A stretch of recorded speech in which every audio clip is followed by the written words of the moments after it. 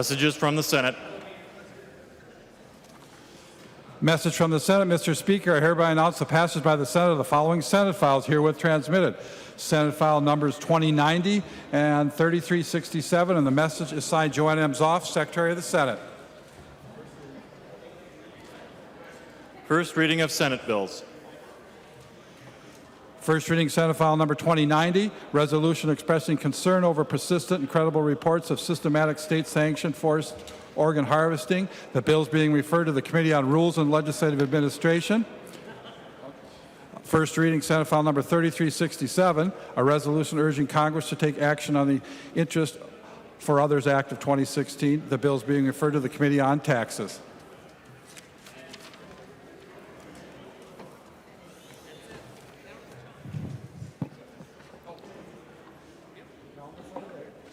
Calendar for the day.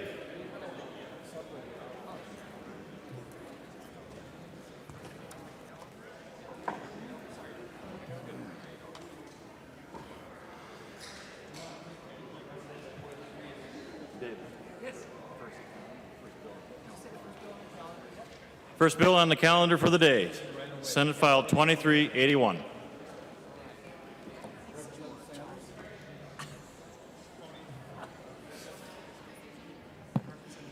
Senate file number 2381, number 8 on the calendar for the day, an act relating to elections, the third engrossment. To introduce his bill, Representative Sanders. Thank you, Mr. Speaker and members. This is the Elections Omnibus Bill. Mr. Speaker and members, we have more or less worked out all the language with the other body. And with that, Mr. Speaker, I'd like to take up amendments to put the bill in the shape that I wish. Sanders to introduce his amendment.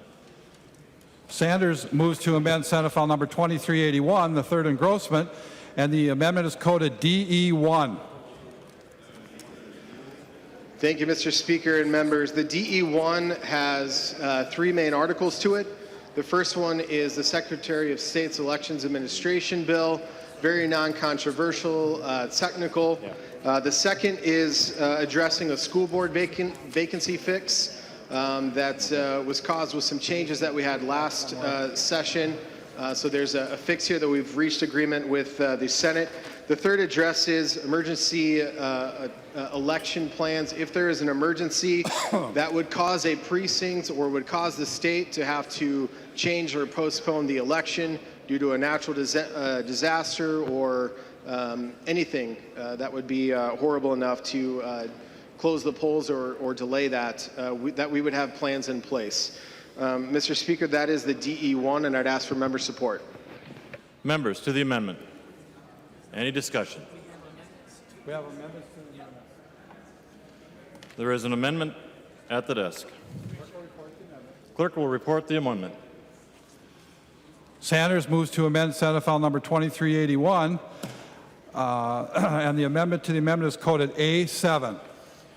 To your amendment, Representative Sanders. Thank you, Mr. Speaker and members. This is a change in the absentee in-person voting. And what will happen is during the 7 days before the election, voters can place their ballots directly into the ballot counter, the ballot box. And this is a slight change from now. Currently, after you go through the process of completing the application in the envelope, you hand it to the elections clerk and they throw it on a box. But those last 7 days, what they're doing is that at the end of business, they are opening up those envelopes and sticking them in the tabulator for you anyway. Members, I think this is a much more efficient and a much more secure way to make sure that we have as much access and as much integrity in the system as possible. The Minnesota Association of Counties supports this. I think this is really good, strong language for our elections. We also have agreement with the other body as well. And members, I would ask for your support. Members, discussion to the amendment. Discussion to the amendment.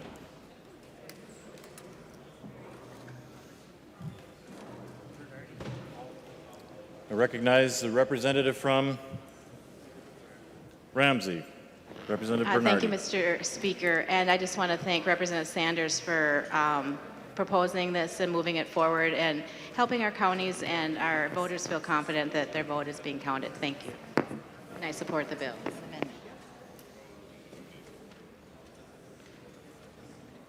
Any further discussion to the amendment?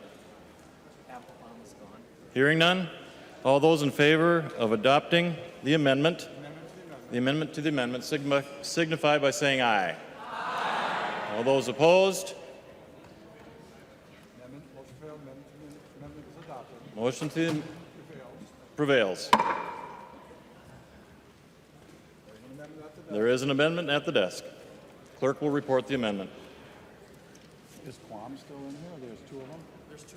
Quam moves to amend the Sanders Amendment to Senate File Number 2381 as amended, and the amendment to the amendment is coded A16-1243.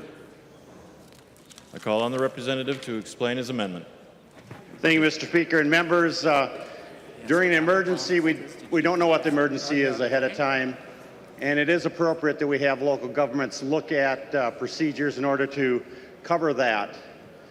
But one of the things that all but 3 states have that's in HAVA is provisional ballots. So if somebody doesn't have their paperwork for same-day registration because, I don't know, in an emergency is a flood and their house isn't there anymore, they ought to be able to vote. So the provisional ballot, which again is in every state but 3, allows anyone that comes to a polling location to cast a ballot. If there are questions, there'll be a period of time defined to take care of that. So in order to not disenfranchise, in order to allow for the greatest flexibility if there's an emergency, I think it would have been prudent to include provisional ballots in it. And if you look at the bottom of the amendment, the procedures provided under this subdivision must be delivered or developed by counties in consultation with the Secretary of State in order to ensure procedural uniformity throughout the state. So if anyone's worried, that again, this is a section of the bill for planning for an emergency and what you do for an election. And I think it's just prudent we don't allow disenfranchisement and we allow everybody that walks in to cast a vote no matter what the disaster is and no matter if they can't have paperwork because the flood took it down or there was a fire, etc. So I'm just asking that we be prudent. I recognize the member from Meeker, Representative Berdahl. Thank you, Mr. Speaker. Rise for a moment of personal privilege. State your personal privilege. Members, the cheese is in the back. Discussion to the amendment to the amendment. Representative Sanders. Thank you, Mr. Speaker and members. And Representative Quam, I appreciate what you're doing. I do think provisional balloting is important. But members, I'm going to ask for a no vote at this time. I think that this is a very detailed discussion that we need to have. It's one that we obviously need to make sure that we agree with on a bipartisan basis. I think there's a lot of questions about the cost that would be incurred by municipalities. Would this be a patchwork approach? There's just a lot of questions around it and something that really needs to, we need to spend more time discussing, so I'd ask for a no vote. Members, further discussion to the amendment to the amendment. Hearing none. Representative Pugh. Quam. Thank you, Mr. Speaker. And because there has been an agreement negotiated to where this could cause some consternation, I would be withdrawing my amendment. Representative Quam withdraws his amendment. There is another amendment to the amendment at the desk. Clerk will report the amendment to the amendment. Dean R. moves to amend the Sanders Amendment to Senate File 2381, the third engrossment, and the amendment to the amendment is coded A9. I call upon the author of the amendment to the amendment. Thank you, Mr. Dean. Speaker and members. This amendment actually mirrors what was passed in the other body. I won't say what that body is. I'll just read what the major change is. Felony conviction, restoration of civil rights to vote. An individual convicted of a felony has the civil right to vote restored when that individual completes any incarceration imposed and executed by the court Mr. for the Speaker. offense. Mr. Speaker. Point of Representative order. Nash, for what purpose do you rise? I rise under Rule 3.21 and I'm prepared to offer advice. Representative Nash rises to a point of order. Representative Nash, your advice. Thank you, Mr. Speaker. This, under 3.21, this greatly expands the scope of the bill, and I find that it is out of order and hope you do too. Advice? Representative Dean. Mr. Speaker, I'll offer advice. This bill is about voting in the state of Minnesota. This amendment is about voting in the state of Minnesota. And I would like to reference Representative Loon from a week ago when she got up on the floor and said that we're talking about liquor. This amendment's about liquor, so this amendment is germane, and actually the speaker at the time ruled that it was germane, and I ask that the speaker do the same today. Advice?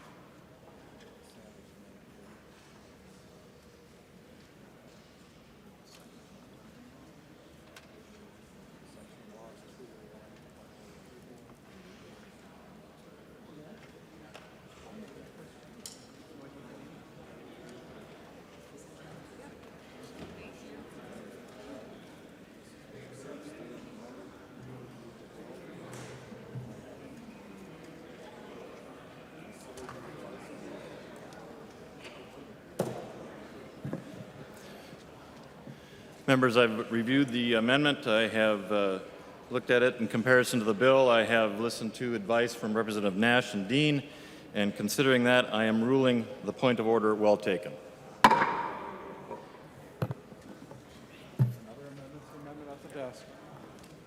There's another amendment to the amendment at the desk. The clerk will report the amendment to the amendment. Halverson moves to amend Senate File Number 2381 to Senate File, this thing isn't written right, 2381, and the amendment to the amendment is coded A10. I call upon the author of the amendment, Representative Halverson. Thank you, Mr. Speaker. And this amendment is a bill that we heard last year in the Elections Committee. And for those of us that were lucky enough to be in the Elections Committee, we had a number of very impressive young people from around the state of Minnesota come to testify on this provision. The provision would allow an individual who is under 18, but at least 17, to register to vote in the state of Minnesota. The advantage that we get is that with the dwindling numbers of young people participating in our electoral system, we have a mechanism here when they're still in high school to educate them about registering to vote and allow them to fill out their registration. Just to be clear in terms of process, nobody would be actually registered until their 18th birthday. So the paperwork is filled out, and then it's not processed until the folks turn 18 years old. So nobody could accidentally vote before their 18th birthday.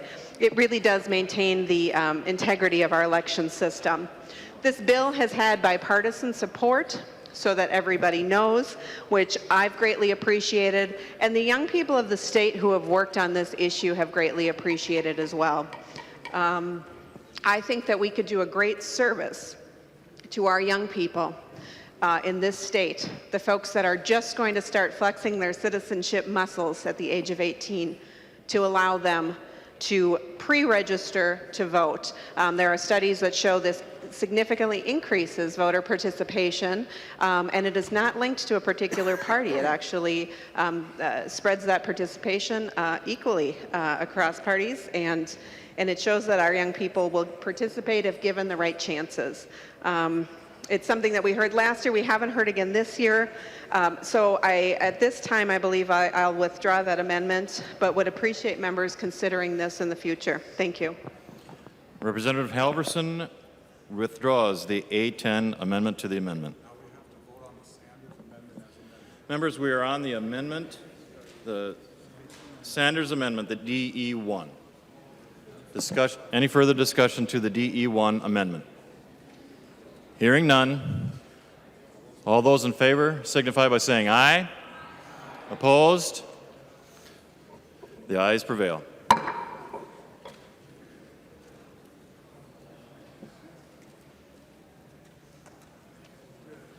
There's another amendment at the desk.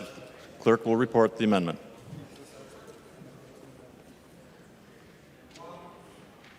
Quam moves to amend Senate File Number 2381, the third engrossment as amended, and the amendment to the amendment is coded A16-1230. Representative Quam, to your amendment to the amendment. That amendment was withdrawn. Representative Quam, that is correct. You have withdrawn it.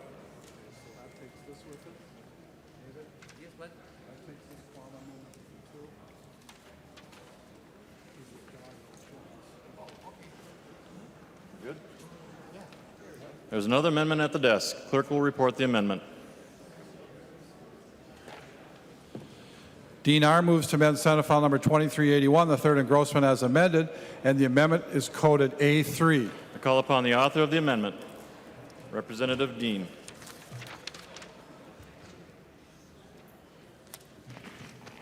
Mr. Speaker, I introduced this as an amendment that, quite frankly, just makes a small change to the voting rights. And what it does is it just adds the state as well as federal voting rights so that there's clarity on it, that this is reflecting our state laws as well as federal laws.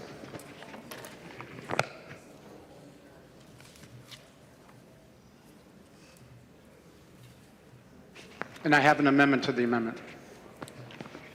There is an amendment to the amendment at the desk. Clerk will report the amendment to the amendment. Dean R. is moving to amend his amendment to Senate File Number 2381, third engrossment as amended, and the amendment to the amendment is coded A4. I call upon the member from Hennepin, Representative Dean. Thank you, Mr. Speaker, and I would indulge the body to speak to the amendment that was just ruled as not germane by the Speaker and talk a little bit about the bill and why I brought it forward here today. Quite frankly, we currently have 47,000 people in Minnesota that have served their sentence, served their time, and they're out in public, and we expect them to be upstanding citizens, just like we all profess to be. And yet we deny them what is probably one of the most basic rights in our democracy, and that is the right to vote. These individuals that have had their vote taken away, it's a situation where when we became a state, we actually took away the rights of votes from people that had committed crimes or had committed treason. And at the time, I believe that there was about, let me try to find about 75 felony level crimes in the state of Minnesota. And today, we have over 300 felony level crimes in the state of Minnesota. And really what that translates to, in 1860 in the state of Minnesota, we had 0.05% of our population that was incarcerated in the state of Minnesota. Today we have 1.5% of our residents are denied the right to vote because of the existing law. And you know, I've got to say that if you actually look at the number of people that were in the state back then and the number of people that are in our state right now, that's a 3,650% increase in the number of people that we have disenfranchised. And, you know, evidence shows that taking away someone's right to vote is not a big deterrence. And I challenge all of you to consider that when an individual is walking around every day that's out in public, that doesn't have their right to vote, they're not thinking about that every day, thinking, oh, I can't do anything wrong because then I won't get my right to vote back. But I can guarantee you on that first Tuesday in November, they're walking around and they're thinking, man, I can't vote. I can't be part of this process, which is critical to me being a member of my community. And before I get cut off, I want to tell you a personal story. For me, after I was released, I couldn't vote. And for all of you who have never had your right to vote taken away, that was a big, big deal for me, to see all of my family, all of my friends, and other peers that were actually getting to vote on Election Day, and I couldn't vote.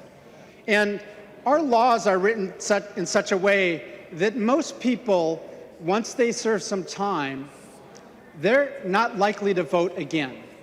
And they're not likely to vote for two reasons. Whether they're on supervision or not, they've been led to believe that they can no longer vote in the state of Minnesota because they've been convicted of a felony. And many of those don't even believe that after you're off supervision, you can vote again. Now, I am what I consider a person that got on the right track really quick.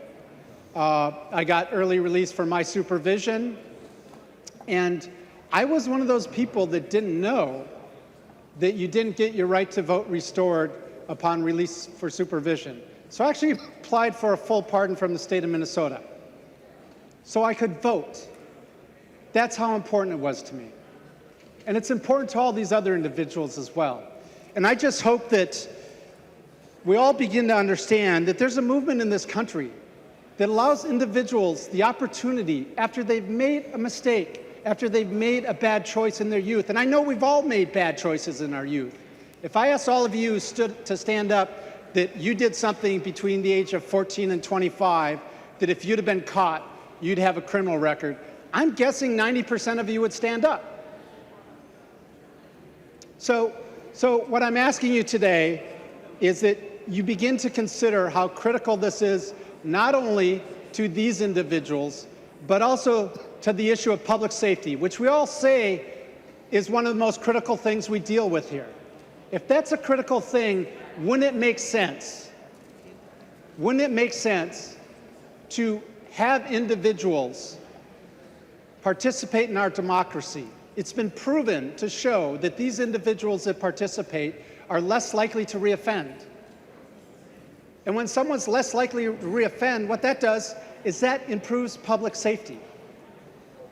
So I don't know if I'm going to be ruled as not germane here. I would hope that the body might be willing to go to a voice vote on this, and I would ask for your consideration. Thank you. Mr. Speaker. Representative Nash, for what purpose do you rise? Rise to a point of order.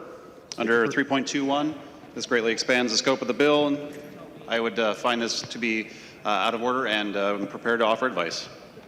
State your advice.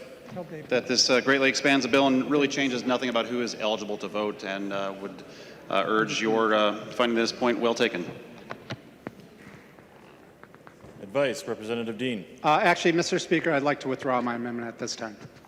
Representative Dean R. withdraws his amendment. There are no further amendment to the amendment.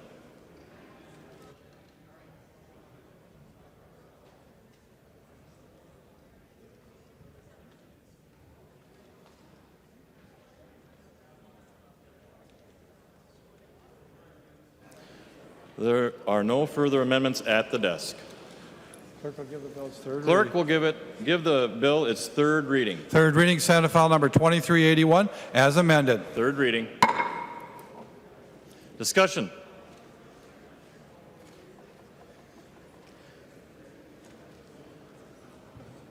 Representative Nelson. Thank you, Mr. Speaker and members. I want to thank Representative Sanders for putting this bill forward and working with the Senate. It's been good working with him this year on these issues.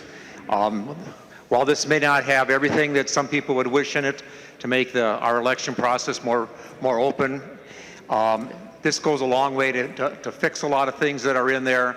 It was on the emergency task force, the emergency election task force this summer that we worked on, and when it looked at all the issues around what would happen if there was an emergency on election day.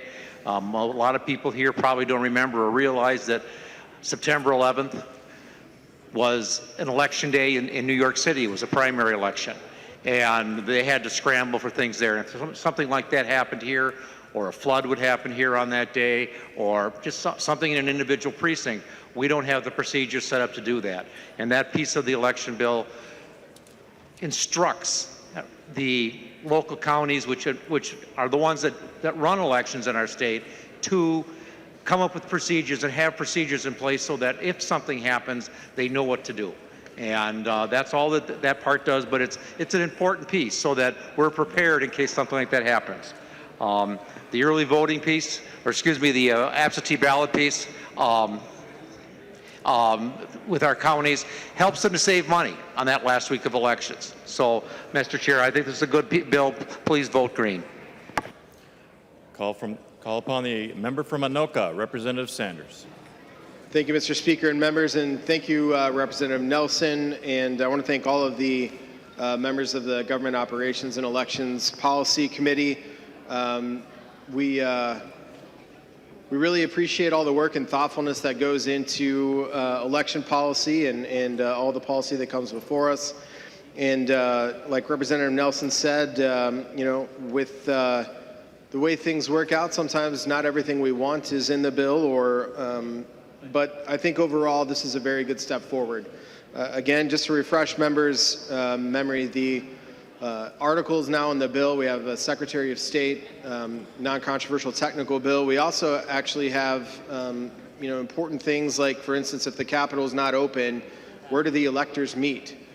So there are little things in there that pop up every year that we have to deal with, and just kind of came up on our radar, and we're able to take care of that for the Secretary of State and for the state of Minnesota as well. So with that, the emergency election planning and the in-person absentee ballot changes, I think, are really good changes and really good steps that Minnesota can take in opening up its access and improving its integrity. And with that, members, I'd ask for your support. Further discussion? Hearing none, the clerk will take roll on the bill as amended.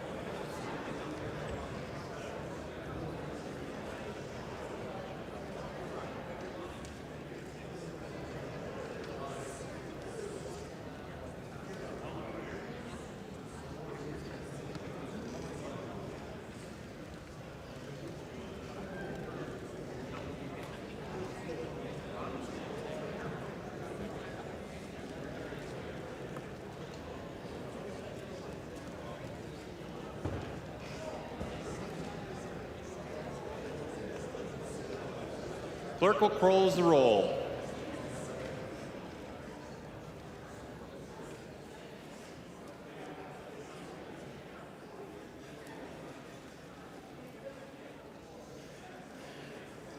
There being 118 ayes and 14 nays, the bill is passed as amended and its title agreed to.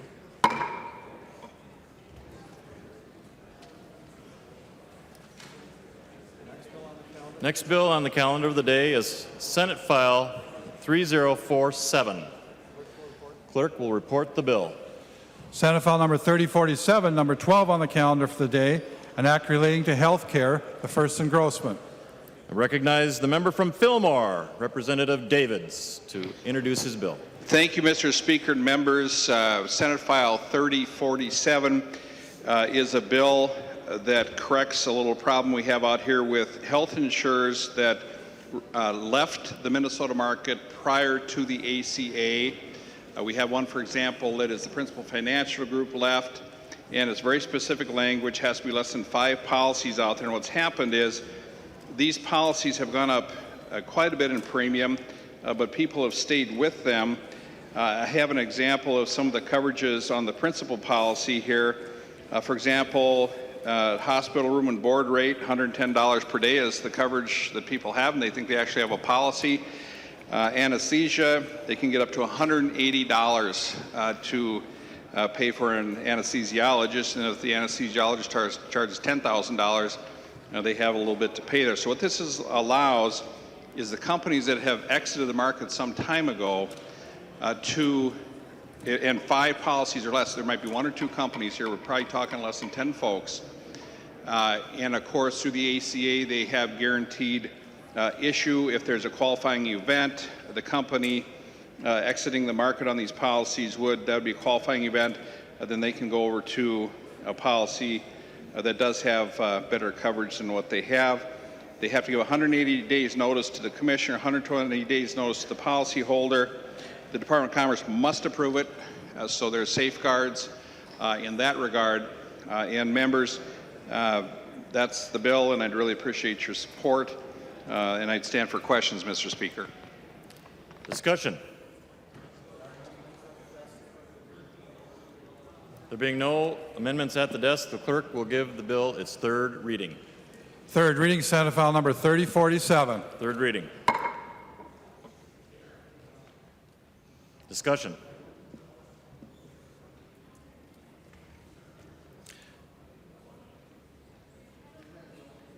If there's no further discussion, the clerk will take the roll on the bill.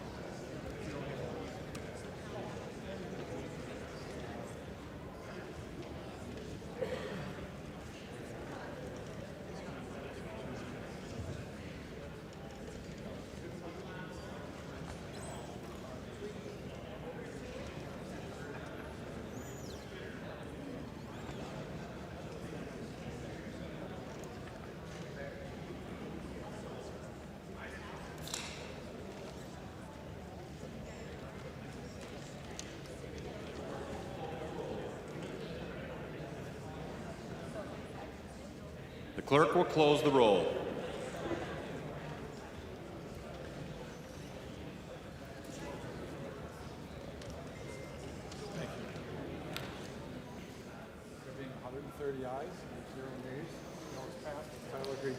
There being 130 ayes and 0 nays, the bill is passed as title agreed to. Next bill on the calendar is House File 3585. Clerk will report the bill.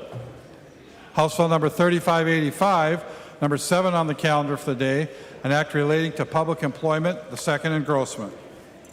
I call upon the author of the bill, Representative Drazkowski. Thank you, Mr. Speaker. Mr. Speaker and members, House File 3585 is a bill that carries 4 of the major employee union contract ratifications, the AFSCME contract, the MAPE contract, the Middle Management Association contract, and the Minnesota Nurses Association contract. It also carries and places into law the managerial compensation plan, and with it as well, there are 3 small labor reforms that are also included in the bill. Members, there should be some handouts coming around to you, 2 of them, one of which is an 8.5 by 11 sheet that outlines not only for these 4 contracts in this single compensation plan, but for the others that you'll be hearing today in the form of Representatives Cornish's and Representative Knoblach's bills. Collectively, all of the union contracts and compensation plans, the respective amounts of increases that each of these will be offering on an annual basis, both in the form of the COLA, or the cost of living increase for each respective contractor compensation plan, and the merit increases for each as well. Members of particular interest, I know, in committee to some of you were the labor reform items in here. One of them is very much a pro-worker reform that forms out policy that says to the exclusive representative that when they receive the union dues, that they cannot, against the will of any members of the union, use those dues for political activity. They need to be placed into accounts that cannot be used for political activity, and need to reserve opportunities for those members and for anyone else in the public who would like to donate campaign money to them, reserve an opportunity for them to do so through another specialized account used members exclusively for that. The second minor reform is one that requires, within the Subcommittee on Employee Relations, which, as we know, is the group of legislators, 10 of them, 5 in the House, 5 in the Senate, that provides interim approval of these contracts, usually in September or October or November of each year, in order for these contracts to receive interim approval, that they need to receive a majority vote affirmatively affirming the contracts, rather than a majority vote a tie vote providing for affirming of the contracts like we currently have in law. And members, I know of nowhere else in the world that a tie vote says that it is something that proceeds to the next step, and that's what we currently have in law. This provision corrects that. Members, the last small reform in this bill is one that augments, if you will, our current standing law that's on the books, that's currently in law, that says all labor negotiations has to happen in public. This provision would augment that current law by requiring the government to provide notice of when those negotiations are going to happen. Largely, members, by providing that notice on the website of the employer, which in this case would be understood to be the Office of Management and Budget, and need to also arrange and make sure that the room for the negotiations is large enough to accommodate the public, and that any printed materials that are exchanged in the normal negotiation process are made available to people who would like to see them. Mr. Speaker, that's a bill. I would entertain questions and encourage your support of the bill. Thank you, Mr. Speaker. There's an amendment at the desk. Representative Lilly offers the following amendment. The clerk will report the amendment. Lilly moves to amend House Bill number 3585, the second engrossment, and the amendment is coded A19. Call upon the author of the amendment from Ramsey, Representative Lilly, to explain the bill. Thank you, Mr. Speaker and members. Well, we're at the end of session, and here we are. You probably heard me during the last couple of weeks here talking about the contracts bill, so here it is. Mine's stuck in my bill that kind of has everything, which is the amendment here, is stuck in Chair Knoblach's committee. He tried to take over authorship, and I would have offered it to him, and he could have had that, I think, if he'd really wanted it. I'd be happy to pass it if you still could do it, maybe later today on your bill if we want to amend it. But anyways, this amendment ratifies all the compensation plans. Representative Lilly, my apologies for interrupting you. We're on the A19 amendment.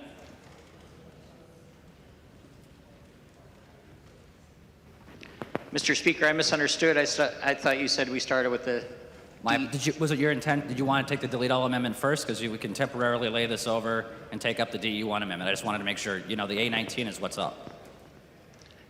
Mr. Speaker, parliamentary inquiry. State your parliamentary inquiry.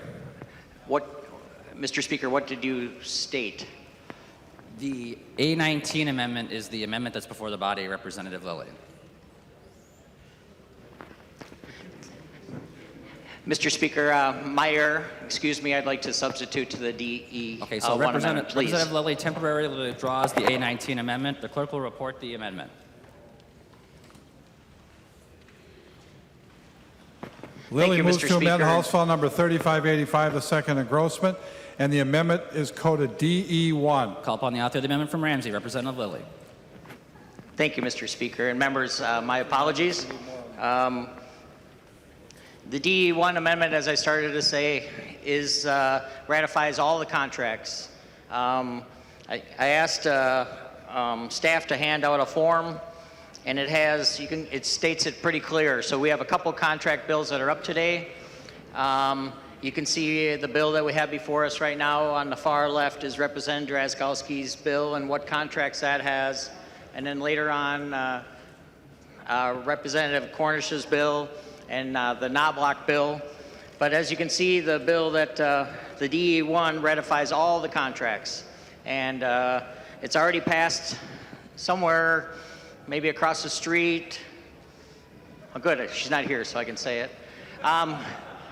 So it would match up very well with what those folks have going on and get the contracts before the people of the state. I was wondering if Chair Drazkowski would yield to a question. He will. Representative Lilly. Thank you, Mr. Speaker. Chair Drazkowski, you said that you've nowhere in the world, or however you said it, does a tie pass. What happens in this body or in the legislature if we have a tie? Member from Wabasha, Representative Drazkowski. Thank you, Mr. Speaker. Representative Lilly, as everywhere else in the world, Representative Lilly, if there's a tie, the provision does not pass in this body. Representative Lilly. Doesn't the tie, Mr. Speaker? Okay. So you're right there. How about the Supreme Court, Mr. Chair Drazkowski? Would you be willing to take on the Supreme Court? How do they do? He does yield. Representative Drazkowski. Thank you, Mr. Speaker, and Representative Lilly. The Supreme Court has its set of rules too. I'm not fully familiar with them. I imagine they have tie vote and majority vote provisions as well. But I have not been exposed to a situation where there is and I'm told that a tie vote fails there too, Representative Lilly, in the Supreme Court. So I think we're still on the same issue here. I mean, even in Little League Baseball, we don't, move forward with a tie vote. So thank you, Mr. Speaker. Representative Lilly. Mr. Speaker, one more question, Chair Drazkowski. Since you brought up baseball, how do we do, say you got a runner going to first? What happens with that runner? He will yield. Representative Drazkowski. Thank you, Mr. Speaker. Well, Representative Lilly, he keeps running and running past first without turning, because if you do that, you can be tagged out. And by the time he gets there, he's winded and he asks the coach what he needs to do next. Thank you, Mr. Speaker. Representative Lilly. Thank you, Mr. Chair. And Chair Drazkowski, yes, I know you didn't say it. The tie goes to the runner, and you know that. But and I shouldn't make a light. I mean, this is a very serious issue before us. I would like your support to the DE1.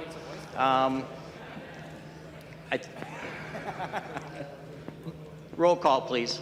Roll call being requested. Seeing 15 hands, there will be a roll call. Discussion. Further discussion to the amendment. Member from Washington, Representative Schoen. Thank you, Mr. Speaker. Would Representative Drazkowski yield to a question? He will yield. Representative Schoen. How about this, Representative Drazkowski? Who made the rule that a tie is a win for the unions? Who made that rule? Member from Wabasha, Representative Drazkowski. Thank you, Mr. Speaker. Representative Schoen, like the rest of the 8 or 9 feet of statutes we have here in the state of Minnesota, the legislature and the governor collectively made all of those pieces, including that one. Representative Schoen. Well, there you go, Mr. Speaker. It was a democracy that made that happen. Americans made that happen. Freedom made that happen, Representative Drazkowski. So I think you know where to vote on this one, if you love America and freedom. Discussion to the amendment before the body. Member from St. Louis, Representative Simonson. Thank you, Mr. Speaker, and thank you, Representative Lilly. I want to say thank you for bringing this common sense approach to this issue. As it's been said, this language that Representative Lilly brings us has already been passed by the other body. We're, less than 3 days away from the end of session. Now is not the time to grandstand and make a position and attack workers, because that's what essentially this is.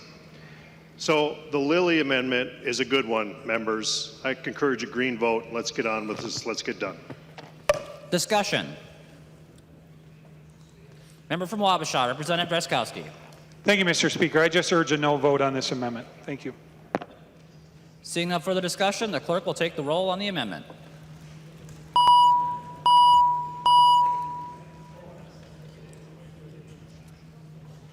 Members, please vote.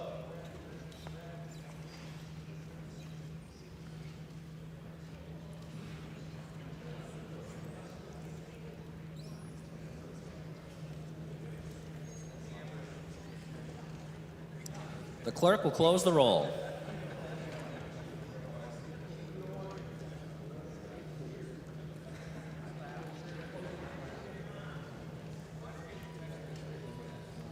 There being 58 ayes and 73 nays, the amendment does not prevail. The amendment is not adopted.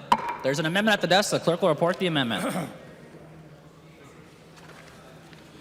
Lilly moves to amend House Bill number 3585, the second engrossment, and the amendment is coded A19. Member from Ramsey, Representative Lilly. Thank you, Mr. Speaker and members, and I'm sorry about my earlier error on that. I'm very disappointed on that last vote. That was your chance to vote on a very clean bill and take care of the workers of the state of Minnesota. And, just in all honesty, I don't know how it's going to do it. I look over here and I notice Chair Cornish. I know he's probably off working on the ID issues, and Drazkowski, I don't know if they're done with taxes, but if they're not, they're probably close. But, there might, I'm part Polish, so maybe I should have been part of the Polish team, but, he might have that to work on. I know Knoblach's got a lot to do in the next few days. But anyways, to this amendment, in this Drazkowski effort, I'm actually, a lot of people on your side probably think that I'm militantly against the discussion, and I'm not. And I've said this to Chair Drazkowski. I disagree with the method. It really shouldn't be attached to this bill. And so I'm not going to attack him personally, because I think that this is, this is an effort and a bill in a bill form that he should have brought through the normal process. Historically, this stuff that he's doing is the negotiation is between the governor, the administration, and the labor groups, and it's handled between them and handled very professionally. And his last provision, for example, just, I think as we're coming to the end of the session, and one of the things that he wants to do is to open up all the discussions. And believe me, that sounds probably pretty good to all of us, and maybe to the public even. But it doesn't happen here. It doesn't happen in corporate America. I mean, I don't know what exactly, the negotiations on the contract are often handled in a back room, which sounds bad, but it's in a meeting and they're discussing. It's not glamorous and combative. Some of it's quite boring issues that are, but that they're talking about. So just that provision alone, I just think is very unfortunate.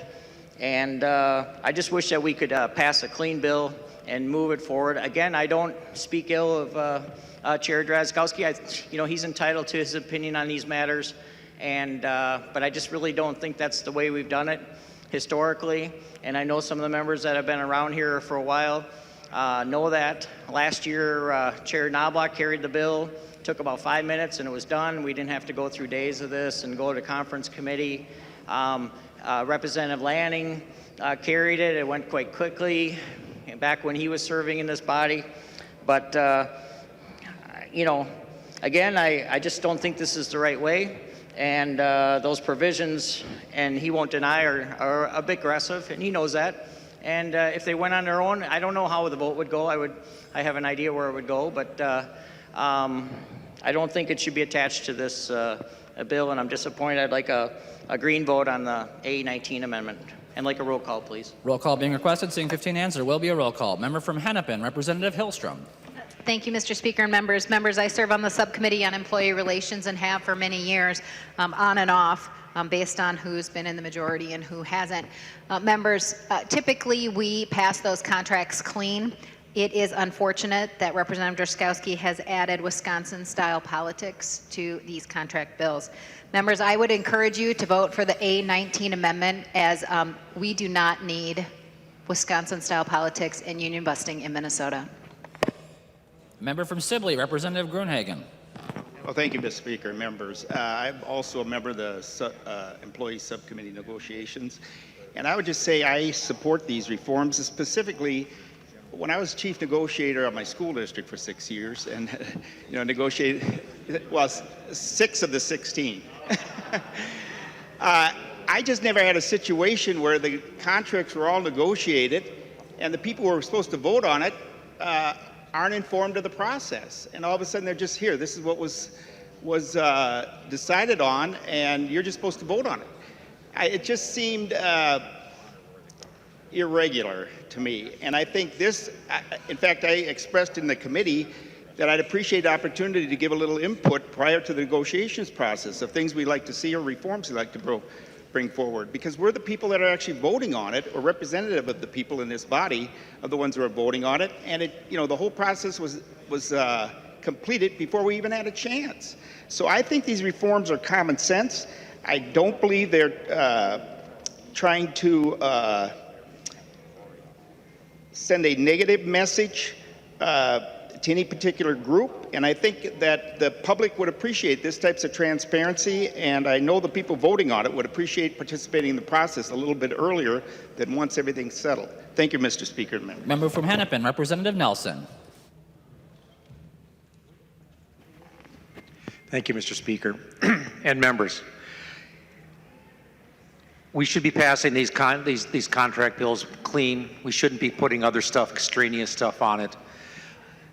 The provision about contract negotiations being open and having everyone watch the process will only hinder the process that goes on. Oftentimes, during contract negotiations, both sides will sit in a room and they talk back and forth, and they'll throw ideas out, and ideas that might help move the contract forward. Things that if they said in public that might get them in trouble with either their membership or with the owners of the company on that type of position. This is a way this is a way you can open discussion and get it going. If everyone's watching, you get locked in rigid positions and bunkers, and all you do is just sit there in those bunkers, and you're not going to move, and you're not going to move negotiations.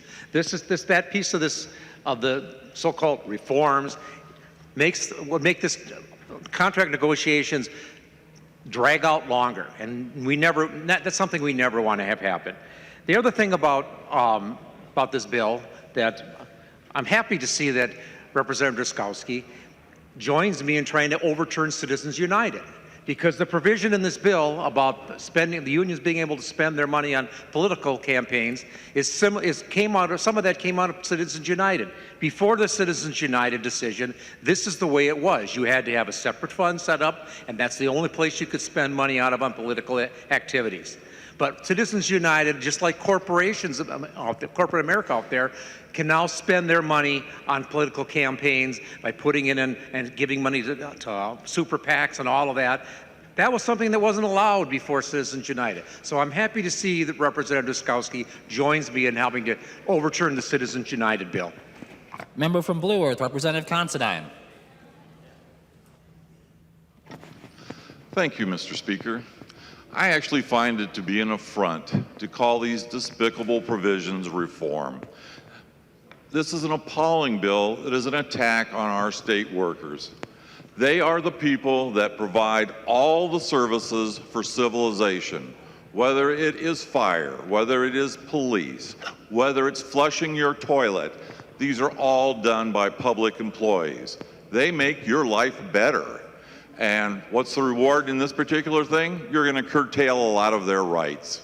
I would really strongly hope that we can pass Representative Lilly's amendment and get rid of, I don't even know what to call these provisions other than despicable. I would appreciate a green vote. Thank you. Member from Hennepin, Representative Davney. Thank you, Mr. Standing Speaker and members. Members, I'm hoping that we get a green vote today on Representative Lilly's amendment. And I used a little sense of humor in referencing the stand-in speaker, but it was also to make a point. Representative Drazkowski wants to hold state employee contracts to a different level than we hold ourselves in this body. Representative Garofalo is the stand-in speaker because the real guy who was elected Speaker of the House is someplace else in private, behind closed doors, negotiating the final deals that are hopefully, if your side is able, going to close this session out on time.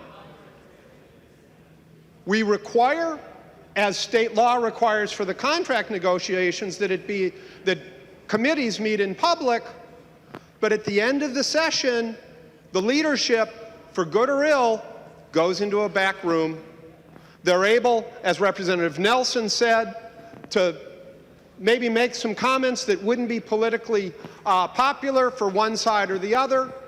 They're able to put together a compromise that hopefully has a little bit of this side of the aisle, a little bit of that side of the aisle, a little bit of this house and a little bit of that house, and some of the administration, and get the job done.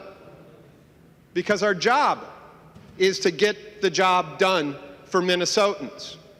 But Representative Drazkowski wants to hold contract negotiations to a different standard than we in this body hold ourselves. That isn't respectful of the public employees who, as Representative Considine said,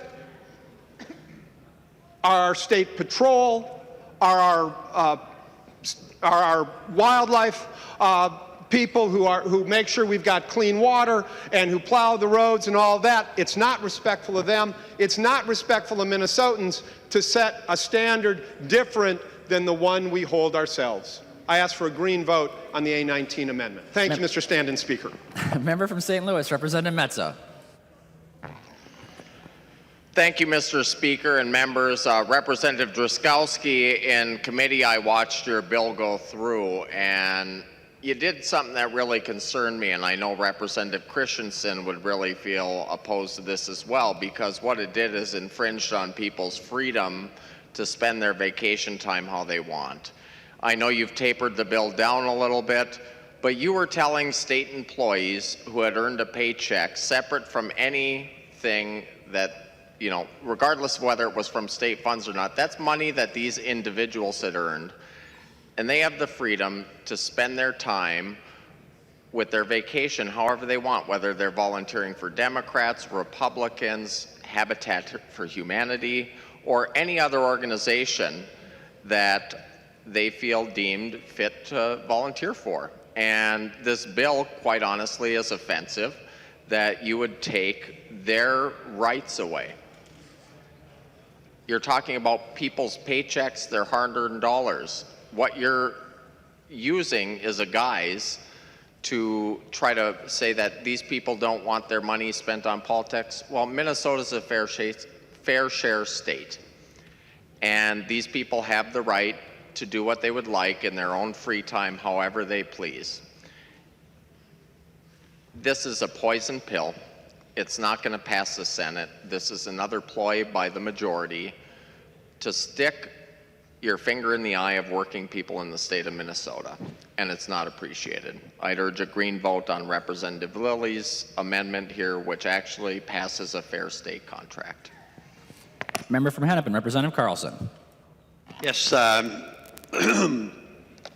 Speaker and members, I want to start with just a little background.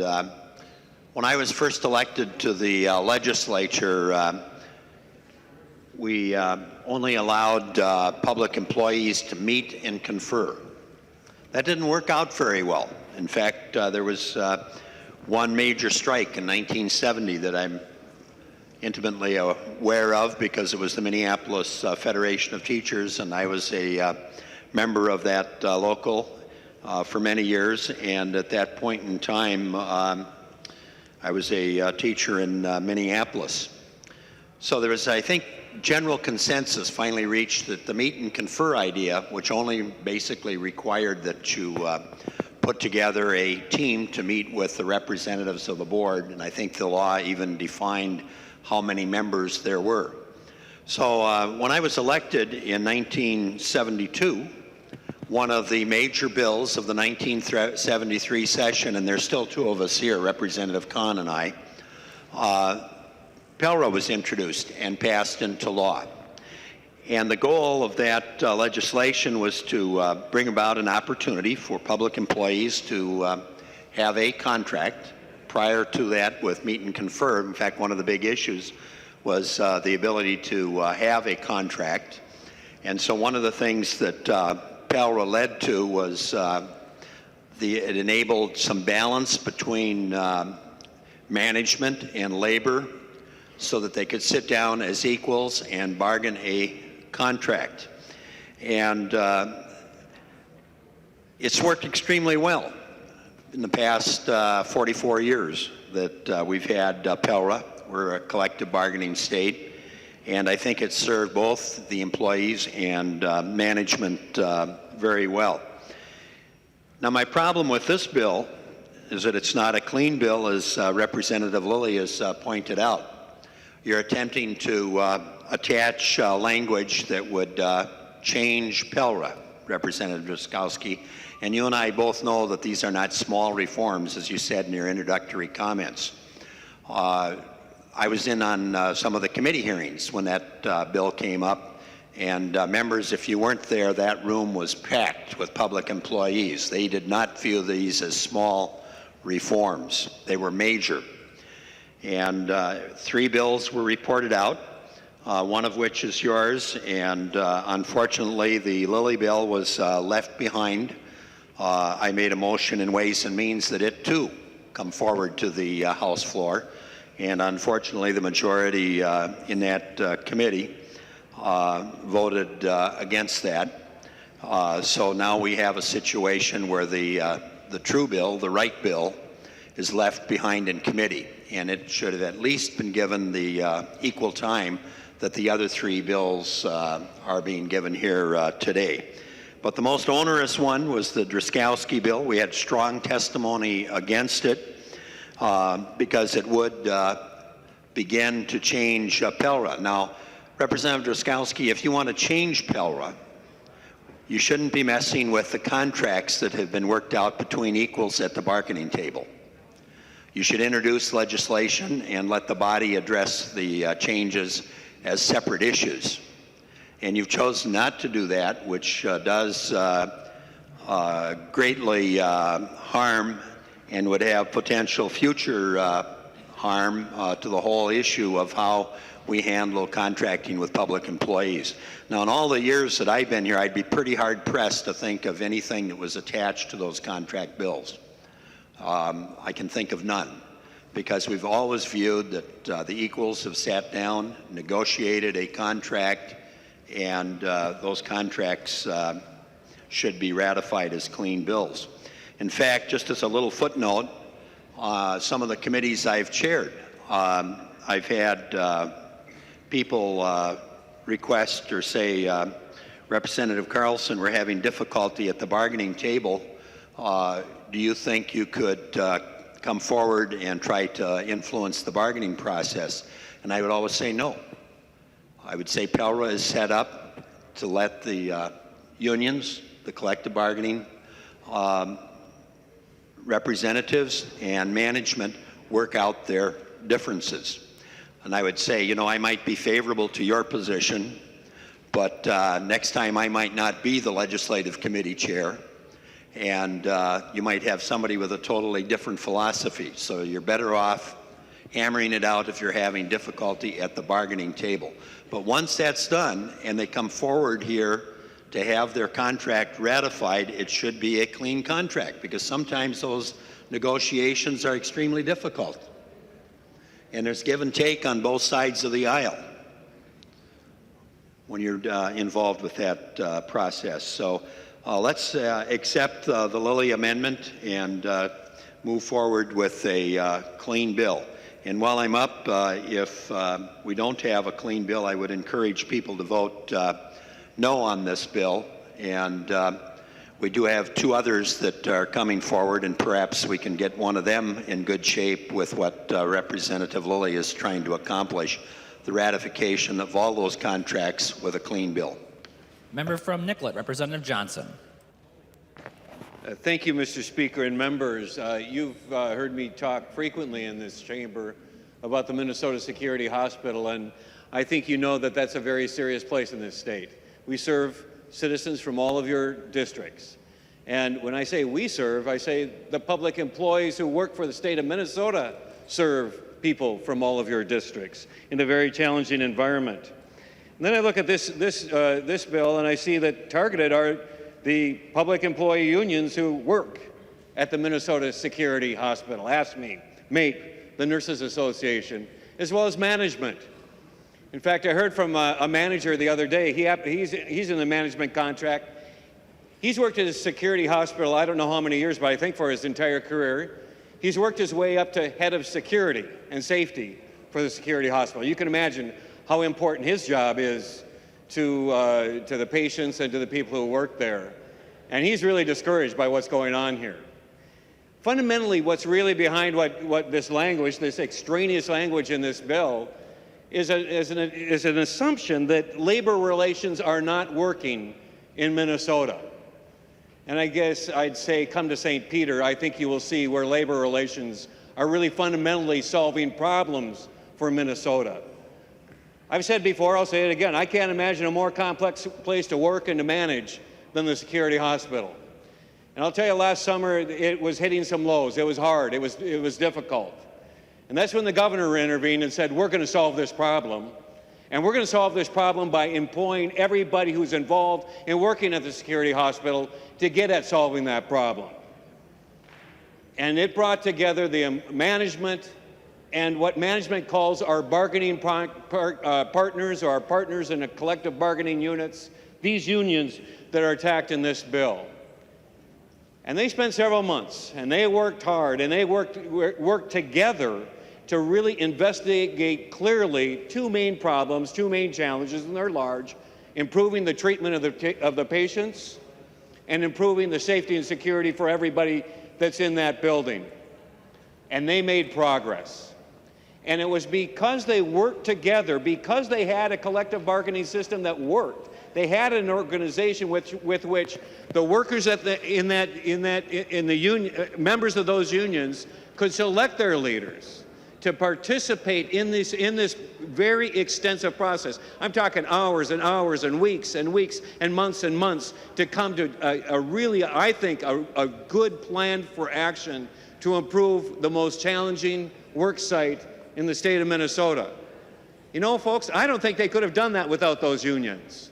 And I think management would say that, and I think the unions would say that. And I think if you were to ask those unions and the people who worked there, were we heard? Yes, we were heard. And they knew, because they were heard, because they were involved in this long process, that there's some hope to really significantly improve the care for the patients at the Minnesota Security Hospital. You know, they professionally addressed what was really a daunting challenge over many years. We're not done yet, but we're going to be able to achieve what we need to do to make that a better facility for everybody involved because of the work of this process, because we have strong labor unions, because we have the ability to work together through these processes. This language in this bill that we're trying to delete here is designed to really undermine that very process. By the way, nobody involved in that process has asked me to vote for the Drazkowski language. No, sir. No, ma'am. What they've wanted us to do is to come forward with a clean contract, establish those contracts, move forward so they can continue to do their work that they care so deeply about. And so I ask for a green vote on this amendment. Member from Ramsey, Representative Fisher. Thank you, Mr. Speaker. I also rise in support of the Leon Lilly amendment and ask for a green vote.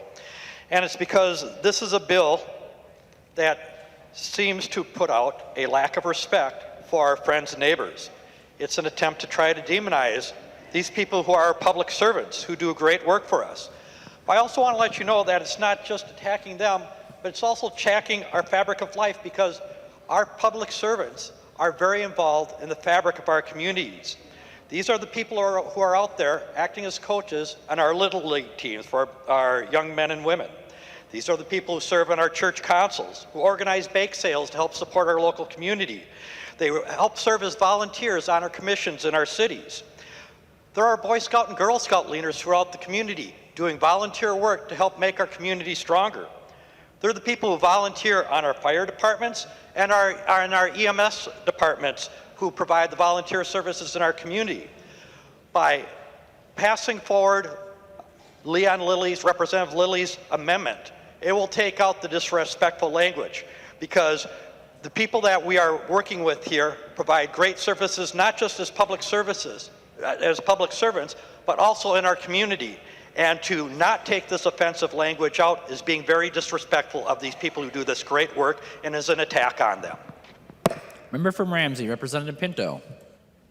Thank you, Mr. Speaker. Members, as I've been listening to this debate, I've been reflecting on something that came up at the very beginning about what happens with a tie vote, and in particular in the Supreme Court. I think it was Representative Drazkowski said that he wasn't as familiar with that. So I'd like to just have members be familiar with that. So the way things work is that you have a dispute and a court makes a ruling and it gets appealed and eventually comes to the Supreme Court. Well, as the Supreme Court considers that prior ruling, the court might rule one way for one side, might rule one way for the other side. But if the court has a tie, Representative Drazkowski, then what happens is that prior ruling of the court stands, that stays. Now, why is that would be set up that way? And the answer, of course, is that real people have to rely on decisions that have been made so they can move on with their lives. We can't just at that point kind of let things linger and let things continue on. A court has made a decision and it ends up with the U.S. Supreme Court. If they can't make a decision, the lower court decision stands. Well, members, that's, I guess, is how I view this. The thought that these are, in fact, real people who have been collectively bargaining for their rights, have entered into a contract, wish to do that, and it's important that we honor that process. Chair Drazkowski, in the committee that I've served on with you, you've often used the phrase real people to distinguish folks from inside the dome. And I know in the committee context that's definitely used in a lighthearted manner, and no problem with that. But as I look at this bill, my thinking is that it fails to acknowledge that our public servants are, in fact, real people who are represented. They are doing good work. I serve with many of them as a prosecutor. Important to recognize we're talking about secretaries and paralegals and all kinds of folks doing good work for our community. If your side feels that these provisions and the rest of the bill, separate from the contract, are important and good provisions, bring them forward. I disagree for the reasons that many of my colleagues have described. I think they're pretty lousy, in fact. But let's not tie those provisions to contracts that have been negotiated. Let's not hold real people hostage, real people who are worried, and I have to say I've received messages from constituents about this. They are worried about what's going to happen with the rest of their year, what's going to happen with various things, because their contracts are being held hostage. Let's vote for the Lilly amendment. Let's separate out these provisions. If you want to bring them up, if you think they're that good, they certainly don't need to have real people held hostage or get them passed. Let's vote green on this amendment, and then let's move on, allowing people to live their lives. Member from Dakota, Representative Mason.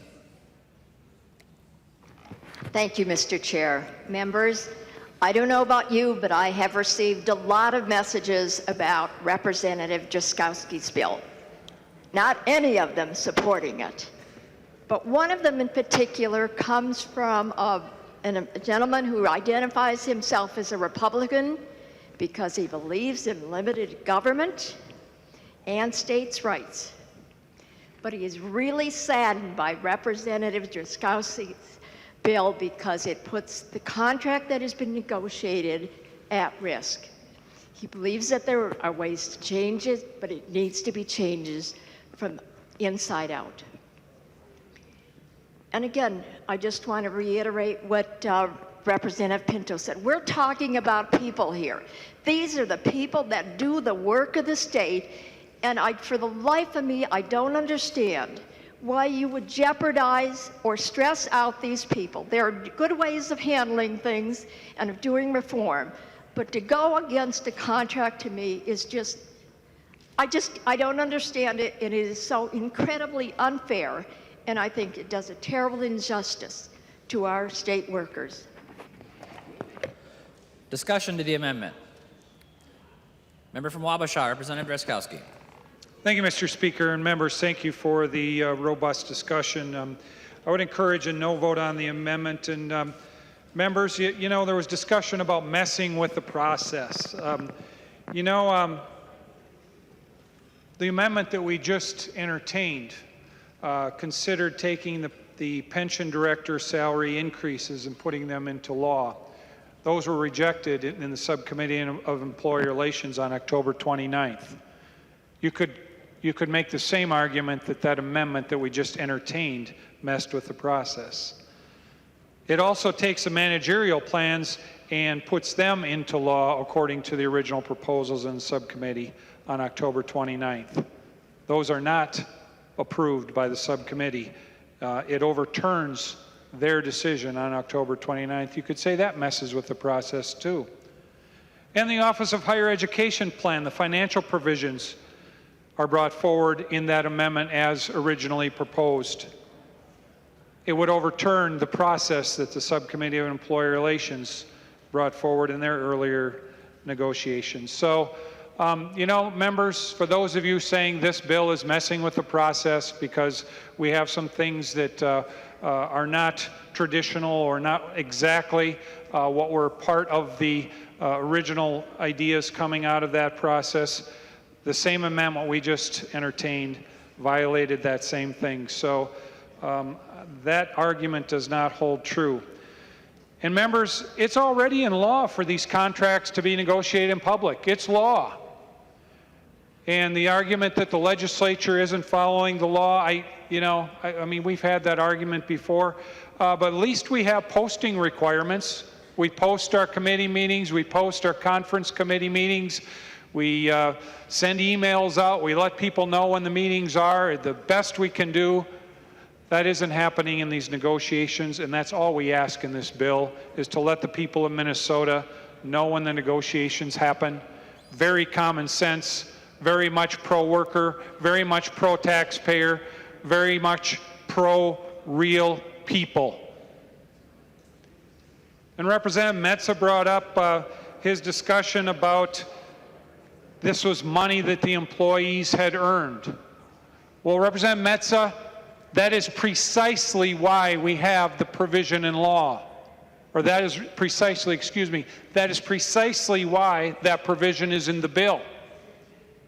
To afford those employees in their money, which they may or may not want to be used in political activity, to have their First Amendment rights protected so that their money is not used against their own beliefs. That's what the process now yields, members. This is pro-worker, it's pro-freedom, it's pro-First Amendment. And we are protecting the rights of every one of those employees, every one of those union members, in every dollar that they contribute in dues or fair share fees. And the discussion on the tie vote. Well, you know, the Supreme Court does operate like we do by a majority vote. And members, I would just ask you to ponder one thing. What will happen if this amendment that we are currently entertaining ends in a tie vote? I encourage a no vote on the amendment. Thank you, Mr. Speaker. Seeing no further discussion, the clerk will take the roll.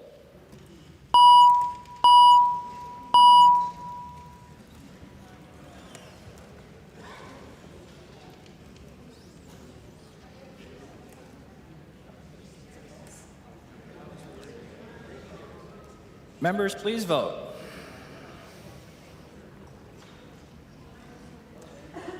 The clerk will close the roll.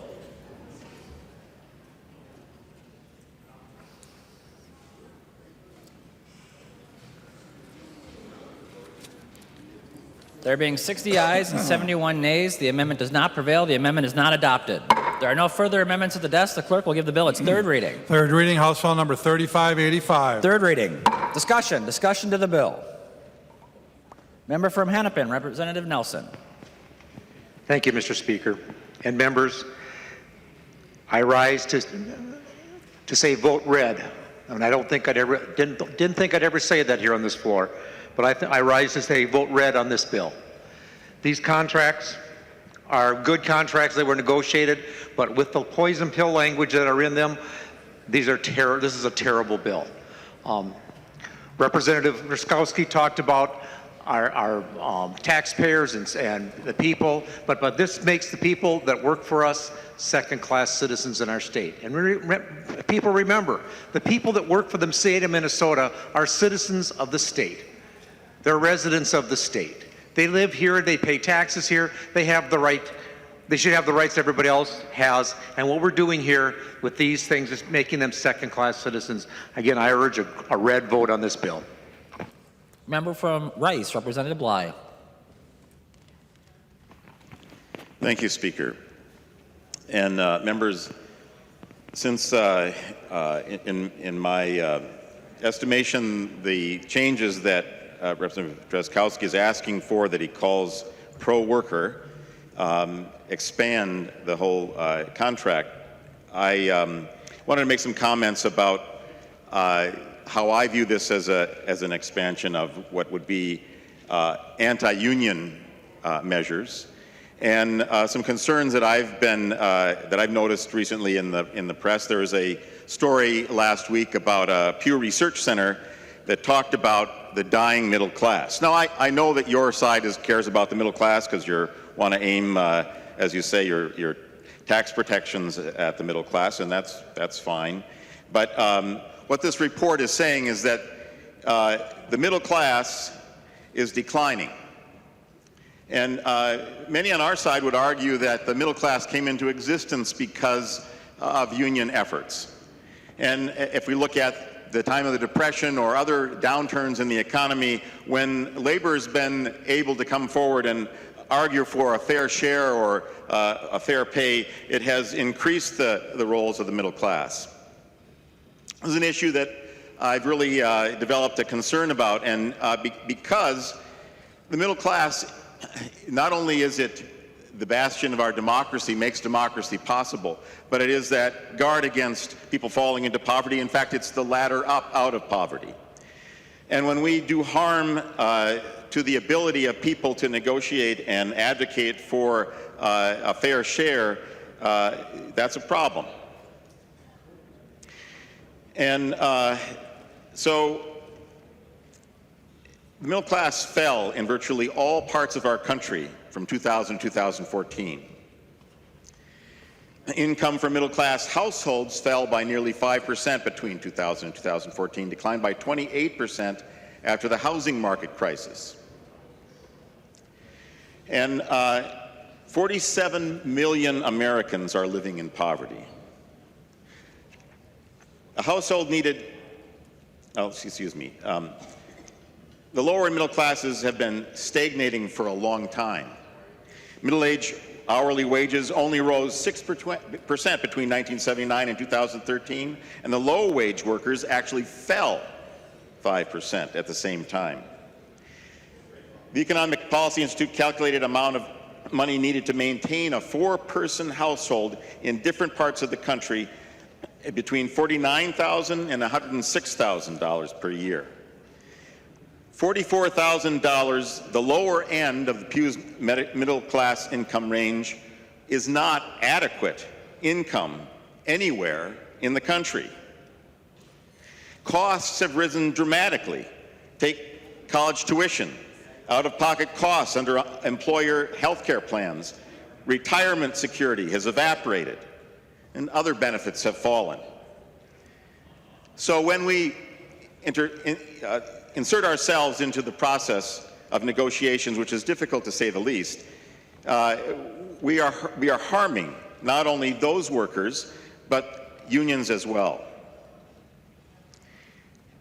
I would argue that doing further harm to the union movement encourages or increases the likelihood that our middle class will fall even further. Wages and benefits have fallen because American union membership has declined, leaving unions without leverage to demand better deals for working people.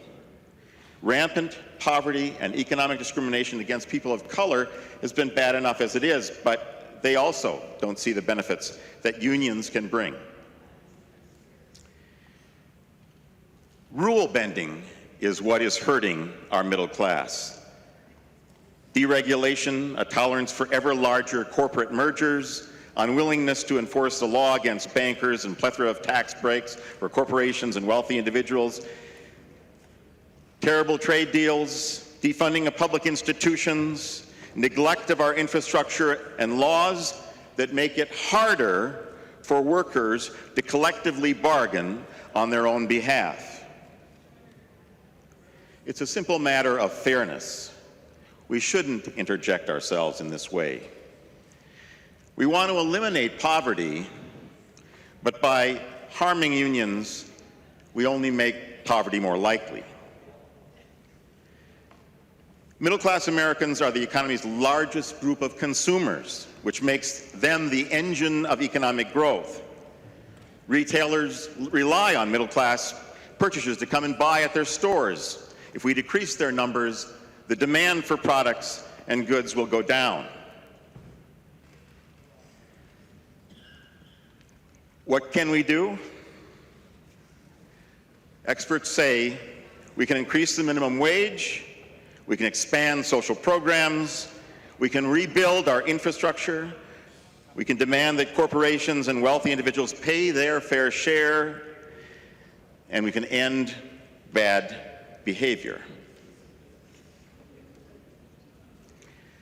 So I think it's important to vote this bill down and deal with the other contract fairly and move forward. Thank you. Member from Ramsey, Representative Mahoney.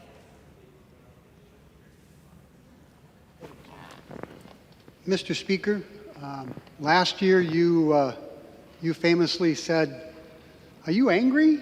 And I retorted, "You've been around long enough to see me angry." I'm angry today. I'm angry for many reasons, but I'm angry for the 3,000 state and government workers that live in my district. We are breaking a compact with those members. It's not just one generation of negotiations, it's 2 generations, maybe 3 generations that we have brought clean bills to this floor that have been negotiated by professionals, whether they're the union's professionals or the state's professionals. We brought clean bills to this floor. We voted them up or we voted them down, and we moved on. We haven't added provisions. We haven't renegotiated them on this House floor. That's not our job. Our job is to say yes or no. And Representative Drazkowski, you know, you can have your opinion, but you don't get to make up your facts. We are a fair share state. If I was a public employee, I guess I am a public employee. If I'm a public employee and belong to a union, and I don't want my dollars to go to the political process, I become a fair share member. Reduces my cost. I just pay for the negotiations of getting me a better salary. It pays for my grievance process, pays for all the things that a human relations department would do versus all the other things that might happen with those extra dollars that are put in. So we're a fair share state. We can opt out.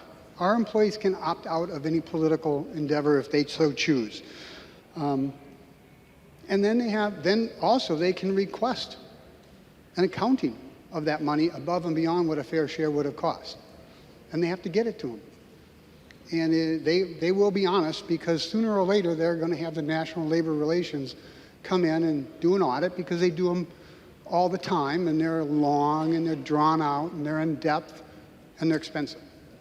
And if you lie on them, union officials go to jail. And most union officials don't like to go to jail. If you eliminate the tie vote, all you're doing is just prolonging the process. Sending it back to negotiations, as Representative Nelson talked about. Rather silly, but I'm not going to support that. And none of those thousands of public employees that live in my district are going to support that. You're making a political fight out of people's livelihoods and their lives, which we don't do. We shouldn't do. We have done that in the past, but we shouldn't. And you understand, Representative Gruhagen, you talked about not sending a negative message. This does send a negative message. This does send second-class citizen. This tells them that the people that they hire, what we're doing today with this bill, Representative Drazkowski, is we're telling the people that work for us, they clean the toilets, they do the wastewater treatment, they do the highway patrol, they take care of our forests, they do all the things that make society livable, that they hired bad people, that they did a bad job. That is something that sends a negative message. And then again, you're renegotiating the contract within here on the managerial plan. Maybe you must think government employees are overpaid because you decided to cut their wages in this particular bill. Let me tell you what happens. There's one or two people on this floor that might remember some of the fights from long ago over work comp. And during work comp, when one party was in control, one side got a lot. But the other side fought tooth and nail, literally throwing things across the body and the aisles at each other. Swearing, not on the mic, threatening fistfights over those particular issues. And then the next time when they flip-flopped, who had control of the chamber, the other side got something, and got something way out of line. And you know what we did? In our wisdom, we decided to send that whole bunch of stuff over to the work comp board. We put 4 business people, 4 labor people on it, or 6 or 8 or whatever it is. They were smart enough not to give legislators a vote on it. So I sit on it, I don't get a vote on it, and told them to come back with a deal, something they could all live with, and we'll vote it out of here. And we don't put amendments on that, we send it on to the governor, so long as everybody agrees at the work comp board. That's what we're doing with these contracts. And this bill breaks that compact, changes something that's been generational. And when we do that, you put poison pills into these bills so that you're going to force the governor to veto this bill if it comes to his desk in this fashion. And you're going to try and blame the governor when it's really your fault. And I don't think even your whole caucus wants to vote on this in this particular fashion, but I don't know, and I don't want to question motives. But it sure seems to me that I know there are better-hearted people than those that would like to vote this bill out today. And you talked about, this is the one that I think is just kind of funny. You know, you want people to know when you're going to negotiate and where you're going to negotiate. And Representative Dabney spoke to it eloquently. But we don't tell the public where Speaker Dowd, Majority Leader Bach, and the governor are meeting, or at what time. You know when we find out? Typically via Twitter, because somebody's sitting outside the door watching, trying to figure out where those 3 folks are. And now you're asking for something different. So members, I know this bill is going to come back from conference this way. I know this bill won't be signed by the governor. So I'm not going to express all my anger today. But I will ask for a red vote on this particular bill. To hold on to a compact we've made with public employees and the people that they hire and the people that we hire. To hold on to the good relations we have with our public employees. To not have those kind of fights across the aisle that habitated this room 50 years ago before the work comp board came into effect, before we made this kind of a compact with PELRA. Members, this is a bad idea. I hope if it doesn't fail today, it fails tomorrow. I hope if it doesn't fail tomorrow, I hope it fails when it gets to the governor's desk, because this really harms 30 or 35,000 people in this state. Members, vote red. Members, I'd like to introduce two special guests that we have with us today who are in town for the NCSL conference, two legislative leaders from Midwestern states. Please help me welcome the Speaker of the House from Wisconsin, Robin Voss, and the Senate President from Indiana, Senator David Long.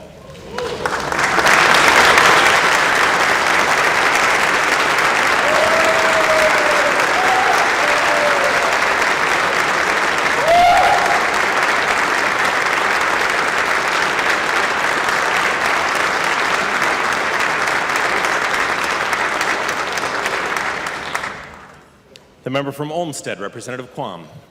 Thank you, Mr. Speaker and members.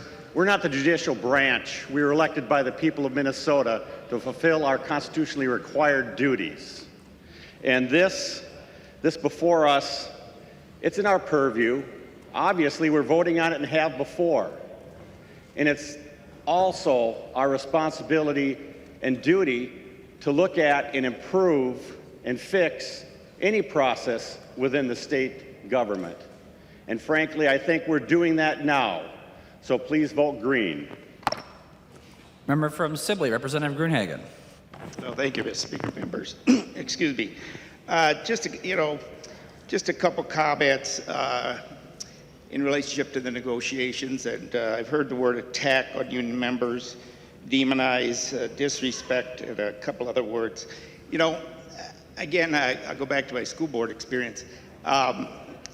But first, I just want to say, you know, the total value of these contracts that we'll be voting on is over $530 million increase in salary and benefits. $530 million, almost over $500 million. And that's all the contracts, not just this one. The other thing I'd say, you know, when I was chief negotiator, we had some very difficult negotiation times because we were in a statutory operating debt. And yet, when the last year I was on the school board, I was nominated to the All-State School Board as a candidate for All-State School Board. And one of the people that wrote such a nice letter for me was the chief negotiator for the union, a lady. She wrote a strong recommendation for me to be voted onto the statewide school board. The reason, and she used the word respectful, and other things, other compliments to me. But, you know, members, here's what I observed, and this is why I do support this contract with the reforms, is I looked up the average median income in the state of Minnesota in the last 5 years. And this is for all citizens. And it's gone up about 1.7% per year from 09 to 14. So in a biennium period, it would go up about 3.4 to 3.5% increase for the average Minnesotan. And when I look at these settled contracts, I see some 2-year settlements at 8, 9, and 10%. That's more than 2 to 3 times what the private sector is experiencing out there. And to me, we have to come up with a connection between the private sector, the people paying the bills, and the cost of government. The other thing I noticed in my negotiation days is no matter how much additional funding we received in a particular year, let's say we got $75,000 or $100,000 in new funding, the contracts were settled for, let's say we got $100,000 of new funding, we settled the contracts for $125,000. If we got $125,000 of new funding, we settled the contracts for $150,000. So it seemed like no matter how much money we received, all the contract totals always exceeded the amount of the new money we got. And pretty soon you begin to understand that in government, what happens is, for various reasons, no matter how much money you get, it seems like we want to be short at the end of 2 years so we can go back down to the federal and state government and say, we're broke, we need more money, okay? And somehow, members, with the change in the demographics now, the baby boomers retiring, we've got to come to a change in that, okay? We've got to start using some economic factors to settle these contracts, whether it's population growth or economic growth. We can no longer afford to have the public sector have better benefits and higher settlements than what we see in the private sector. Because if we keep growing government at a rate faster than the private sector, ultimately it raises the cost of goods and services, and it hurts the very poor and our businesses in terms of their productivity and what they can pay their employees. The last thing I'll just share, members, is this. There was an email from a constituent, not mine. It was a neighboring rep, but they're from Minnesota here, and they had their retirement analyzed, okay? And what they found is they compared retiring in the state of Minnesota to South Dakota and Iowa. And based upon their assets, their average life expectancy, and their income, they're going to pay, if they retire in Minnesota compared to South Dakota or Iowa, they're going to pay an additional $500,000 in taxes. Not $50,000, not $100,000, $500,000. So they end their email with a note that they'll be moving to a neighboring state. So there is a point where taxation and the growth of government can actually drive out the productive people that are paying the bills. So I urge both sides of the aisle that we come to some reforms in here that brings the growth of government and contract settlements in line with the private sector. Please vote green. Thank you, Mr. Speaker and members. Member from Blue Earth, Representative Considine. Thank you, Mr. Speaker. I'm not even going to try to be eloquent. This bill is garbage. It is absolute garbage. It betrays our state workers, and it puts stress on 35,000 people within the state that don't need to have that stress. And once again, I really object to the idea of using these as a reform.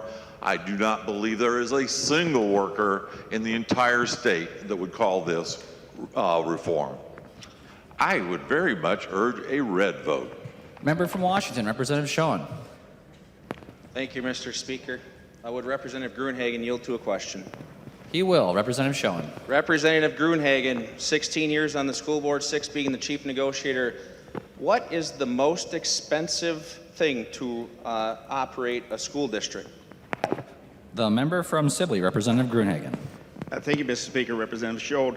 Well, it was shared regularly at school board meetings. Our employee costs were about 80 to 85% of operating cost. Representative Schoen. If Representative Gruenhagen, Mr. Speaker, would continue to yield for a question. He will.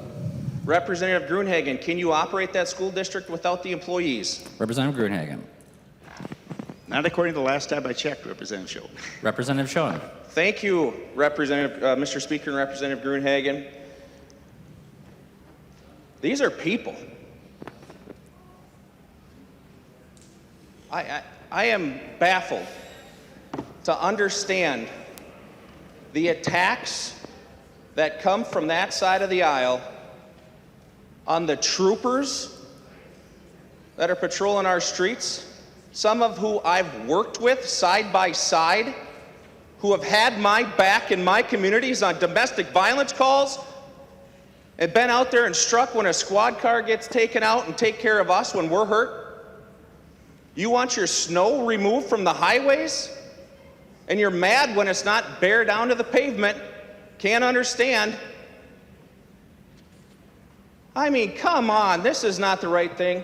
I could just jumped up and said, yeah, what Representative Considine said, that'll work. But we gotta do better. This is not the spot. We're asking our folks to take care of sex offenders and mentally ill people, and I mean, you're getting the pictures sent to us. Representative Johnson, you see what your constituents are going through. They're getting assaulted and beat to the floor. My goodness, Representative Drazkowski. People are getting hurt and we can't even let them get their raises that they've negotiated with the people that were elected to do that job. This is a travesty. Representative Gruenhagen, you talk about the rate of the income increase. Well, I'll tell you something. When we had fair negotiations and unions in this country, the middle class had something. And right now the middle class is struggling, and that shouldn't be the case, and it's stuff like this that puts the middle class even further behind. The member from Ramsey, Representative Lilly. Thank you, Mr. Speaker. So you've heard pretty much the problems with this bill and how particularly bad it is. I continue to revert back to this is our team. You know, you mentioned that you were on the school board. Well, I was on the city council, and I was about Representative Christensen's age when I started, and I thought I knew everything. I thought I'd come in there and find all sorts of waste. I thought I'd find stuff. You know what I found? I found people working really hard every day, doing a good job, making us look good. Like these teachers here, right next to me. I better be nice to them. I think Representative Erickson might still have a ruler. You know, this is our team. You know, I look around this building, and I know tomorrow this is my wrap up, but, you know, this is our team, Representative Drazkowski. I just don't know how you do it. I don't know how, and I've heard you get up and thank our staff. I look at your staff, and I'm friends with them. And I'm pretty sure you're friends with our staff too, that are partisan. I mean, they're good people. Some of them come to my daughter's concerts even, and stuff like that. I mean, it means something to me. We are nothing without these people. I looked up there, I made a mistake on my amendment. They didn't bust up there laughing at me when I made a mistake. They kind of smiled. They knew I made a mistake. Kind of winked and, you know, get it together a little bit. But they're part of our team. I don't know how you do it. You know, I work for one of the biggest companies in the state of Minnesota. They hire good people. And believe me, they move on some people. But they treat them well. And I think we should do the same. This is a great state, and we can do it. And I would encourage folks to vote no on your bill. The member from Hennepin, Representative Thiessen. Thank you, Mr. Speaker. Members, I'd also urge a red vote. It's unfortunate we've come to the spot where we have an important contract to ratify for the employees of the state of Minnesota, and yet we are in a position because of ideological positions that are being taken that we can't move that forward. Should we have this debate about reform? Perhaps, but it should not be on this bill. We should not hold these people's livelihoods hostage to an ideological position. Yet that's what we're doing today. So members, I'd urge you to vote red. The author of the bill from Wabasha, Representative Drazkowski. Thank you, Mr. Speaker, and members again for a robust discussion. I appreciate that, and I'd just like to point out that that this is the bill that carries forward the ratified contracts as they were originally ratified between the unions and the management here in the state of Minnesota. 30,000 employees nearly, a total of about a $413 million increase biennium to biennium. It does a lot of things for a lot of workers in the state of Minnesota. So the hyperbolic comments that I have heard over and over again truly do not stand up to the test of truth, and as you look at what this bill does. As a matter of fact, the hyperbole I mentioned, Representative Schoen, I don't know if he's still here, but Representative Schoen, there are no troopers in this bill. And Representative Schoen, none. Those are in a different bill. So Representative Schoen, you might want to read the bill. And if you look, we're on House File number 3585. This deals, members, with 4 different union contracts, that being the AFSCME contract, and I'll just go through some details so I can outline for you those of you who are going to vote against this bill so you know what you're voting against. This fully ratifies, as I mentioned, the AFSCME contract for over 14,000 AFSCME employees. Their average salary is about $43,000 per year.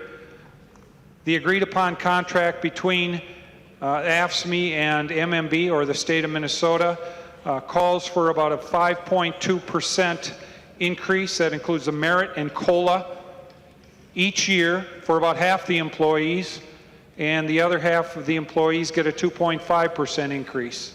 That's per year, members, over the 2 years of the biennium.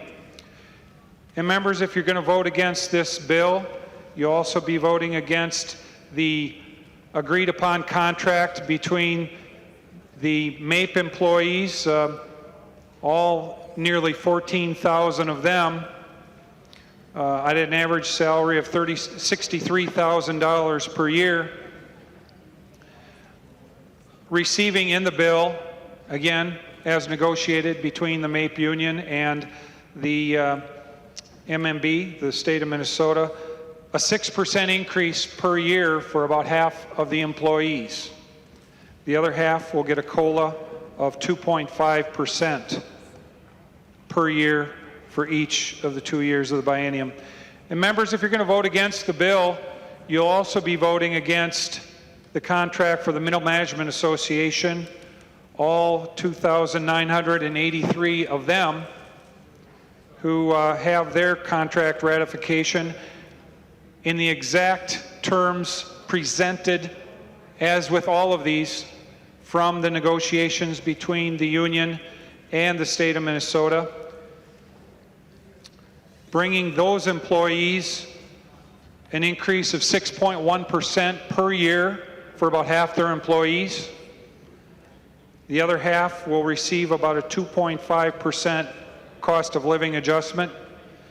And members, if you're going to vote against the bill, you'll be voting against the ratification of the Minnesota Nurses Association contract.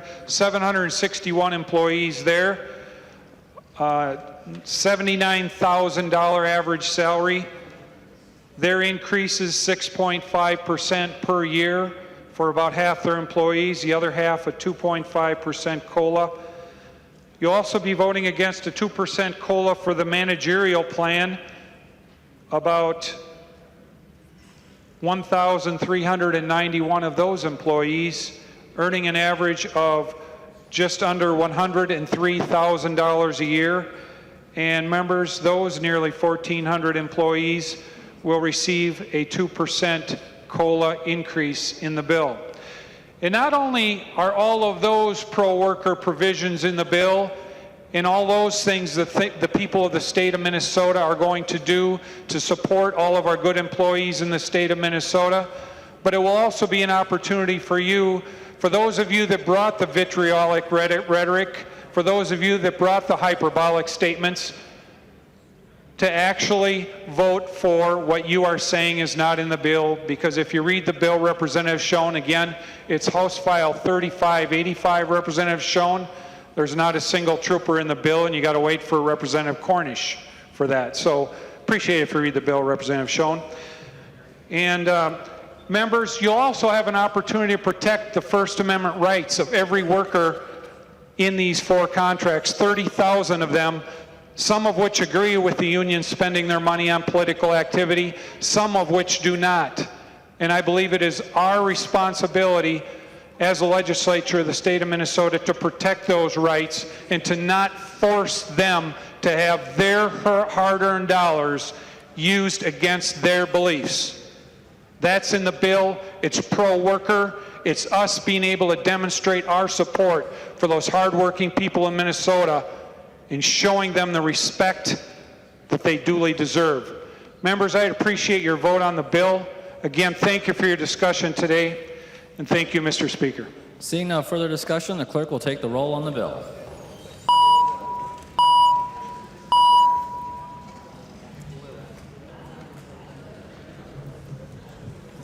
Members, please vote.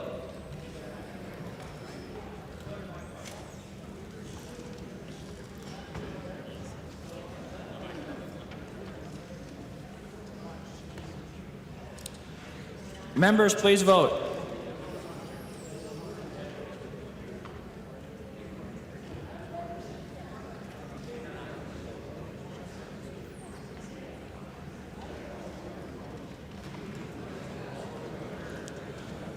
The clerk will close the roll.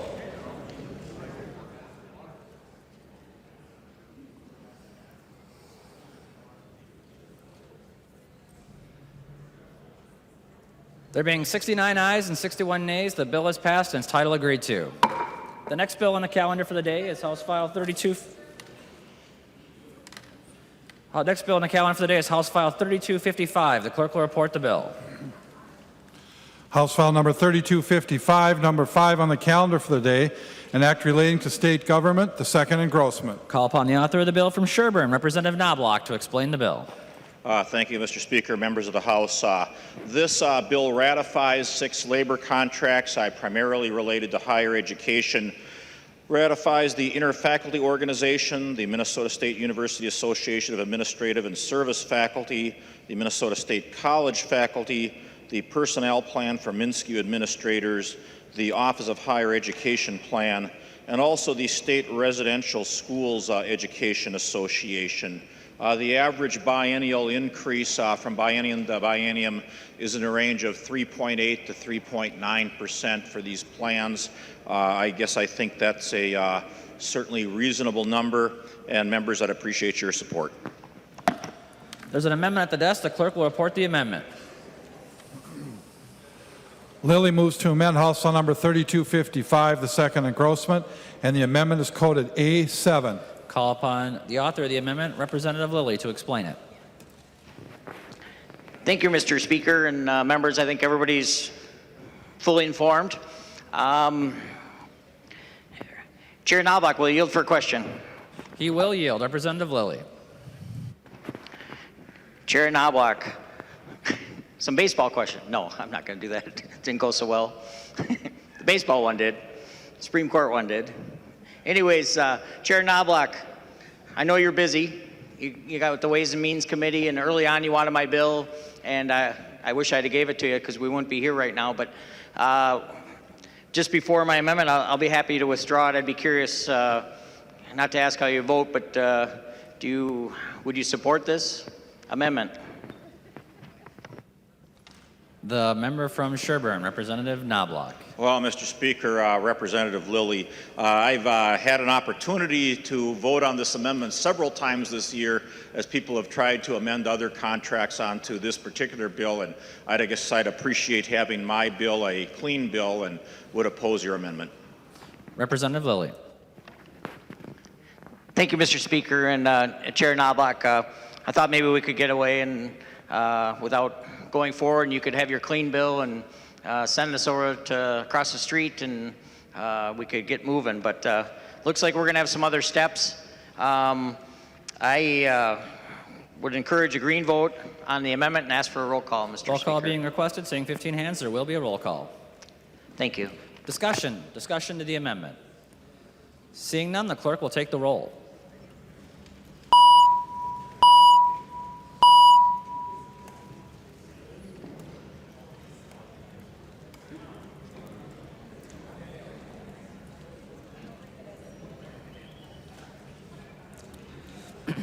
Members, please vote.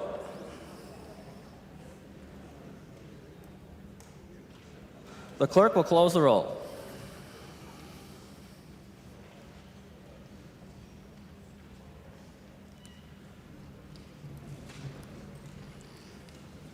There being 59 ayes and 72 nays, the bill does not pass. It does not prevail. The amendment does not prevail. It does not have enough votes. There being no further amendments to the desk, the clerk will give the bill its third reading. Third reading, House File number 3255. Third reading.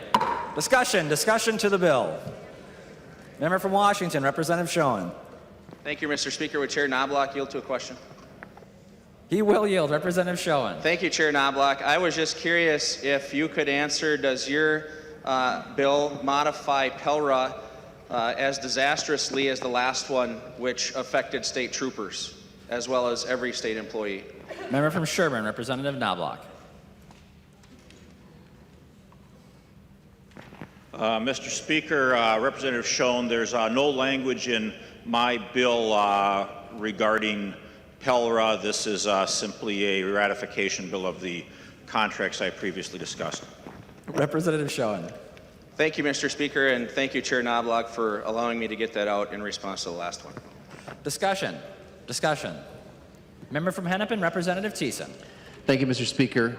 Well, it's very unfortunate that we are proceeding in this very unconventional manner to send these contracts in separate bills in order, again, to pursue an ideological agenda that has no place in the ratification of these contracts. But I would encourage people to vote yes on this bill. The member from Hennepin, Representative Nelson. Thank you, Mr. Speaker. And again, I reiterate what Representative Thiessen said. Unlike the previous bill that had a lot of poison pills in it, this is a clean bill that just ratifies the contracts. It's unfortunate that we didn't take the Lilly amendment that would have done all of them in the same fashion and not have to have that poison pill in it that the other bill did. Vote green on this bill.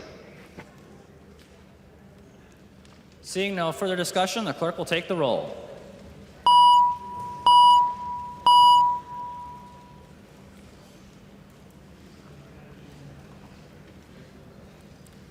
Members, please vote.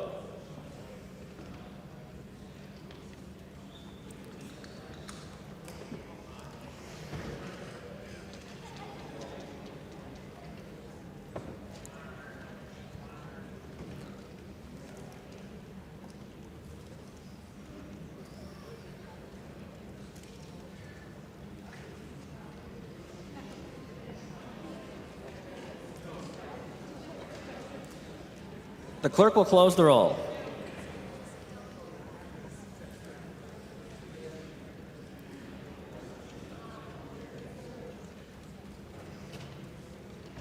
There being 124 ayes and 7 nays, the bill is passed and its title agreed to. The next bill on the calendar for the day is Senate File 2985. The clerk will report the bill. Senate File number 2985, number 11 on the calendar for the day, an act relating to elections, the fourth engrossment. Call upon the author of the bill from Minoka, Representative Sanders, to explain the bill. Thank you, Mr. Speaker and members. Members, this bill in front of us moves Minnesota to a presidential nomination primary. And members, I think it's really important as we look back on the experience that Minnesota went through on March 1st of 2016. We saw one of the greatest turnouts in history for folks that were excited and energized and wanted to show up and have a voice and have a say in who their party's nominee was for president of the United States of America. But what happened is we saw a scenario where many Minnesotans were parking a mile or more away from their precinct, were trying to cram 70, 80, 100 or more people into a room sometimes that fit maybe 30 people. Folks thinking that we kind of already had a primary scenario and were showing up at government centers or schools asking where they could vote and being frustrated when they had to learn they had to come back later for caucuses to be able to participate in the straw poll and having a say in who their nominee would be. So after that, we had a lot of discussion, and I'm really proud of this legislation because of the bipartisan work that has been done on this bill. There's been a lot of thorough discussion on this, and we've had a great leadership from the stakeholders that are involved in this. And members, I think that we're going to have a very successful change in moving to a presidential primary. I also want to make an important note and distinction that the caucus system is still preserved. And we hope that caucuses will be agreed on by the major party leaders and will be the week before the presidential primary. But the presidential primary will happen once every 4 years. It will be the first Tuesday in March. So the first presidential primary in the state of Minnesota will be March 3rd, 2020. With that, Mr. Speaker, I know there's some amendments at the desk. There's an amendment at the desk. The clerk will report the amendment. Liebling moves to amend Senate File number 2985, the fourth engrossment, and the amendment is coded A3. I call on the member from Olmsted, Representative Liebling, to your amendment. Thank you, Mr. Speaker and members. Members, what I'm trying to do here is deal with the problem, the concern that we have that many Minnesotans are very uncomfortable with making their party preference public.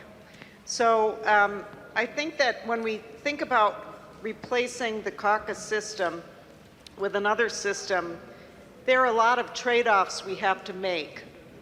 In this bill, the parties not only get access to who decided to vote in their particular primary, but the information also becomes public. In order to make that a little more palatable to Minnesotans, what my amendment does is clearly let people know that when they take that ballot, that is what is going to happen. So at that point, when a person makes a decision to vote in the presidential primary, they're going to have to make a decision whether it's okay with them to make their preference public. So this is a bit of a, I would call it compromise language, not that I've worked it out with anyone in particular, but that I thought it was a way to kind of make this issue about exposing our president or party preferences to the public a little bit more palatable, because I do think that when many Minnesotans would be very surprised, since we now in our primary system do not have to let anyone know which party we're intending to vote for, and that choice never becomes public, it will be a bit of a surprise to Minnesotans to walk out of the voting booth and then find out that their choice of a ballot has been made public. So that's what I'm trying to do, members. I hope you can support the amendment. I call on the bill author, Representative Sanders. Thank you, Mr. Speaker and members. This is probably one of the bigger discussion points in moving to a presidential primary. There are a lot of factors that go into play here. Number one, I think the biggest distinction that we have in looking at a presidential primary, this is the only election, the only primary election where this sort of scenario plays out. But I think it's important to note that here, this is about Republicans saying and having the loudest voice in who the Republican nominee will be for president. And DFLers having the loudest voice in saying who the Democratic nominee for president of the United States will be in the state of Minnesota. Now, this isn't about who is Minnesota electing or choosing or nominating to be the Republican nominee or to be the Democratic nominee. This is a party function, but Minnesotans want to participate. We saw that again earlier this year in March. And so I do think Representative Liebling has some good compromise language here, and I will accept this as a friendly amendment and would ask for member support. Further discussion to the amendment. The member from Dakota, Representative Garofalo, to the amendment. Thank you, Mr. Speaker. Would Representative Sanders yield to a question? He will yield. Representative Garofalo. Mr. Speaker, Representative Sanders, as I review the A3 amendment, can you tell me, in the event that a voter refused to have their partisan allegiance notified to the public, what would be the recourse? What would be the next action under the A3 amendment?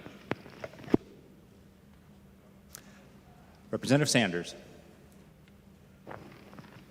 Thank you, Mr. Speaker. Representative Garofalo, if you take a ballot and if you take a partisan ballot, that information will be public. If you do not want to go down that road, I guess this question would be better asked to Representative Liebling. But it's my understanding, in order to receive a ballot to vote, you have to choose a partisan ballot. Would the Representative Liebling yield to a question, Mr. Speaker? The member from Dakota, Representative Garofalo, he will yield to another question. I'm sorry. That's not Liebling. Representative Liebling yield to a question? I'm sorry. You certainly know sometimes how it takes to keep track of what's going on up here, Representative Garofalo. Representative Liebling will yield. Representative Garofalo. Thank you, Mr. Speaker. Representative Liebling, same question to you. In the event that a voter shows up at the polling place and refuses to have the government record their information, what is the next event? What happens to that voter? The member from Olmsted, Representative Liebling. Thank you, Mr. Speaker. And Representative Garofalo, I think you probably know that I kind of more agree with you on this issue. And this language is intended to really be a compromise. So the bottom line is, it tells a voter, if you're going to vote in this election, your information will be public. So at that point, a person at least has a choice. They know clearly that if they're going to go in and declare themselves to belong to a party, that the public will get that information. So I think it injects, you know, it's not a perfect solution. Certainly it isn't. I don't think there is a perfect solution in this particular area, but I think this does present a bit of a compromise because at least it leaves a person able to make that decision and balance that out. I think for some people, when they find out that that will reveal their choice, they'll say, well, then I'd rather not vote. But this is a party preference. You know, this is essentially a party election. And so I think it's better than not having language like this. The member from Dakota, Representative Garofalo. Thank you. If Representative Liebling would yield for one more question. She will yield, Representative Garofalo. Mr. Speaker, Representative Liebling, thank you for your answer. Let me just make it as a statement then. Am I correct in saying that whether this amendment passes or not, if a voter refuses to release which party they're voting for, the government, through the force of law, is denying them the right to vote? That they would prohibit them from voting. Is that a correct statement? Representative Liebling. Thank you, Mr. Speaker. Well, Representative Garofalo, that's not how I would characterize it. Right now, a lot of Minnesotans don't have the quote-unquote right to vote for the presidential candidate of their choice in a primary election. They don't have that at all. So I think it was mentioned at the beginning of the introduction of the bill, if people can't get into the caucus site, if they can't get off of work, if they can't get a babysitter or lots of other things, they are essentially denied the quote-unquote right to vote for the primary candidate of their choice right now. So I wouldn't characterize it that way. I think it does make a person take what might be a difficult choice for many people, but at least that voter gets to make that choice, Representative Garofalo. Representative Garofalo. Well, Mr. Speaker, my apologies. I thought Representative Liebling was with me on this one, so I was asking the question thinking that she would state, yes, that's what in fact the law will be, Representative Garofalo. She didn't say that, so I'm going to wait until my amendment to have the discussion on that. But on this amendment, to the underlying point, it doesn't really matter whether it passes or fails, but I'll be voting in favor of it because it does provide additional disclosure. Thank you. Further discussion to the Liebling amendment. Further discussion to the Liebling amendment. Seeing none, all those in favor of the amendment signify by saying aye. Aye. Those opposed? The motion prevails and the amendment is adopted. There's an amendment at the desk. The clerk will report the amendment. Garofalo moves to amend Senate File Number 2985, the fourth engrossment as amended, and the amendment is coded A4. I call on the member from Dakota, the amendment author, Representative Garofalo. Thank you, Mr. Speaker and members. And members, this is the, I was building a base for the argument of this amendment, and it's quite simply as this. If a voter does not want to disclose what party they are voting for, it should not be the law of the state of Minnesota that you cannot vote. It's that simple. Now, I'm going to listen here. I'm going to listen to maybe some of the rationalizations and excuses that may come from both sides of the aisle, but at the end of the day, it ain't none of the government's business which party I'm voting for. Government shouldn't be recording it, shouldn't be tabulating it. The political parties want that information. They got plenty of avenues outside the power of government. So, Mr. Speaker and members, I'm very interested in hearing this debate and look forward to the conversation, but I would urge adoption of this amendment. I call on the member from Anoka, the bill author, Representative Sanders. Thank you, Mr. Speaker and members. And Representative Garofalo, I understand and sympathize with your points and your contention on this. I think this is definitely, like I said, on the Liebling amendment, the point of discussion certainly on this bill. As Representative Liebling said, there is no perfect solution on this, and there are a lot of factors that weigh into that. Part of this, again, that we understand is this is a nominating primary. This is where we are nominating. We are not electing anybody to an office here. And so when we are voting to choose the nominee and we are walking in and voting on who that nominee will be, it is hopeful that the majority of Republicans and those that identify with that candidate will vote for the Republican candidate. Those that more closely align with the Democrat candidate will be DFLers and align, and those that have similar views will vote for the Democratic candidate, because this is about the parties choosing their nominee. And we have a scenario that happened back in For instance, the last time that we were back here, where one side chose not to be bound by the results. And so we have a scenario where all of the national parties, and again, we are choosing by parties. We have a pluralistic voting style. We have two major parties. The two major parties are requesting that we have a system that is more closely aligned with saying Republicans are choosing and having the loudest voice in Republican nominating contests, and the Democrats have the loudest voice in choosing the Democratic nominee. Now, I certainly understand the discussion around all of this. I know that all of the stakeholders are requesting and hoping that the A4 amendment does not go on, but I certainly understand this discussion in the state of Minnesota. The last thing I'll say is that all of us right now, when we go to caucuses, we walk into a partisan caucus room. We walk into a precinct that is partisan. We are in public making a partisan statement. Now, I know that it's not necessarily collected or broadcast, but the party gets that information. And I think it's important, again, that we realize that this is a party nominating contest. And so for that, I think that with the leveling language we have, I think that that is a good, strong direction to move in at this point in time. And again, I understand the discussion on this. Thank you. I call on the member from Hennepin, Representative Hortman. Thank you, Mr. Speaker, and I agree with Representative Sanders, and I think he stated it well. I think people need to keep in mind why we are here and why we have this bill in front of us. We each had caucuses on a cold Tuesday night in February. We each had long lines of people who were waiting out in the cold, having trouble getting into our party locations where our party's caucuses were taking place. And the reason that we are coming forward with this reform is to make the party process more accessible to all the members of the public, whether they have to work on a caucus night, whether they're a person with a disability. And what we're doing is we are creating more opportunities for participation for people. People don't have to participate in party politics. That is a choice if they want to be part of the party's nominating process. And we're talking about helping people who that night chose to be part of their party's nominating process and then told us, I couldn't participate because of accessibility. I couldn't participate because of the time of day, or for visually impaired people to have really a secret ballot. And so remember, what we're doing is a service for the people who tried to participate this cold February night when they wanted to participate and they couldn't. I call on the member from Anoka, Representative Lane.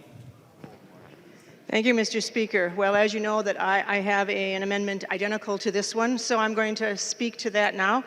After our incredibly packed caucuses February 1st, people came out specifically to do the preferential ballot for president. So many of them, 320,000 actually, and they were disgruntled by the hot and crowded rooms and the general chaos. I told them how we could fix it. Don't worry, we'll change it to a primary. Then people who were out of town could vote absentee, as they had asked me, and they could vote throughout the day, which is an accessibility thing, and we would have higher turnout, probably twice as many people coming. But I never expected this bill. And if we ignore the labels of whether it's open, closed, or some quasi one or the other, let's just consider what the average Minnesotan will think when they experience this. And in what we have in this particular permeation of a presidential primary election. And let me tell you, across the nation, there are many permeations of this, so there is no one way. Minnesotans are used to going to vote and feeling confident that their vote will be private. Even if they went to their party caucus to participate in a presidential preference election, they knew the party would have their name, but it wouldn't be open to the public. Now, in this bill, they will have to ask for one party's ballot or the other. Well, okay, I guess we can do that. Even if they have to attest to a general agreement to what that party's principles are, well, they may stop and consider, but oh yeah, I can do that. And if they attended the caucuses, they had to do that, attesting to the general agreement with the principles. But well, so far so good, but until they are told that their choice of the party will be marked down in the voter roster right next to their name, and it will become a part of the public record of their voting history forever. That's the new part. That's what bothers many of my constituents and will bother more when they go out to vote in 4 years. That's the part that gives us heartburn, and that's the part that feels just so un-Minnesotan. And besides this, the taxpayers they're paying. In the caucus processes, a party function, the party's paid. But now they want the taxpayers to foot the bill so they can do their party function? No, now it steps up into another venue here. Taxpayers are going to pay to have their party choice a part of their public voting record. In the caucus process, the party's paid, and now the taxpayer dollars will be doing that. I think they would be glad to pay for ease of access, but I think we are violating the degree of privacy that Minnesota taxpayers expect in any election. Here in this body, we're all activists. We have no problem with party affiliation. We stand on our party label. In fact, we fight endorsement battles for our party label, and we want the lists. We'd love to have clean voter lists that say party preference, and we want to support our state parties. But many Minnesotans are split-ticket voters in the general election, and they want the right to vote in a primary election without being tagged as one party. In fact, I think we could roughly say that a third of our voters identify with Democrats, and a third of our voters identify with Republicans, and a third consider themselves to be independent-minded. And we want to know who all of them favor for president, and in my opinion, they have a right to do so. And we pass the laws here for the people, not for us. If the people pay, the people should have a say. 4 years from now, I worry that there's going to be outrage from the voters. Members, please support this permeation of a presidential primary that doesn't require making public a voter's choice of their party ballot. I call on the member from Ramsey, Representative Isaacson. Well, thank you, Mr. Chair. I remember sitting in the caucuses and watching a disaster unfold. It was like a train wreck that just would never stop, and people just kept coming in and constantly saying to us, we've got to do something to fix this. When I think of the privacy concerns about whether or not it's on the record that I voted in a Democratic-Republican primary, and I think of the social atmosphere that occurred in that caucus, it would be almost no less private. Because in that caucus, I am surrounded by hundreds, maybe even thousands of my neighbors who see me at a DFL caucus. There's nothing private about that. Nothing at all. And so while it is true, it takes that extra step by putting it in a record somewhere so the party can manage it. It's not like you're walking in all stealthy and no one notices you at the caucus and then you might quickly vote and sneak out again. People are going to see you. Your neighbors are going to see you. In fact, your neighbors in your precinct, in your neighborhood, see exactly which caucus you went to. So where does that line get drawn? Second, and perhaps more important, the parties, as a response to the people who are the most active in their parties, came to us and said, we need some help to make it so every person gets to vote.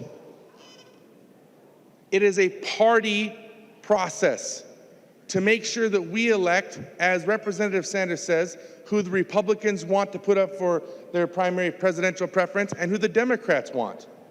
Therefore, Republicans and Democrats should be making that choice. The party is engaged in this process so we can have a strong democracy and a strong two parties involved. And I would imagine if a third party ever emerged again, they would have the same option. We have a lot of freedom here to get this done. But it's important that we give every single person the chance to vote in that primary process, and right now our caucus system does not allow that. Second, it's important that our parties stay robust in Minnesota. And if we don't allow for that to happen by accepting this amendment, which is just wrong, then we're going to have some problems. Now, if you want, Representative Garofalo and Representative Lane, if you want an open primary, write an open primary bill.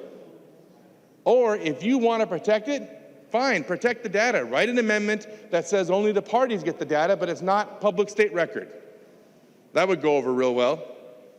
The reality is that we have an opportunity to put a preference primary on the ballot to allow the Democrats to vote for who they want, the Republicans to vote for who they want, and to help keep our caucus system viable and our parties viable.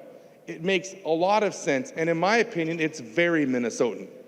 And I am proud to vote against this and to vote for this bill. Thank you.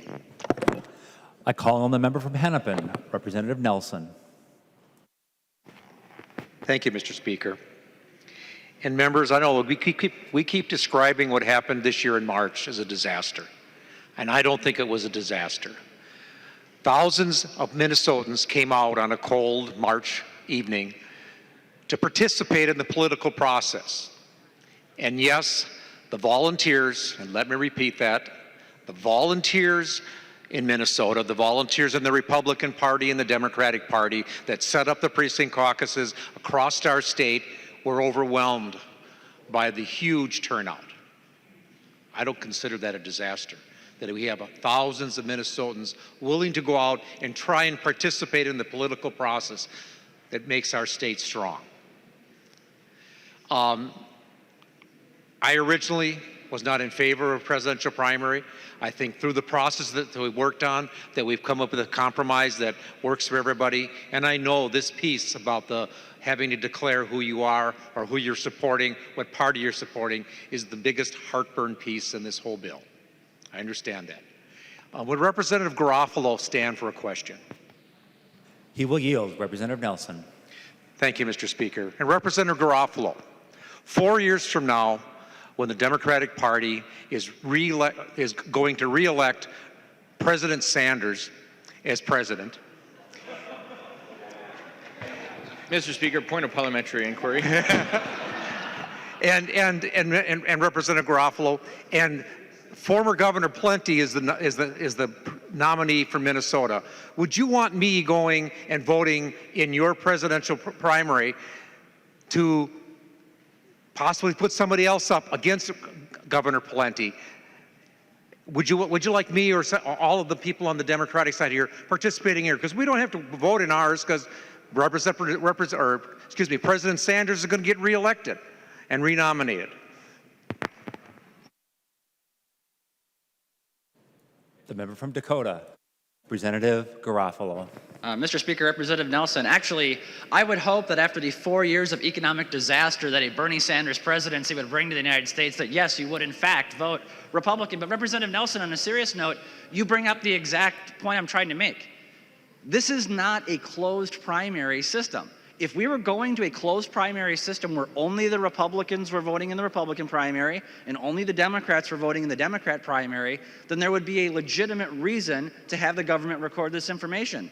Representative Nelson, that's not what we're doing. We have an open primary. Whether my amendment passes or not, you're still going to be able to walk into the booth, still request a Republican ballot, and still vote in the Republican primary. It's just that the information's going to be public.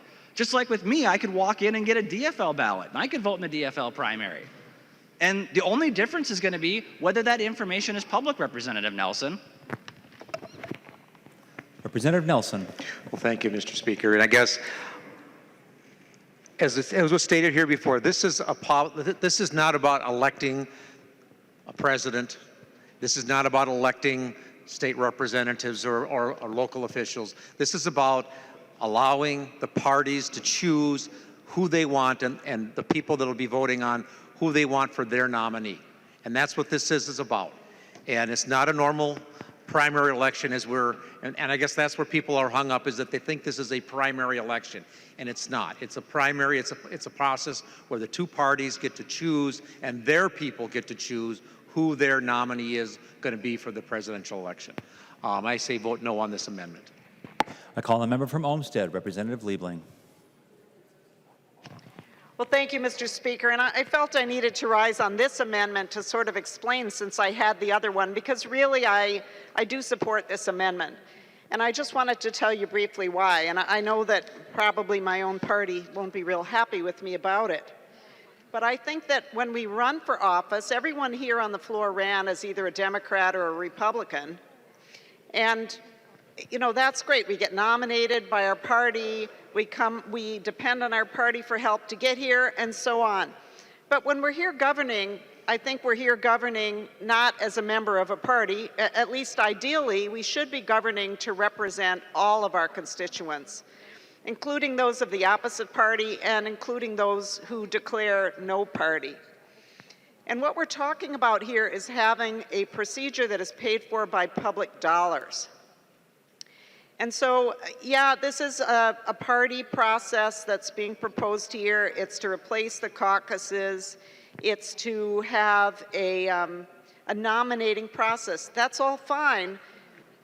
And if we were paying for it with party-raised dollars, I'd say, great, go for it, no problem at all. But we're not. We're paying for it with public dollars. And many members of the public don't belong to one party or the other.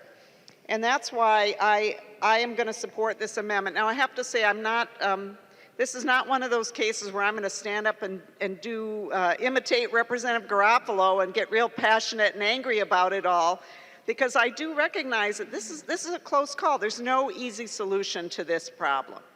So I'm certainly not going to blast anybody who disagrees, but I feel that because I really feel that I'm not here as a Democrat when I'm here governing. I'm really here to represent my district and do the best I can for the people of the state of Minnesota as I see it. And that's why I am going to vote yes on this amendment, and I would ask others of you to join me, because I think it's great to give more people the opportunity to vote. But when we do that with public dollars, I think it's wrong to be thinking about what it does for our party. And if I voted no on this, that would be the reason. I'm not saying that would be why anyone else would be voting no.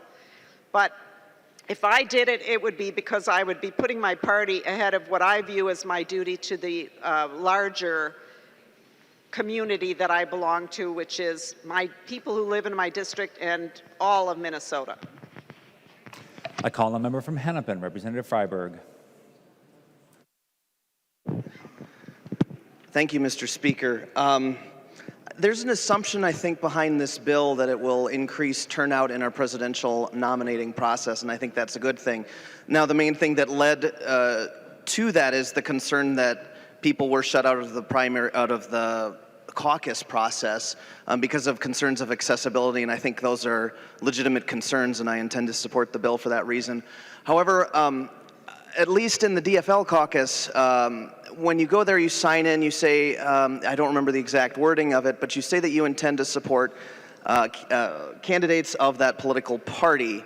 I do have a concern that there are a lot of people who don't go to their caucus, whether they're Democrats or Republicans, because of a concern, they don't want their information out there. So if our goal is to increase participation in the presidential nominating process by switching to a primary, I think we want to get a lot more people involved, and for that reason, I intend to support this amendment. I think there are a lot of people out there who are reluctant to declare their party nomination, and I think by having that process out there publicly, they might decide to stay home. So I think we should vote on this amendment with those people in mind and support it. I call on a member from Ramsey, Representative Isaacson. Well, thank you, Mr. Speaker. If by the logic being used here by Representative Liebling, then we better stop holding our caucuses in schools or any other public facility, because if you think the $500 you paid in rent that night covers the cost of building that building, we've got some budgeting problems. That's ridiculous. We're paying for the caucuses through our buildings and our public spaces. Spending some money on that, that's not exactly like we're spending a lot of new money. And even if we were, folks, can you imagine a better way to spend a few extra bucks than making sure more people vote? I certainly can't. I would be happy to pay that if it guaranteed more people voted. I think that's wonderful. So that argument just doesn't make sense to me. This is a bad amendment. We need to vote it down. Vote for the bill. Further discussion to the A4 amendment. The member from Dakota, Representative Garofalo. Thank you, Mr. Speaker. And members, in closing in this argument, thank you for the discussion. I want to make very clear, again, people are asking, well, is this a vote for an open or a closed primary? Whether this amendment prevails or not, you've got an open primary either way. This is not a dispute over whether it's a good idea to replace the current caucus system with the presidential primary. We're doing that either way. The question is the little old lady in your district who goes in to vote, asks for a ballot, and they tell her, and she has to declare what ballot she's going to use and have it be public information. If she refuses, by voting against this amendment, you are saying it should be illegal for her to vote.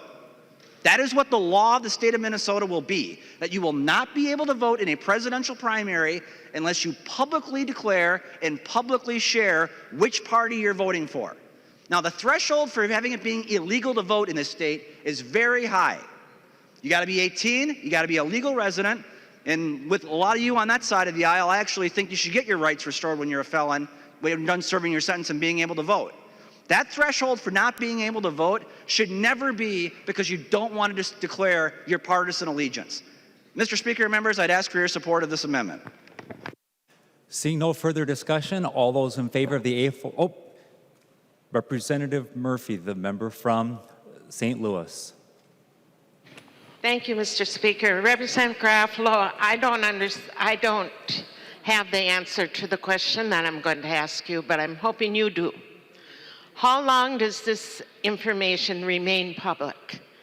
In 2024, when we have the second presidential election, will these people that came and declared themselves as a Republican be given the Republican ballot because in 2020 they asked for the Republican ballot, or the Democratic, if that was the case, or in 2022, and at the Minnesota primary election, will they be given a Republican ballot rather than make your choice and only vote for all the candidates on one side, the Republican side, or all the votes on the Democratic side?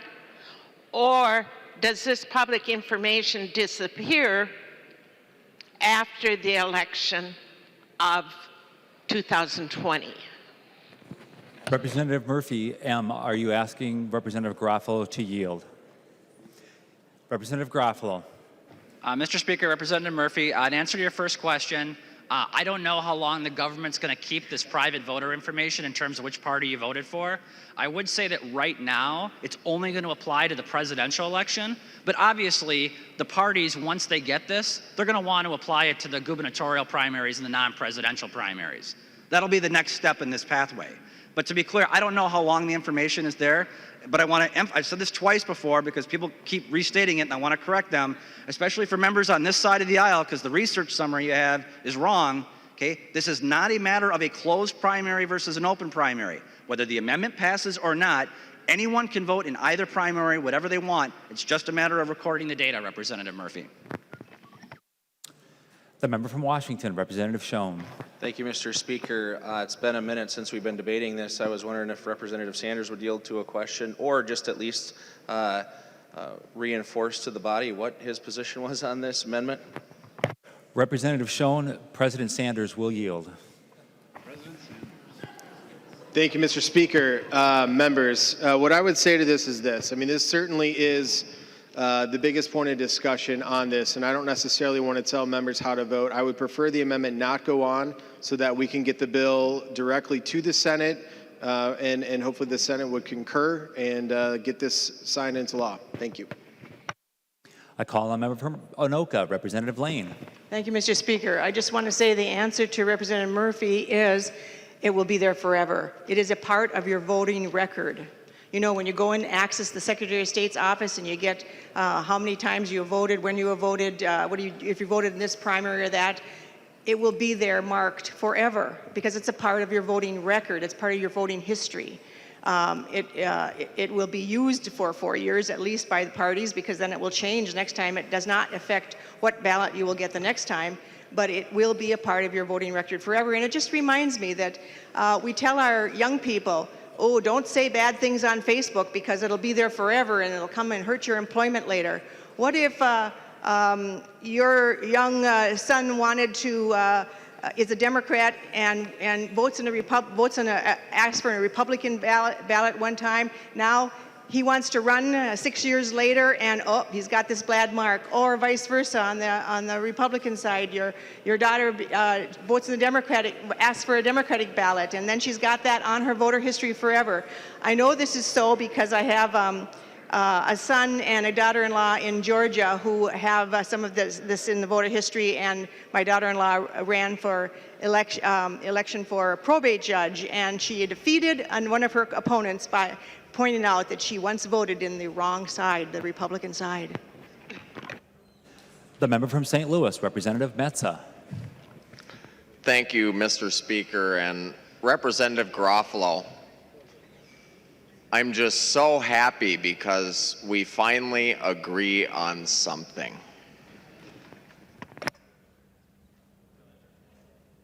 Further discussion to the A4 amendment. Seeing none, all those in favor of the A4 signify by saying aye. Aye. Those opposed, nay. Mr. Speaker, request a division. A division, please. What did you say? Motion fails. Ask for a division, Mr. Speaker. Division being called. All those in favor of the amendment signify, please stand. Those in favor, please stand.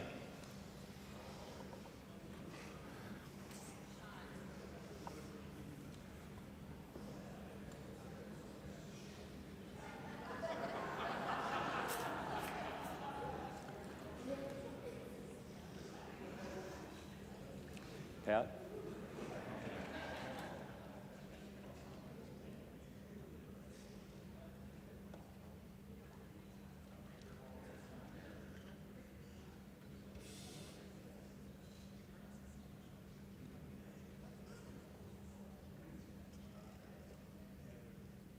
Ask those who are in favor to please be seated. Those opposed, please stand.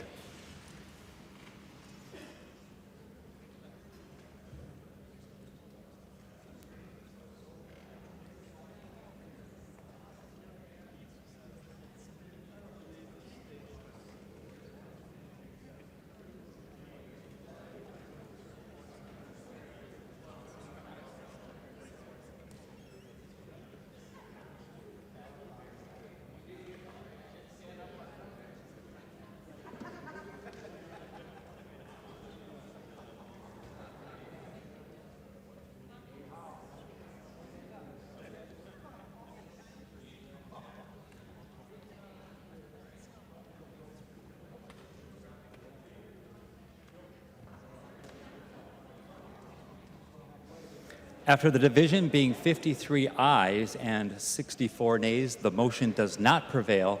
The amendment is not adopted. There's an amendment at the desk. The clerk Dean will R. report the moves to amend Senate File Number 2985, the fourth engrossment. The amendment is coded A7. I call on the amendment author, the member from Hennepin, Representative Dean R. Mr. Speaker, I believe there's an amendment to that amendment. There is an amendment to the amendment. The clerk will report the amendment to the amendment.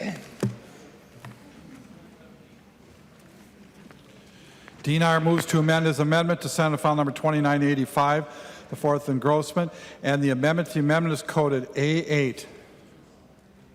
I call on the amendment to the amendment author, the member from Hennepin, Representative Dean. Thank you, Mr. Speaker and members. This is the similar amendment that I pulled previously, and as is often the case when we get up and we speak from the floor, occasionally we speak very passionately and occasionally we leave some things out.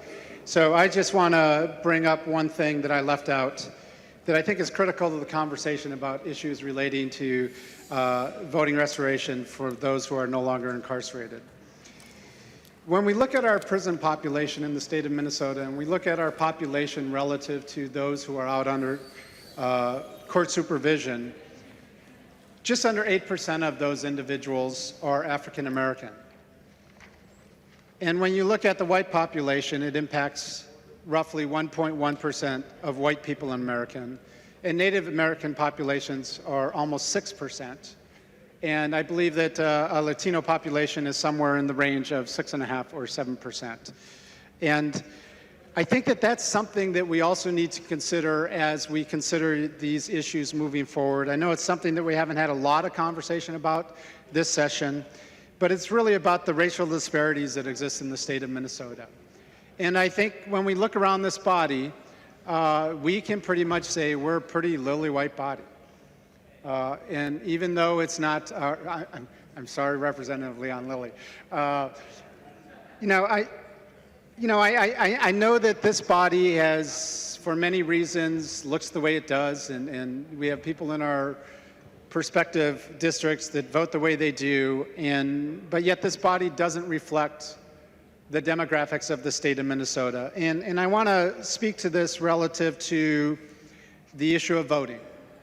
Because again, if people aren't voting, they're less engaged, and if people are less engaged, they're not as likely to, let's just say, continue out in society in the way that we all hope they would. So I just wanted to raise that issue again, since I forgot last time. Hopefully we'll continue to raise this issue as we move forward in the last couple days of this session and sessions moving forward. And at this time, I'd like to pull both of the amendments. Representative Dean pulls the amendment to the amendment and the underlying amendment. There's an amendment at the desk. The clerk will report the amendment.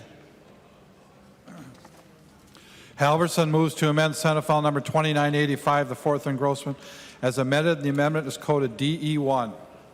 I call on the amendment author, the member from Dakota, Representative Halverson. Thank you, Mr. Speaker. And I am offering an amendment to deal with a lot of what we've been talking about on the floor today. It's very clear that this body wants to be thoughtful about the way that we change our process for creating our nominees for the presidential election. And we have a lot of concern about how the public is going to feel about these changes.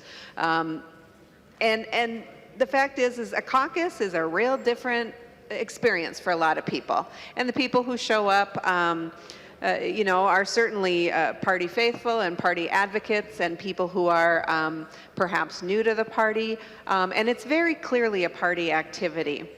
I believe that the Minnesotans tend to look at elections a little differently. And Minnesota in particular, when you look at the way Minnesota's elections have turned out over the years. We're the only state in the nation that has a DFL party because we had such a strong third-party farmer labor movement in the 30s. And we were the state in Minnesota in the 90s that had an independent governor, an interesting independent governor, and the most conservative member of the Senate, and the most liberal member of the Senate. Minnesotans tend not to get put in a box, and so there's good reason to be concerned about how the public will feel about these changes. I do think that these changes are important, and I'm glad that we're discussing them. However, I would like to submit that we take a little time and that we engage the public a little bit more fully than we've been able to during this very short legislative session. And to that end, I am putting forward a presidential primary task force to be established with appointees from various sections of the state and with various expertise on elections, and engaging the public specifically to let us know what the right thing to do in this situation is, because it's very clear from the last vote that we're pretty divided in what the exact right thing to do is. And so I would appreciate your support on this amendment. I call on the bill author, Representative Sanders, the member from Anoka. Thank you, Mr. Speaker and members, and thank you, Representative Halverson, for the amendment and the discussion. I know that we've had this discussion in the Elections Committee as well. Members, I would just ask for a no vote. I think it's important that we take this step for Minnesota today.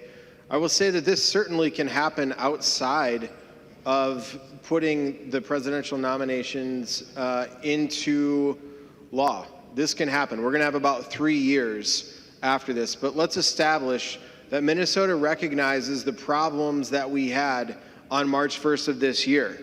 We were ill-equipped, we were unprepared, and as Representative Nelson stated, this is run by volunteers. And people want to vote. They want to participate. Representative Dean just talked about that as well. And I know he's very passionate about his issue, but I certainly agree with him on that point. And as that discussion moves forward as well, I think it's also pertinent here that we want to open and expand this for the health of our parties, for the health of our state. People want to be involved and have a voice in saying who their party's nominee is. So I think it's important that we take that step today to let Minnesota know that we heard them, that we admit that we were ill-prepared and not equipped to facilitate how many Minnesotans wanted to participate in March. But these conversations can certainly continue to happen, and I hope improvements, if they can be agreed upon, are made in the future before March 3rd, 2020. Thank you, Mr. Speaker. The member from Sibley, Representative Gruenhagen, to the DE1 amendment. Yeah, thank you, Mr. Speaker and members. Yeah, Tim, I appreciate the work you've done on this, and one of the concerns I do have, though, is that a primary will be paid for by taxpayers, either state or local. And in talking with the author of the bill, it'll be about $3 million in tax dollars to run a primary. Now, I'm a strong supporter of the caucus, and I find that I'd like to see some type of a committee or study to look at different options that might accomplish the same thing in terms of accommodating a large turnout versus where the parties still pick up the cost rather than putting another $3 million on the taxpayer. So I know there were problems, especially in the metro area and even out in the rural area. We had one of the largest turnouts that I can remember in my memory.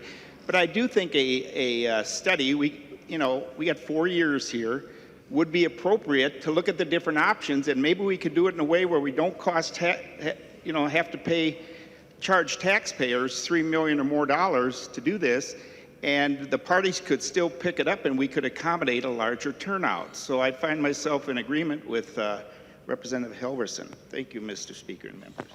Further discussion to the DE1 amendment. Representative Helverson. Thank you, Mr. Speaker. I just had to rise and with a chuckle to say that Representative Gruenhagen sounded surprised to be supporting me. So,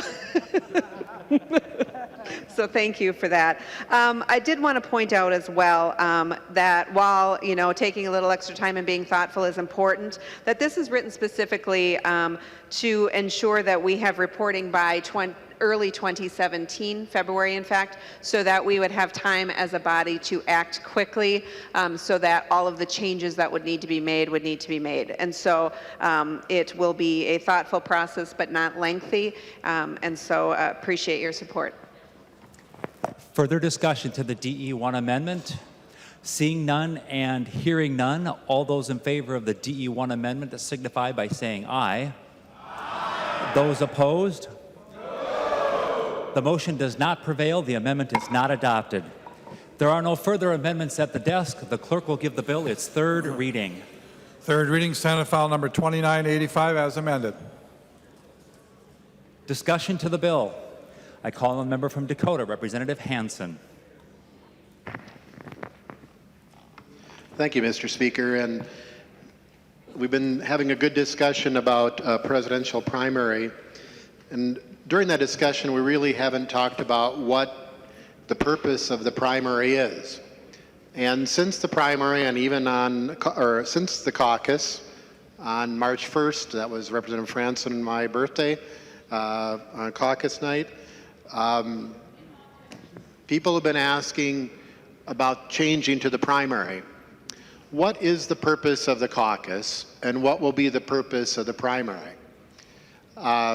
With the precinct caucuses, Minnesotans gather, they elect delegates to the next level, those delegates elect delegates to another level, they conduct party business, they elect local party officers, they have a platform or a resolution, and then they have delegates at the next level that will endorse us or go on to elect statewide offices. So I have a couple questions, if Representative Sanders would yield, just on how this would work. He will yield. Representative Hansen. Thank you, Mr. Speaker. Representative Sanders, so under the model of the bill that we have in front of us, how this would work, with the presidential primary, how would that vote in both parties be translated into people? I mean, how is that transferred into actual Minnesotans participating in the process of electing local party officers, platform and delegates onto the next level. Representative Sanders. Thank you, Mr. Speaker. And Representative Hansen, as the bill states, we're not doing anything to diminish the caucuses. In fact, the bill states that hopefully the party leaders will agree on the Tuesday before or the week before the presidential primary to be the evening of caucuses. And all the traditional and normal party activities that happen at caucuses would continue to happen and would continue to be entirely up to the parties. Representative Hansen. Thank you, Mr. Speaker, and Representative Sanders. So, as you know, with a presidential primary, and this occurs year after year, there's an energy that comes, there's a crescendo of interest as the campaign moves from state to state. And I think what we had kind of a perfect alignment this year in both parties where that interest and that energy peaked right at the time of our caucuses. And my concern is, and I think you've helped address that concern, that if we were later, if the caucuses were later, that peak interest would no longer be there. If we're too early, the peak interest may not be there. And for both parties, or all parties, there's a value of having new people come into the process. And so my concern is, and I'm asking you what you think, is where we're going with the presidential primary, will that still allow people to come into the process, the folks that haven't been there year after year, who are valuable volunteers, but will people be able to access the system, not just the election? Representative Sanders. Thank you, Mr. Speaker. And Representative Hansen, that is the hope. And that is, in speaking with the party chairs, why we were hoping that they would have caucuses the week before the presidential nominating primary. That way, there is still enough excitement and energy and anticipation of what might happen that hopefully all of those individuals continue to show up and continue to be involved in the process. And as we've seen this year, I know at least on this side of the aisle, and actually the last, in 2008, this was true too, a new influx of new people that come along with those types of campaigns. And so I think that my hope is that that would continue to happen, and in fact would be bolstered by having the caucuses the week before. Now again, we allow the major parties, as in current law right now with caucuses, to choose a different date, but they both have to agree on that. And so if the major parties don't agree, or the default is the first Tuesday in March, which is typically known as Super Tuesday, the next Tuesday, I guess, is Super Tuesday. It certainly depends, but the anticipation is really that the parties could agree to have caucuses the week before, and that those grassroots activities would be strong and would continue. Representative Hansen. Thank you, Mr. Speaker. And I think members and Minnesotans, this is the benefit of doing this now 4 years before the next implementation. And maybe Representative Halverson's idea that the parties can get together between now and 4 years from now and trying to make sure that the system stays open. And I want to let folks know, I'm not sure how many members have been to national conventions, but Minnesota, I think, and I can't speak for the other side of the aisle, but I think it's correct, because of our system, regular Minnesotans can make it all the way. They could walk in to a precinct caucus and go to a national convention. I think that's true on both sides of the aisle. And I've seen that happen, and I've gone to a national convention, and I see other delegations. And the people at those other delegations may have to be connected.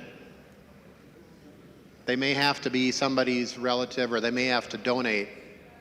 And there may be other reasons other than just walking in and showing up and trying, that they're there as delegates. And I don't think that's where we want to go.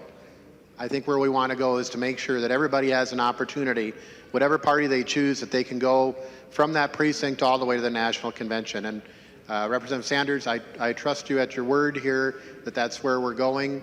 I hope that the parties take leadership in the next 4 years to try to make this, to continue to be open so Minnesotans can participate at all levels in this system.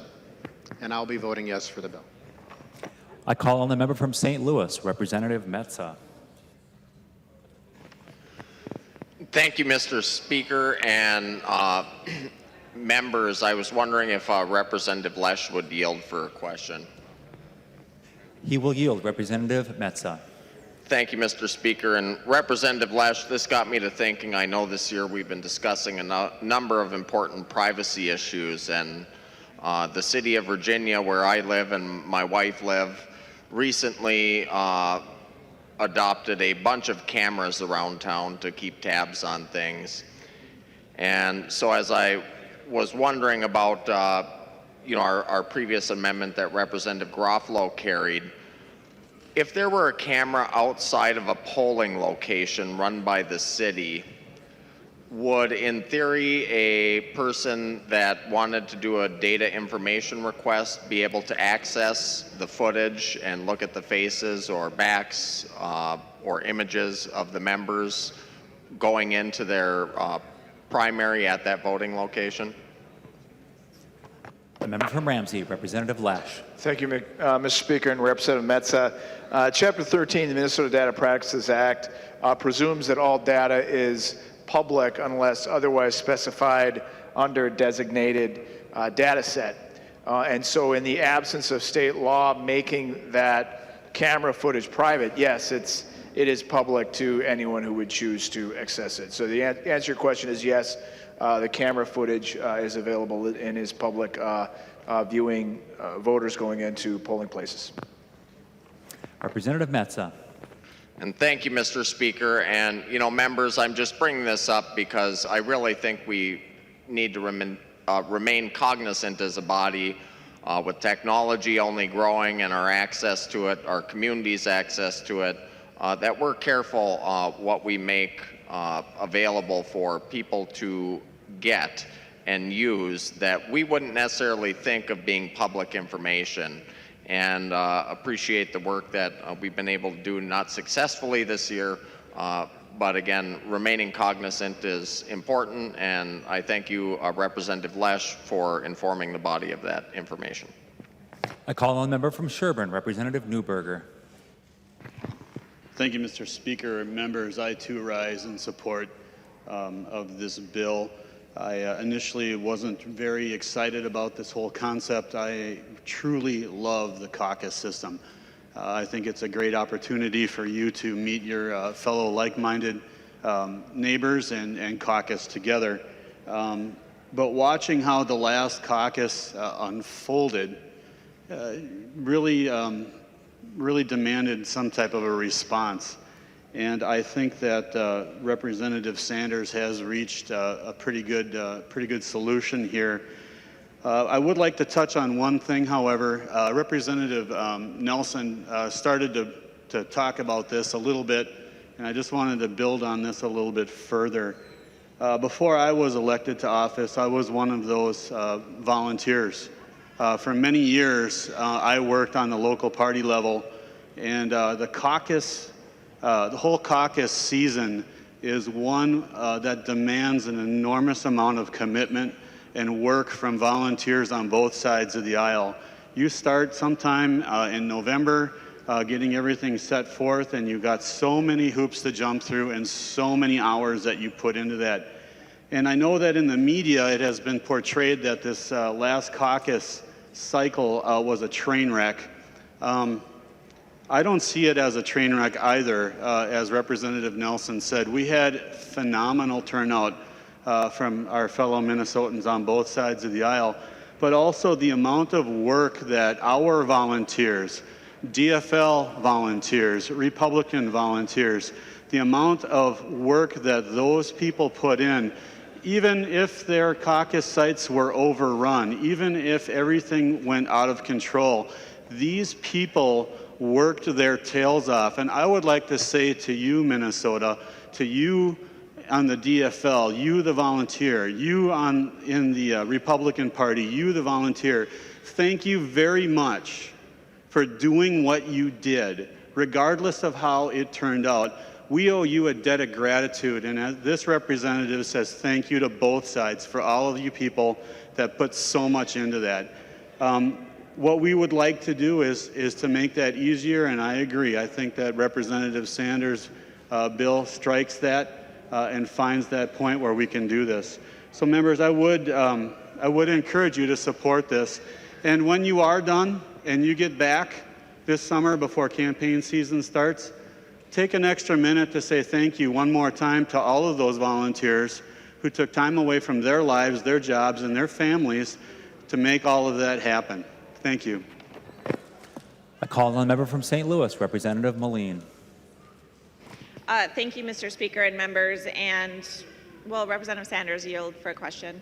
He will yield. Representative Melin. Thanks, Mr. Speaker. And Representative Sanders, I actually still don't know how I'm going to vote on this bill. I came in here and decided I was just going to listen to the debate. I admittedly have not had a lot of constituent contact on this particular issue, but something that came to mind as we were having a discussion here is employment discrimination issues. And as you know, I've worked on that since I've been here in the House. And I'm just wondering if you could tell me if employers would be able to now know the political affiliation of prospective employees or current employees. Representative Sanders. Thank you, Mr. Speaker and members. Well, Representative Melin, if you take a partisan ballot, that information would technically be public, which party ballot you took. Now, it's for that election. So the next 4 years, you could, whichever candidate was most closely aligned with your views, that's the party you could vote for.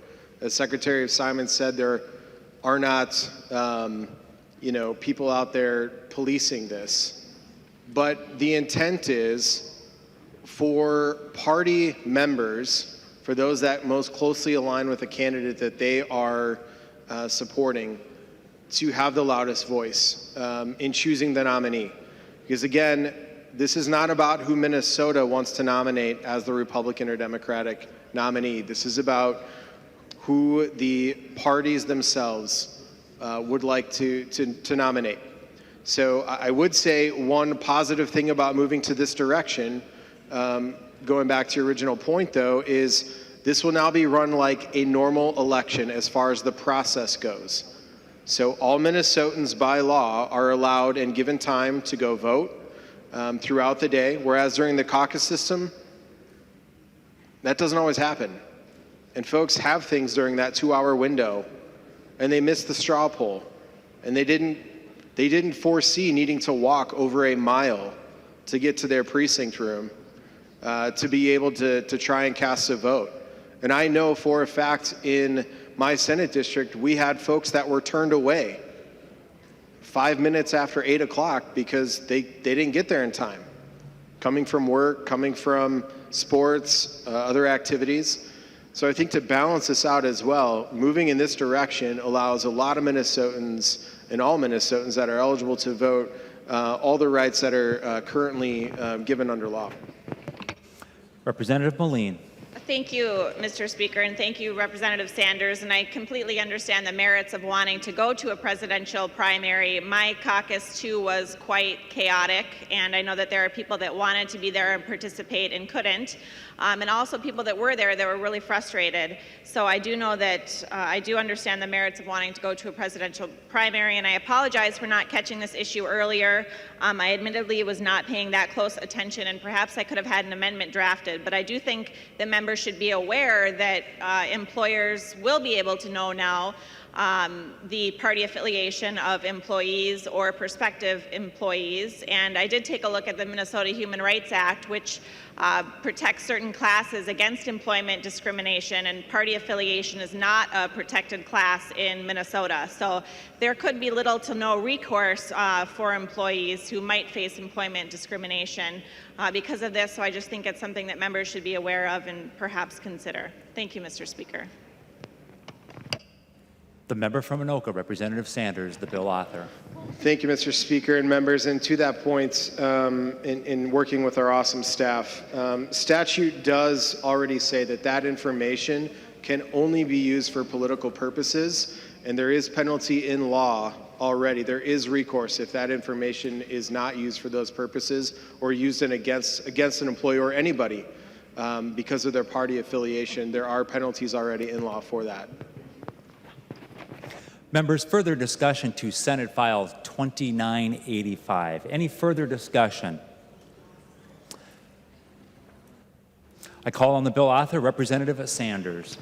Thank you, Mr. Speaker and members. And I just want to thank everyone for the great discussion. It has been a great discussion. I think this is an important step for our state.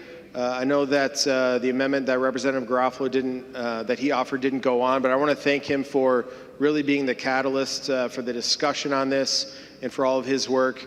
I also want to thank all the major stakeholders and the folks that have spent time on this issue. And you know, when you have the chairman of both parties, Chairman Martin and Chairman Downey, agreeing on something, and when you have the governor and the Speaker of the House and the Majority Leader of the Senate agreeing on something, I think that's a sign that we have something that we should work towards. And I just want to thank everyone for the discussion. I think moving to a presidential nomination primary is a positive step for Minnesota, and I'd ask for your support. There being no further discussion, the clerk will take the roll on the bill.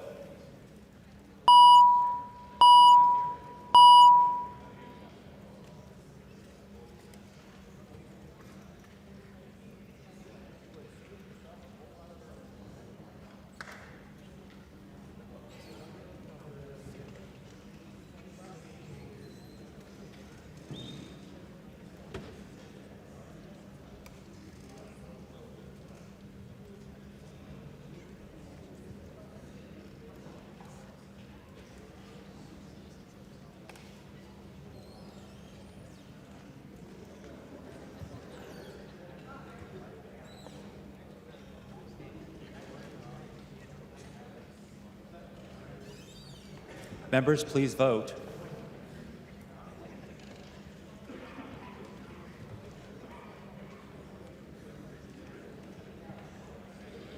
The clerk will close the roll.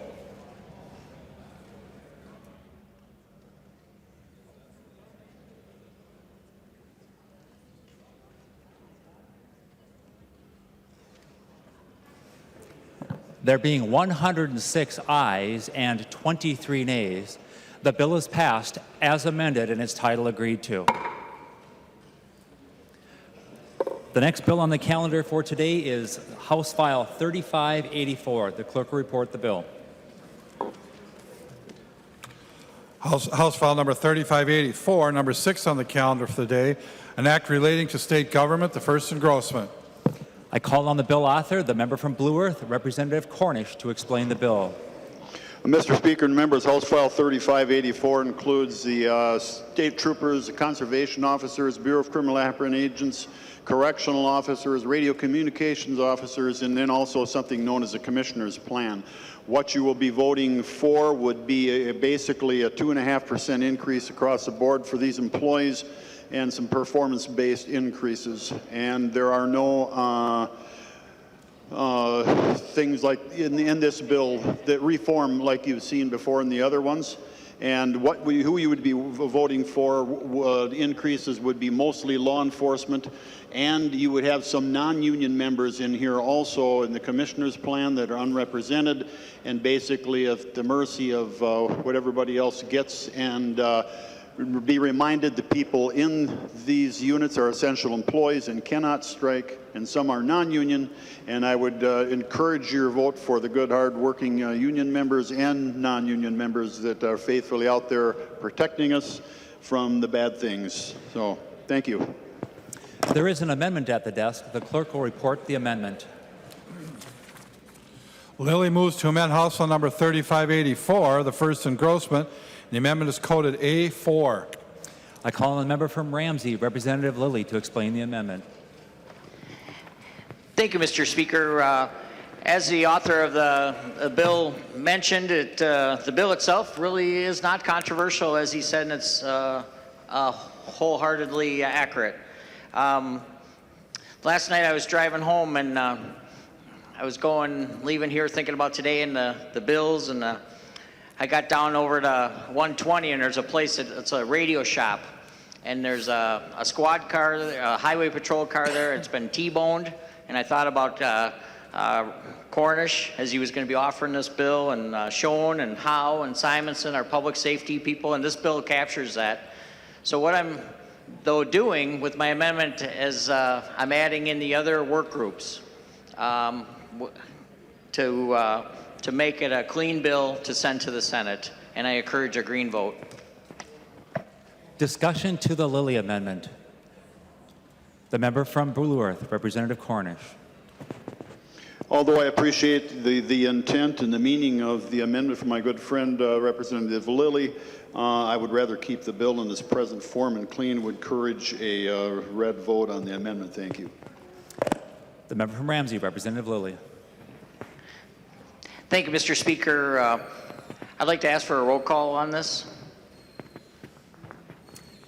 A roll call being requested, and seeing at least 15 hands, there will be a roll call on the amendment. Mr. Speaker, I wonder if Chair Cornish would yield for a question.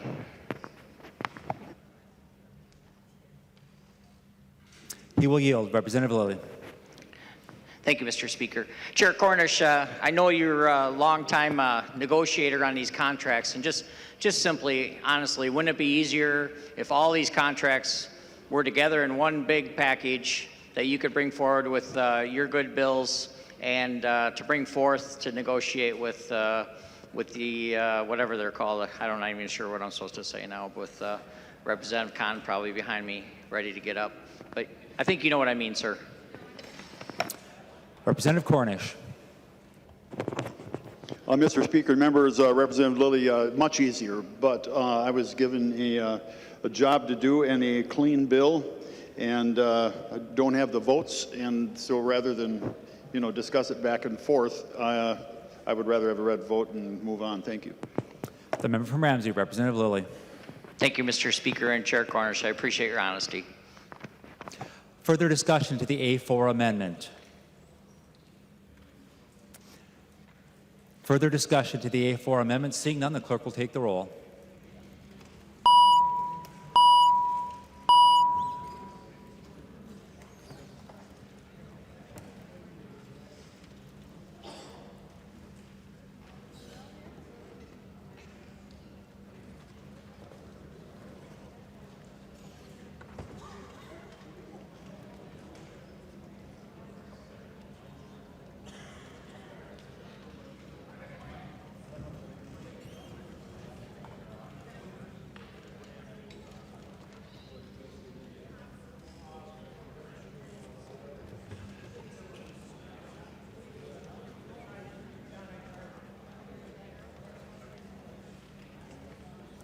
The clerk will close the roll.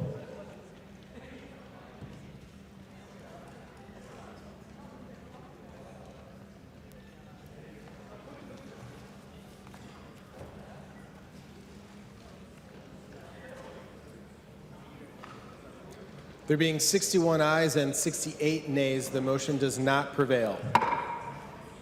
There are no further amendments at the desk. The clerk will give the bill its third reading. Third reading, House File Number 3584. Third reading. Discussion. Representative Lilly. Thank you, Mr. Speaker. Members, again, the bill that Chair Cornish has here is not controversial in and of itself. We very much appreciate that, and hopefully maybe this becomes a vehicle to take care of the bigger picture. But I encourage a green vote. Representative Schoen. Thank you, Mr. Speaker. And would Representative Cornish yield to a question? He will yield. Representative Schoen. Thank you, Mr. Speaker. Representative Cornish, the first labor contract bill we had modified PELRA, affecting every single state employee in the state of Minnesota, including state troopers, really taking it to the middle class. Does this bill modify PELRA and stick it to the middle class, Chair Cornish? A member from Blue Earth, Representative Cornish. Mr. Speaker and members, Representative Schoen, in technical terms, this bill has none of the stuff that the other bill had in it. And Mr. Speaker, Chair Cornish, thank you for getting closer to honoring the spirit of America, patriotism, and freedom. Thank you. Oh, I'm sorry. You're right. Oh, that's right. Any further discussion? Seeing no further discussion, the clerk will take the roll.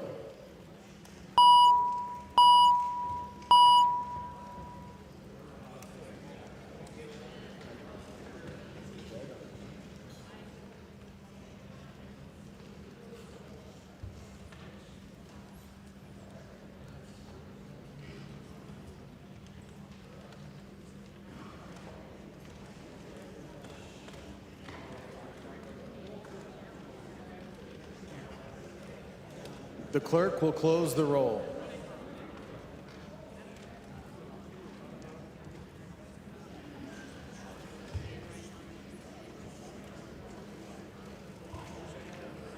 There being 129 ayes and 0 nays, the motion prevails. The bill is passed and its title agreed to.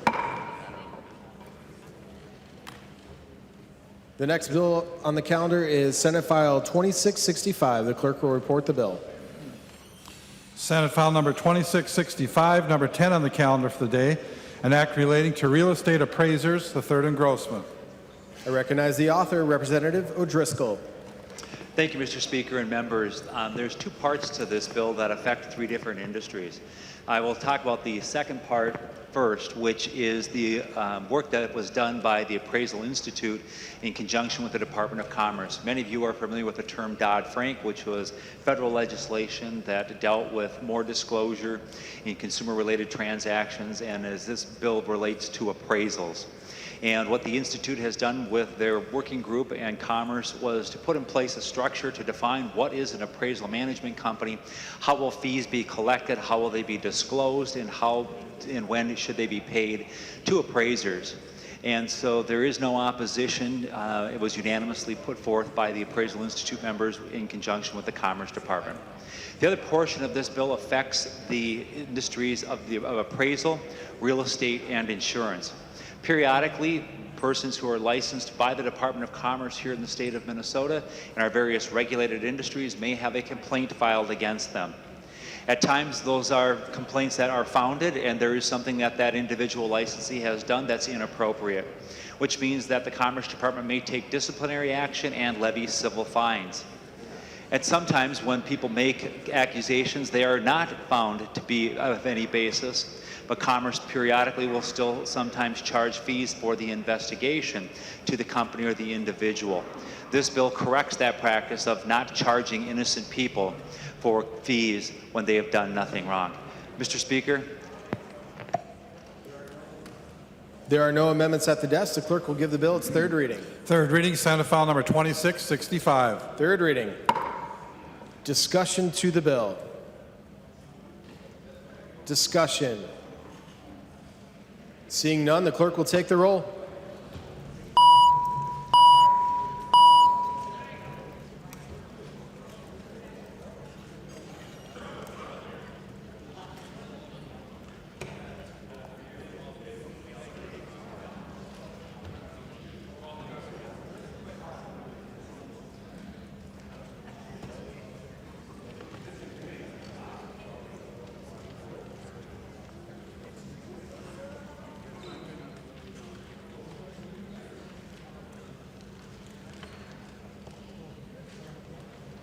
The clerk will close the roll.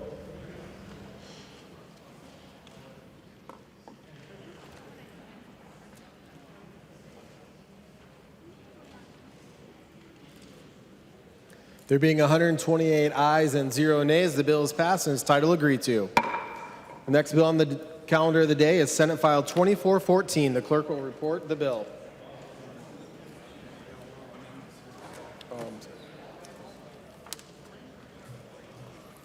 Senate File Number 2414, number 9 on the calendar for the day, an act relating to human services, the second engrossment. Recognize the member from Scott, Representative Albright. Thank you, Mr. Speaker and members. House File 3199 is the Minnesota Department of Human Services agency bill.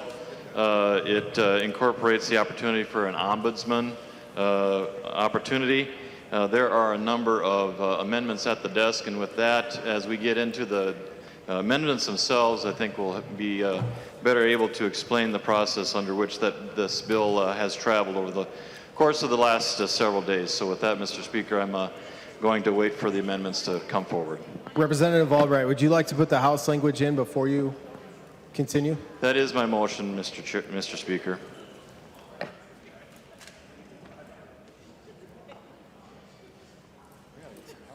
There's an amendment at the desk. The clerk will report the amendment. Albright moves to amend Senate File Number 2414, the second Grossman, as follows. The amendment is coded DEA 3199. The author of the amendment, Representative Albright. Members, this is the House file language. I would urge a green vote. Discussion. Seeing none, all in favor of the DEA 3199, please say aye. Aye.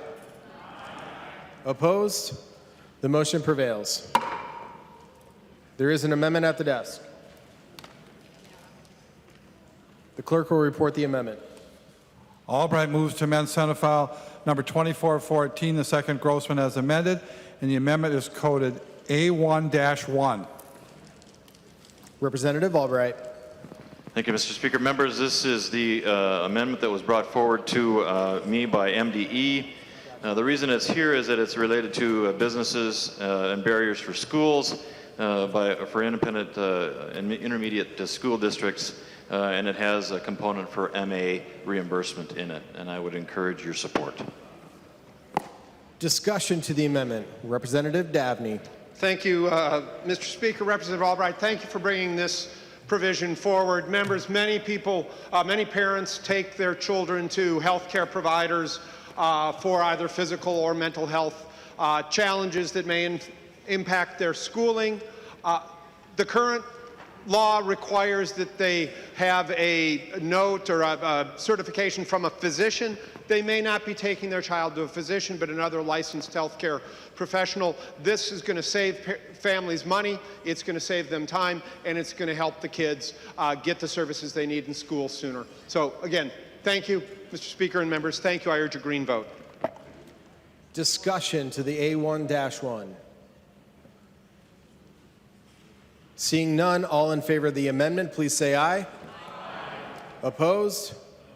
The amendment prevails. There's an amendment at the desk. Zerwas moves to amend Senate File Number 2414, the second Grossman, as amended, and the amendment is coded A2. The member from Sherburne, Representative Zerwas. Thank you, Mr. Speaker. Members, the A2 amendment is durable medical equipment technical fix. We passed a bill last year that authorized the commissioner to change payment rates due to a complication in the language that arose during last-minute conference committee. The commissioner had trouble with that language, and this is compromise language to allow that rate increase to occur and spend the already appropriated money. I urge a yes vote. Discussion to the amendment. Seeing none, all those in favor of the A2, please say aye. Aye. Opposed? The motion prevails. The amendment is adopted. There is an amendment at the desk.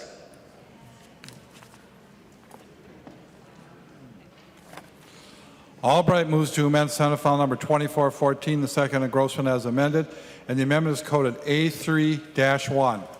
Member from Scott, Representative Albright. Thank you, Mr. Speaker. Members, the A3 amendment is with regard to Minnesota Housing Finance Authority.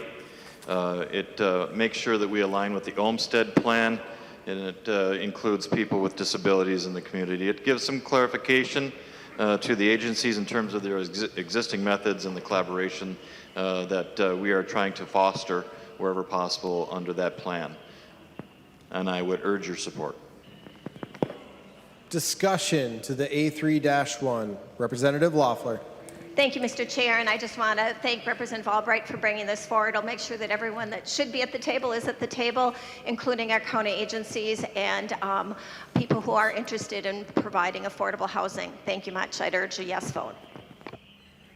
Any further discussion? Seeing none, all in favor of the A3-1, please say aye. Aye. Opposed? The motion prevails. The amendment is adopted. There's an amendment at the desk. Albright moves to amend Senate File Number 2414, the second engrossment as amended, and the amendment is coded A4.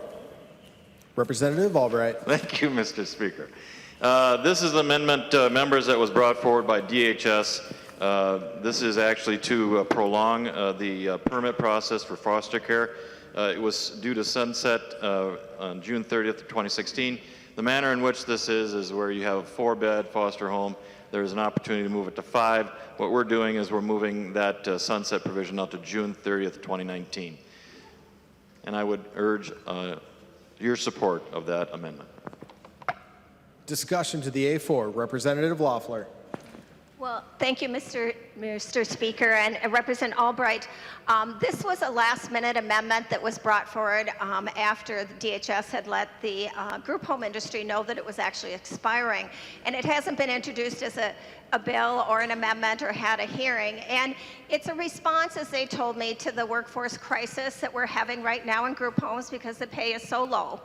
And so they're worried that they might not be able to have safe staffing levels if they're not able to combine maybe some of their group homes together and go to larger ones. This, I think, has some unanticipated consequences, potentially in rural areas where we have right now group homes and corporate foster homes that are having a hard time filling all of their beds. They may have a hard time getting that 4th bed filled.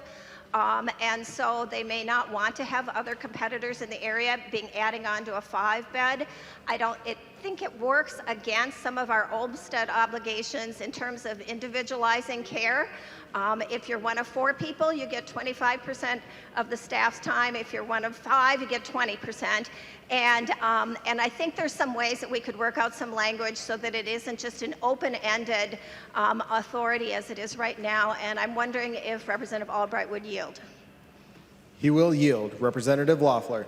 Thank you, Mr. Speaker. And Representative Albright, are you willing to look at narrowing this so it doesn't turn us into a different sort of model of care when we come back from conference? Because this is really broad permanent authority, and I don't think we want to go from a 4-bed standard to a 5-bed standard in general just because we have a workforce shortage, even if we have to make some emergency or crisis exemptions.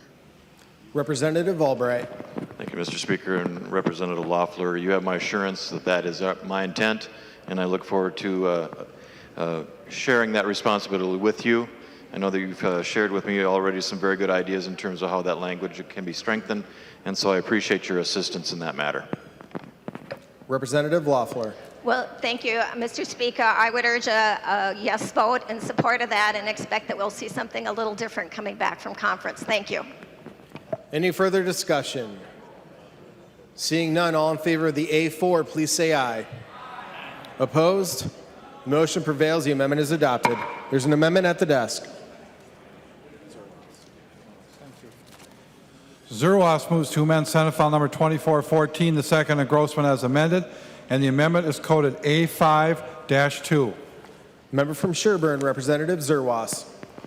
Mr. Speaker and members, the A5-2 amendment is an amendment that deals with a situation we learned about in Health and Human Service Finance Committee.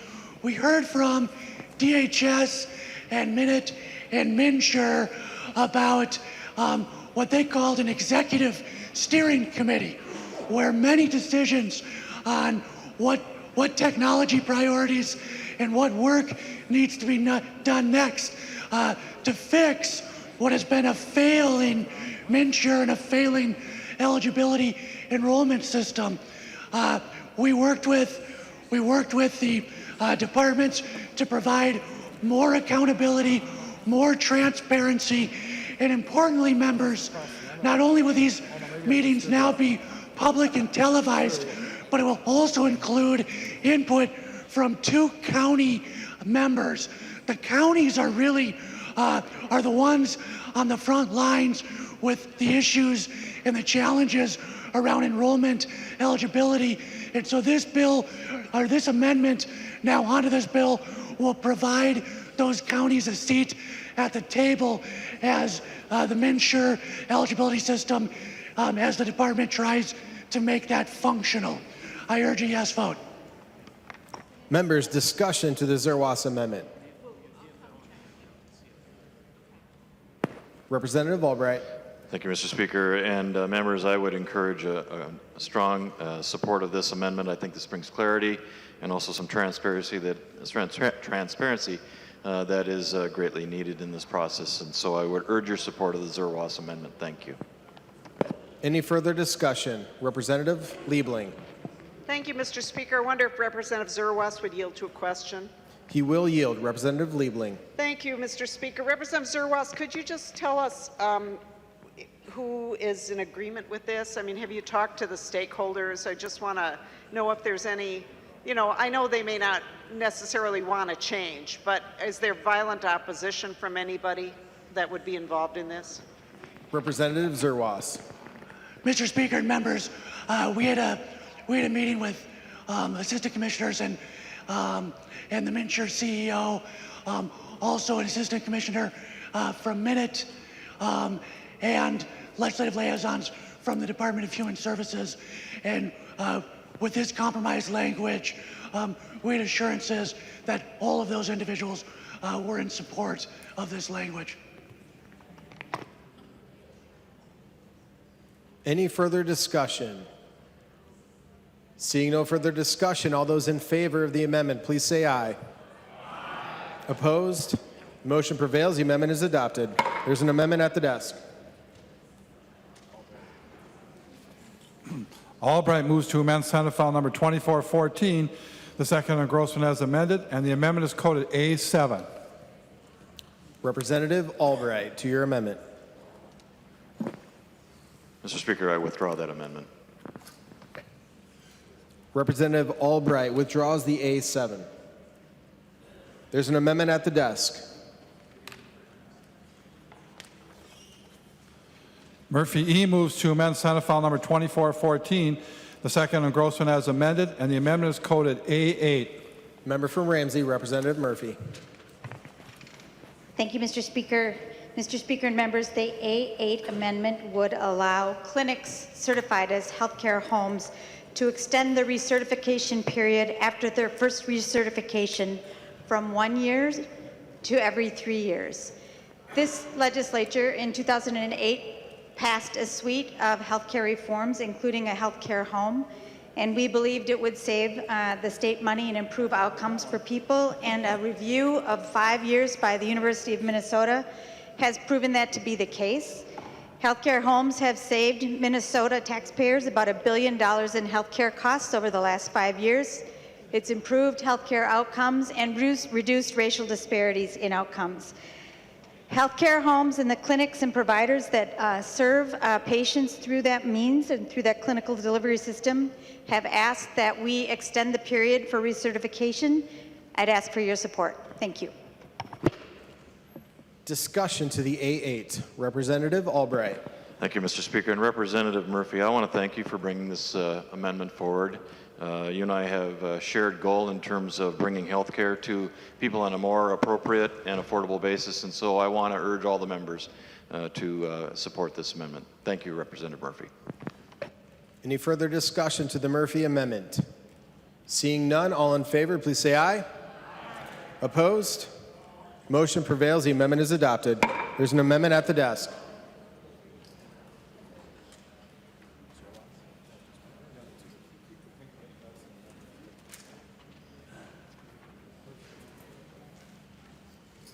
Zerwas moves to amend Senate File Number 2414, the second engrossment as amended, and the amendment is coded A14. Member from Sherburne, Representative Zerwas. Mr. Speaker, I believe there's an amendment to the amendment. There is an amendment to the amendment. Zerwas moves to amend his amendment to Senate File Number 2414, the second engrossment as amended, and the amendment to the amendment is coded A15. Representative Zerwas. Thank you, Mr. Speaker and members. Members, the A14 and the A15 amendments represent the work of the licensure subcommittee and the work that was done throughout the committee process. The A15 amendment to the amendment is the language to match it up with the Senate language that is in their supplemental budget bill. there was some hesitation to include some of the licensure language in the supplemental budget bill, and so I wanted to move it separately. I urge a green or a yes vote on both amendments. Thank you, Mr. Speaker and members. Discussion on the amendment to the amendment. Seeing none. All in favor of the amendment to the amendment, please say aye. Aye. Opposed? Motion prevails. The amendment to the amendment is adopted. Representative Zerwas. Thank you, Mr. Speaker. Members, I urge a yes vote. Any discussion to the A14? Representative Liebling. Thank you, Mr. Speaker and members. Well, you know, I think it's just a little bit troubling that we would be adopting this here tonight. I mean, a couple of these things did go through committee without a problem, but I know that the part about the lactation specialist, I don't think moved forward. Well, I know it had a committee hearing, but I think there were concerns with it. And this is, I just wanted to rise to say this is not something that I'm entirely comfortable with, putting this on this bill tonight. I know that there were some sections on licensing in the supplemental budget bill that went through that are still under discussion. I don't know what's happening with those. I mean, of course, members want to move sections forward on different vehicles.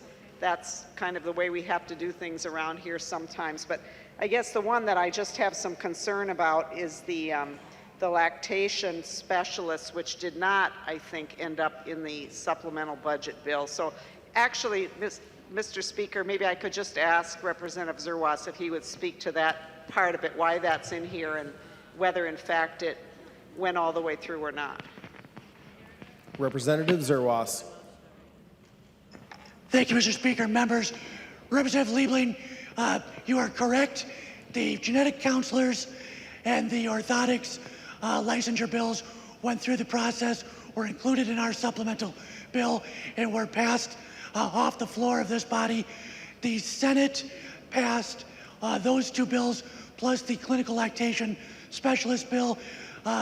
As of today, 2 of the 3 have been adopted into the supplemental bill. As same and similar, in discussion remains on the clinical lactation piece. Members, this is an opportunity to move the bills forward. We had robust discussions with about clinical lactation and the importance of clinical lactation counselors and the support and what that means for the health and well-being of children. And it's been through the process in the Senate, and we're ready to move it forward, members. Thank you so much. Representative Liebling. Well, thank you, Mr. Speaker. And I don't know if members are, you know, how much members care about this kind of stuff, the members who are not on Health and Human Services. But licensing is kind of a constant, kind of a controversial area. And one of the problems with licensing is that people use licensing to fence out other people from doing the same job. So it becomes kind of an anti-competitive force sometimes. And I don't have, as I said, I don't really have a lot of problems with the genetic counselor one or with the other ones, orthotists. But, and I certainly recognize the importance of these lactation specialists, and we're not here tonight. I'm not rising to debate the importance of breastfeeding, far from it. But there, as I recall, there was a lot of opposition to this in committee. We got lots of emails from people who did not want to be licensed, felt they were going to be fenced out. And members, often when people want to be licensed, the real reason they want to be licensed, and usually this comes from people who want to be licensed, not only are they often looking to fence others out, I'm not saying that's the case in this instance, but what they are doing, and I believe it was admitted in committee, is they're asking for licensing so they can be paid directly by Medicaid. So even though there's not probably a fiscal note with this, and I think the implementation has been pushed out now for this, but It is a fiscal issue for the state because it becomes, we want to be licensed because we want to be able to bill Medicaid. And I just don't think that this is, I'm really reluctant to see this go on. I wish this was separate, not all lumped together. But members, I'm going to vote no on this. I just, you know, I don't want to see this move forward like this. I think the Senate is a lot looser about licensing than we are in the House, just like they are about some other issues. And there is a very important statute. I've talked to many of you about it. We already have Section 214 in law, which sets out criteria that we use to decide whether an occupation should be licensed. And the real criteria in law is whether we need that licensing for public safety. In this case, we do not need to license lactation specialists for public safety. So I really urge members to vote no on this amendment. Member from Olmsted, Representative Quam. Thank you, Mr. Speaker, and I'd like to divide the amendment. First division is between 933 and 934. The second break point is between 1713 and 1714. That would have this controversial lactation licensure portion separated for a separate vote on itself and merits.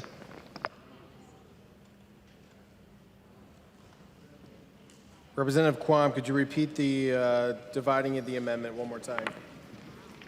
Most certainly. The first dividing point is on page 9, between the lines of 933, 934, so it's separate just before section 12. And the next dividing point would be between lines 1713 and 1714, just before section 20.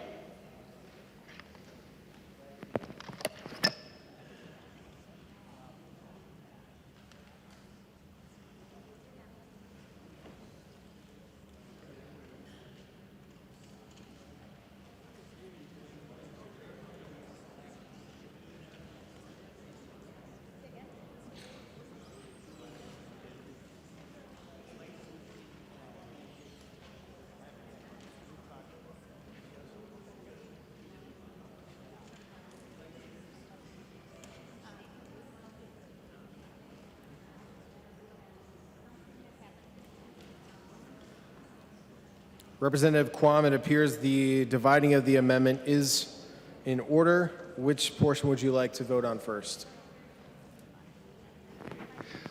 I would like to vote on the portion between the two division points, break points, which would be the lactation Mr. Speaker?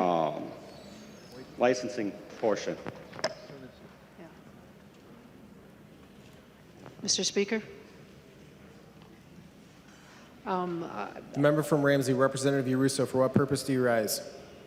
Well, I'm not sure what point to call it, but to offer a possible correction to where Representative Quam would like to divide things.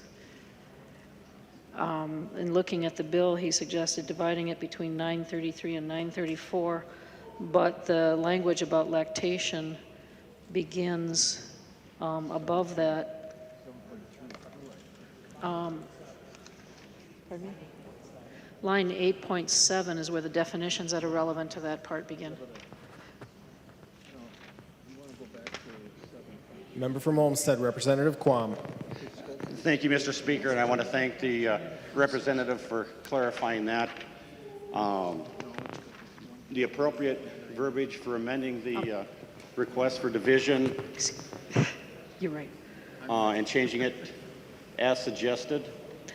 Excuse me.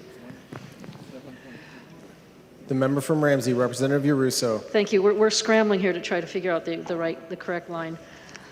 Representative Uruso, I'd encourage you to work with Representative Quam offline. Okay. Representative Quam, do you have your division ready for the chief clerk to report? Yes. 7.31, 7.32,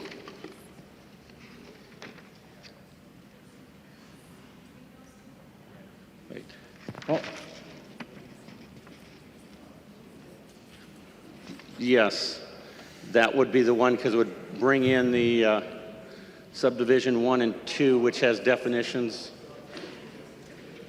So it would be 731732, and it'd have the same termination break of 1713 and 1714. The clerk will report the first portion. Mr. Speaker, point of parliamentary inquiry. State your point of parliamentary inquiry. Mr. Speaker, I believe that termination would still, suggested by Representative Quam, would still leave lactation in two different places in the proposed motion. So I guess I'm wondering if that's permissible, or if instead Representative Quam intends to have the termination be between 19.26 and 19.27, which I think would isolate lactation consultants in the middle. Representative Pinto, Representative Quam has made his division. Call on Representative Quam. Thank you, Mr. Speaker. Yes, I will. 1926, 1927. Apparently this was more extensive than I first anticipated. Representative Quam, would you like to divide the amendment? Yes, I would like to divide the amendment. Please state the division and which portion you'd like to vote on first. Mr. Speaker, point of parliamentary inquiry. State your point of parliamentary inquiry. Mr. Speaker, is there a motion or some way that we could lay this over so that we could give Representative Quam a moment to think this through and maybe work with Representative Yarusso to come up with the proper division, save us all a little time? Representative Liebling, yes, there are motions that would do that.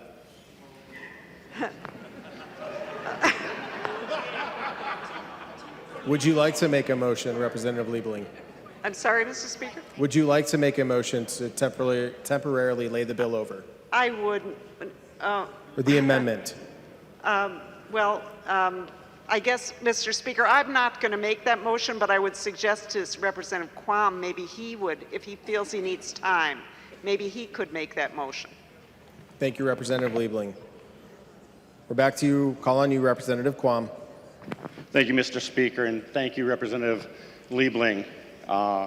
If I could do an inquiry on a parliamentary question as to the appropriate verbiage to allow me additional time to confirm.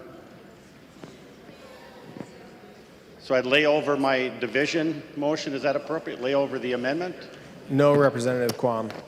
You can make a motion to temporarily lay over the amendment.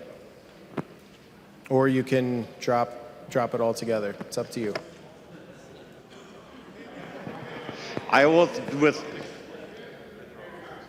withdraw the motion at this time. We are back on the Zerwas A14. Any discussion to the Zerwas A14? The member from Sherburne, Representative Zerwas. Mr. Speaker, members, the clinical lactation piece has passed the Senate. The language that we adopted from the Senate is compromise language. There is no lactation groups that oppose this amendment as it went through the Senate. I highly encourage a yes vote, Mr. Speaker. Thank you. Members, is there other discussion? The member from Ramsey, Representative Isaacson. Thank you, Mr. Speaker. Well, I had actually the lactation consultant that assisted with my family talked with us and contacted me later after we went through that phase and asked us if we would help get involved in this issue, and I've been very supportive, and I think that Representative Zerwas has done a wonderful job, and I think this is exactly what's needed, and I hope that you'll take the time to consider that, and definitely dividing the amendment is just a bad idea. Thank you. The member from Hennepin, Representative Clark. Thank you, Mr. Speaker. I'm wondering what the position of the La Leche League was on this motion. And Representative Zerwas, would you yield, please? He will yield. Representative Zerwas. Mr. Speaker and members, as this compromise language worked its way through the Senate, there was no opposition in its final hearings from advocacy groups. Any further discussion on the A14? Member from Wabasha, Representative Drazkowski.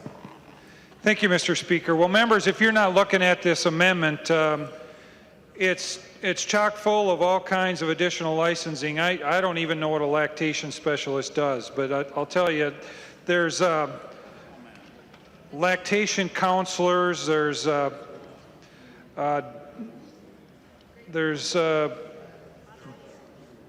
breastfeeding consultants, there's a $600 fee, members, to be a consultant for some of this stuff. There's $200 fees in other areas that we are adding into this. We are creating a huge increase in the scope of government. The Department of Human Services, members, last time I checked, is oversized and overpowered, and we're going to oversize and overpower them even more. This is a bad idea. We continue to add more licensing ideas because we feel good about it and because some of our constituents came forward and said, well, I would like us to have this new licensing area. Well, Representative Liebling had it exactly right. Members, what happens is you get a group of people who come forward and they want to create this thing called fencing. And what they do with fencing is they put up a fence and they say, I've got the credentials, I've paid the money, and guess what? You haven't, and you can't get in.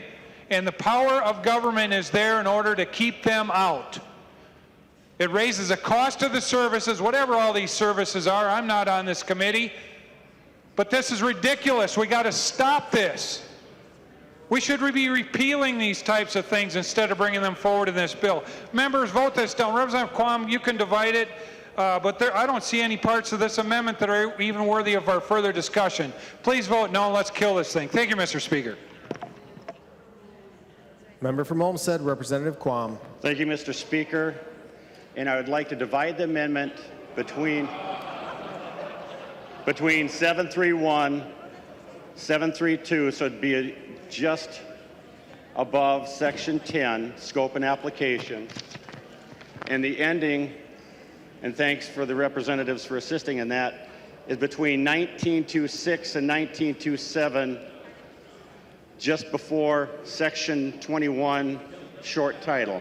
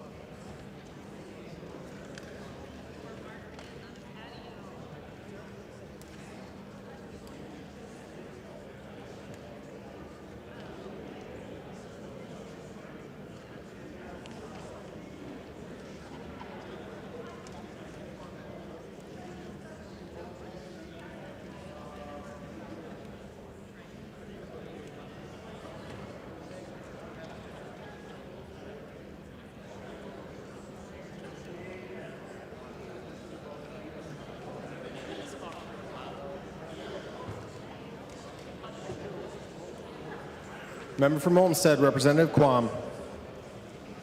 Thank you, Mr. Speaker. Being informed that the broader division is not divisible, I'd like to return to the initial division, 933, 934, the first break, and 1713, 1714, because I was informed that division was divisible.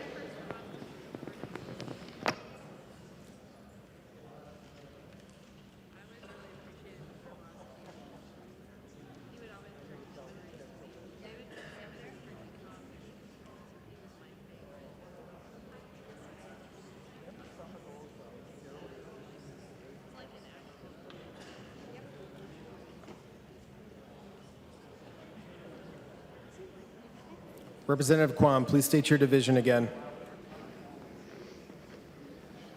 As was approved before, 933, 934, break at that point, and the next break is between 1713 and 1714, which the original one, which was said to be divisible,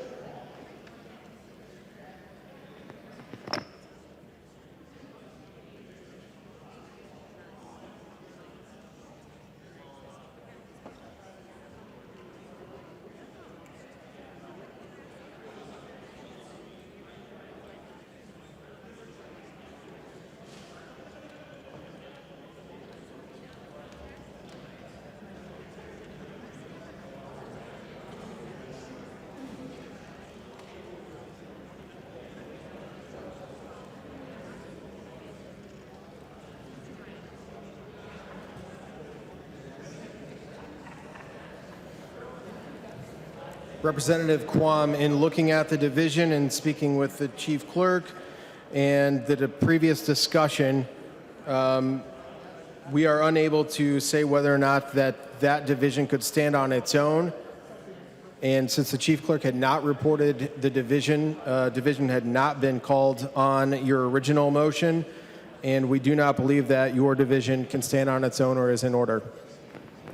Mr. Speaker. Member from Olmsted, Representative Quam. Thank you, Mr. Speaker. Apparently, I've exhausted all approaches of dividing this out, so I'll have to vote on it as part of the entire amendment. Any final discussion to the A14? Seeing none, all in favor of the A14, please say aye. Aye. Opposed? No. Motion prevails. The amendment is adopted. Division has been requested. Those in favor, please stand.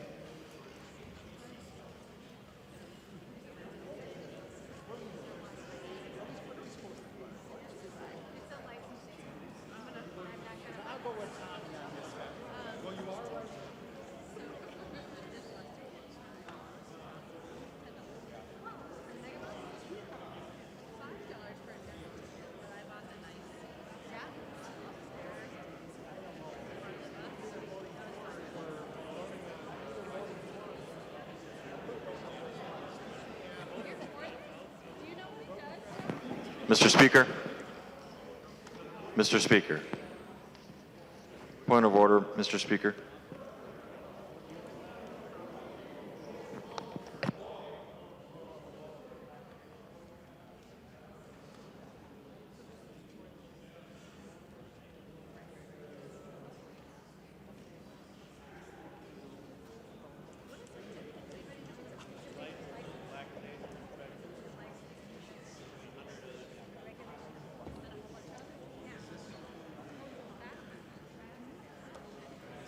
There are 25 in favor. The motion does not prevail. The amendment is not adopted. There is an amendment at the desk.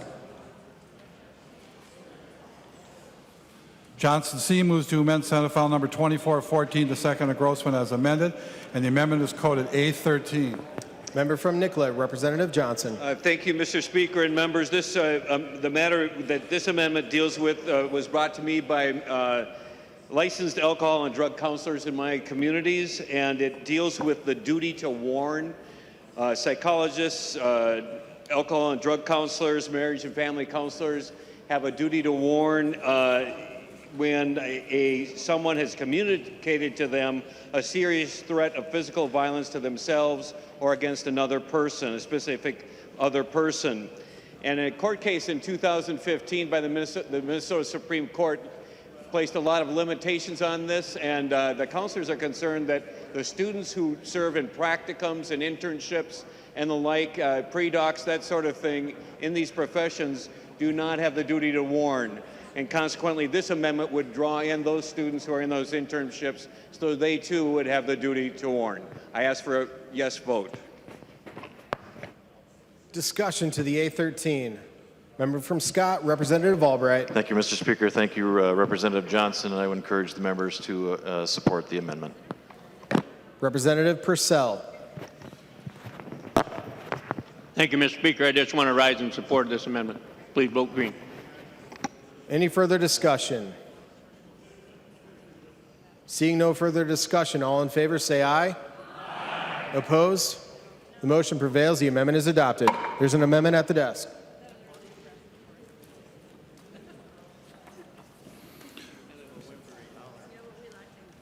Freiberg moves to amend Senate File Number 2414, the second engrossment as amended, and the amendment is coded A9.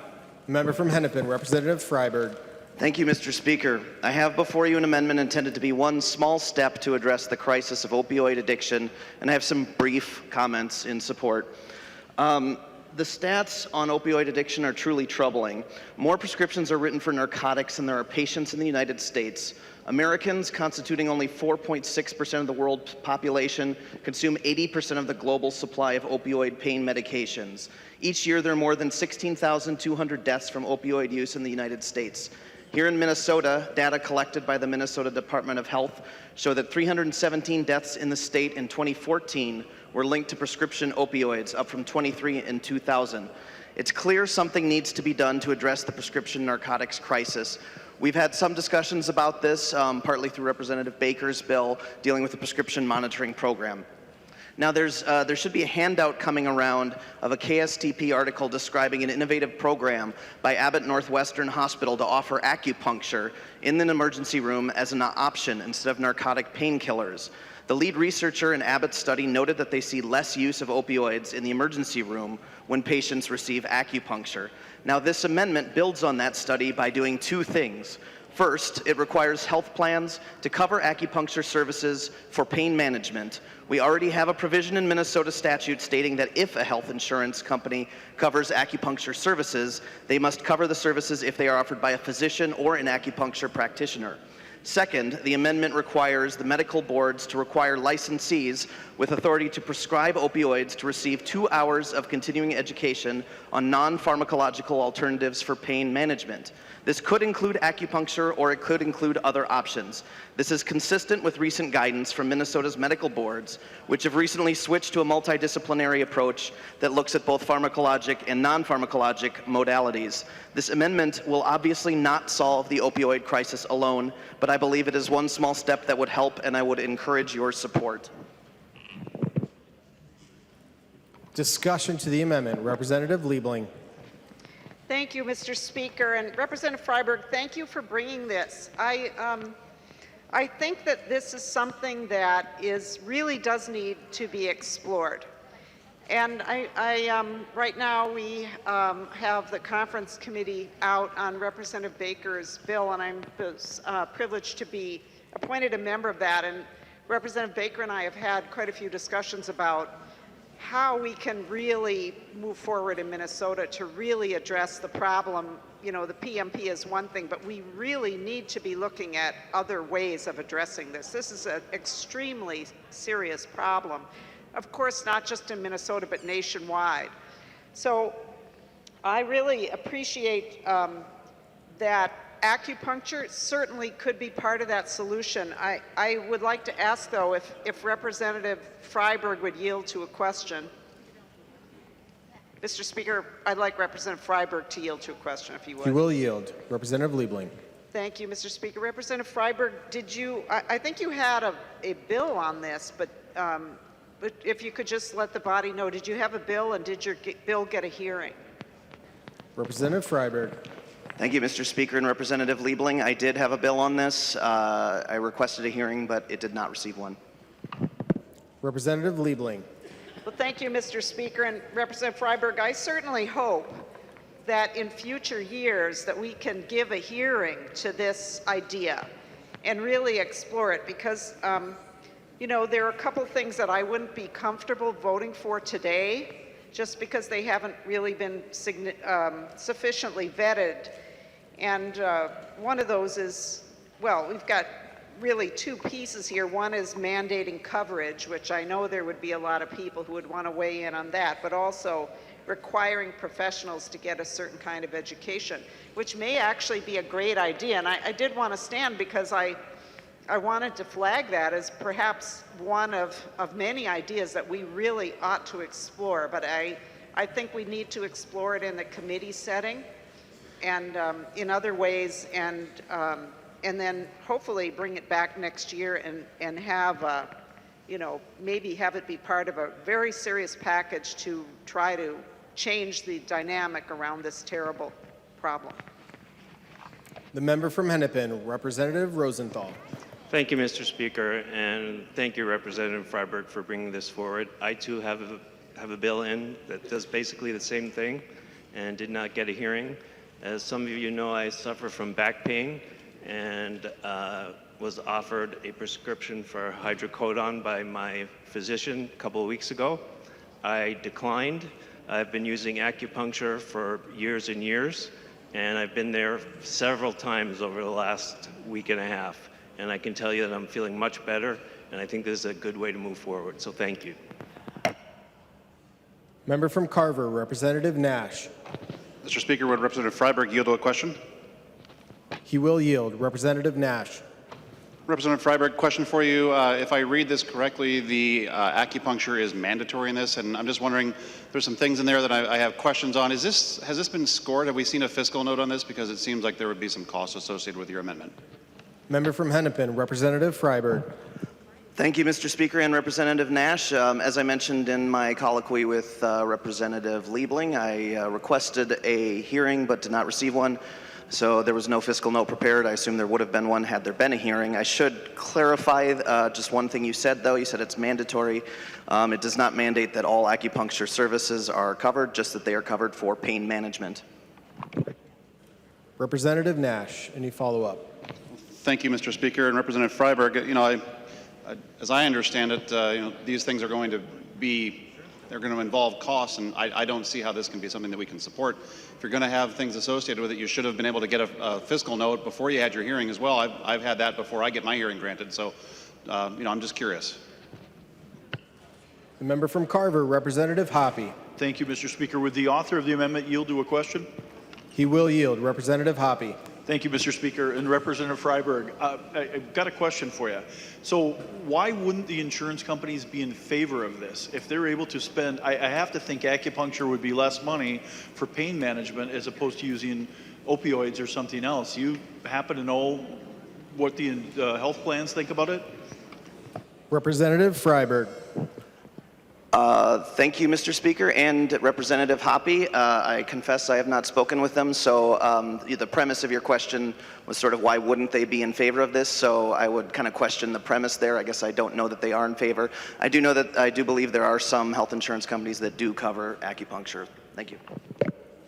Representative Hoppe. Thank you, Mr. Speaker, and Representative Freiberg. I think you're onto something here, and I think we should go back to what Representative Liebling said, and this is something we should take a look at. If I'm an insurance company, I have to think it's less expensive, and if it's going to help a patient be less intrusive, be quicker, and not be using narcotics or opioids or something, I think that's got to be a good thing, and I think it's something that we should take a hard look at next year. Thank you, Mr. Speaker, members. Member from Scott, Representative Albright. Thank you, Mr. Speaker, and Representative Freiberg, for some of the reasons that I've heard in your responses to Representative Nash as well as to Representative Hoppe, I would urge members to not support this amendment. Member from Hennepin, Representative Clark. Thank you, Mr. Speaker. Actually, I'd like to urge members to support this amendment. It's been a long, long time coming. when I first got elected, acupuncture was kind of in the closet. It was neither legal nor illegal. And it wasn't until about 6 or 8 years after I was here that we finally started getting into the point of where we're looking at acupuncture and coming up with standards and dealing with the Minnesota Department of Health and so on. And since then, we now in Minnesota have 2 schools of acupuncture. It's a highly respected profession. And it's not just I think what you're doing here too is not just the weekend course for a physician who's going to take acupuncture, but it's the real thing where you get real good acupuncture studying and theory and so on. It's based on what's called Oriental medicine. It's really deep. It works. And I'll just tell you, I had all 4 of my wisdom teeth pulled about 25 years ago using acupuncture. And it was great, and the dental hygienist said, do you think this would work for labor? And she was quite impressed because it was fine, it was painless. And I just want to say that, remember Richard Nixon went to China and we learned about acupuncture as an anesthesia method. And before then, there was no real understanding of this very ancient medical practice. Requires a lot of skill. It's a really important practice, and it is cost saving. Some insurances do cover it, some don't. And so I just want to thank you, Representative Freiberg, and I urge everyone to vote for this amendment. The member from Washington, Representative Dean. Thank you, Mr. Speaker. Would Representative Freiberg yield to a question? He will yield. Representative Dean. Thank you, Mr. Speaker and Representative Freiberg. Representative Freiberg, I'm not reading it very carefully, and I don't really understand whether or not this would cover state employees in your bill, or would it exclude state employees? The member from Hennepin, Representative Freiberg. Thank you, Mr. Speaker and Representative Dean. The opening language says all health plans must cover acupuncture services. So if it is a state employee who is covered under a health plan, I would read this to mean that they would be included. The member from Washington, Representative Dean. Thank you, Mr. Speaker and Representative Freiberg. And I agree with you that acupuncture can provide pain relief and management for lots and lots of people who can and do use this service. However, this bill was not heard in committee. It did not move through the process. It did not receive a fiscal note. However, if you had, I can assure you that it would have cost. We are mandating another service onto our own plans and on that of state employees. And for that, Mr. Speaker, I would rise under 4.03 that this would affect the budget because this would cost money. And therefore, I would find that this would be out of order because it violates the budget resolution, and I ask that you find the point of order well taken. Representative Dean rises to a point of order under House Rule 4.03. Advice. Member from Hennepin, Representative Freiberg. Thank you, Mr. Speaker. This has come up before on other amendments. And other members have spoken probably more eloquently than I can, but it is the discretion of the Speaker to consider the budget resolution, and if he or she so decides to set it aside if it's an important issue. I believe this is one, and I believe that the point of order should be not well taken. Advice. Representative Yaruso. Thank you, Mr. Speaker. I rise for advice.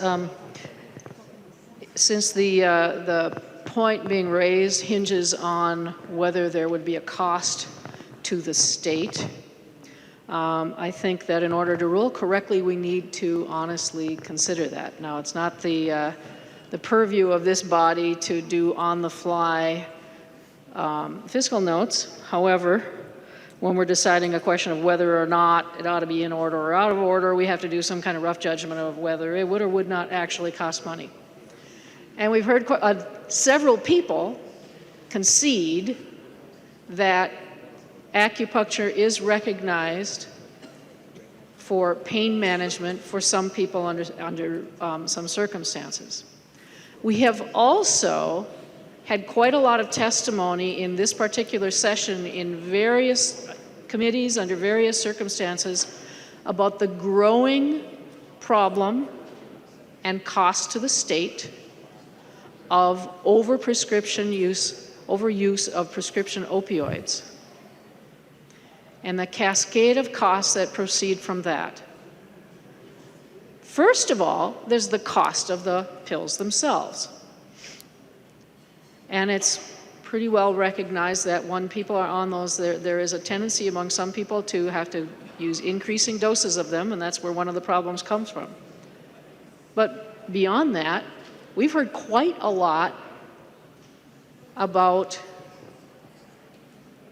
the near epidemic of opioid addiction problems that are happening all across the country.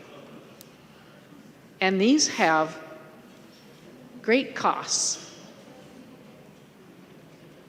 The cost of acupuncture is pretty low. And so if we take an honest personal assessment, everyone just, I'm not even trying to give you any numbers, but just an honest stop and think about it for a moment.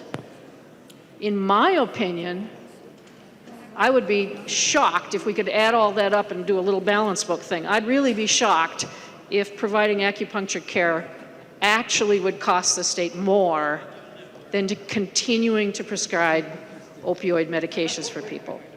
So I would urge the speaker to consider the point not well taken. Thank you. Hearing advice from Representatives Dean, Freiberg, and Yarusso, I find the point of order well taken. There are no amendments at the desk. The clerk will give the bill its third reading. Third reading, Senate File Number 2414, as amended. Third reading. Discussion.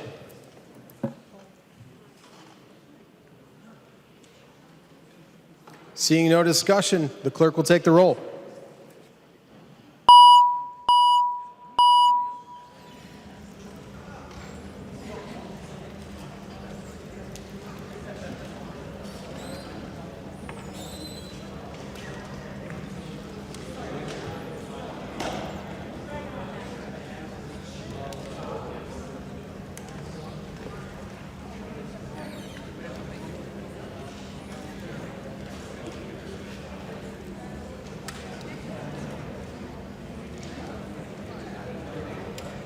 The clerk will close the roll.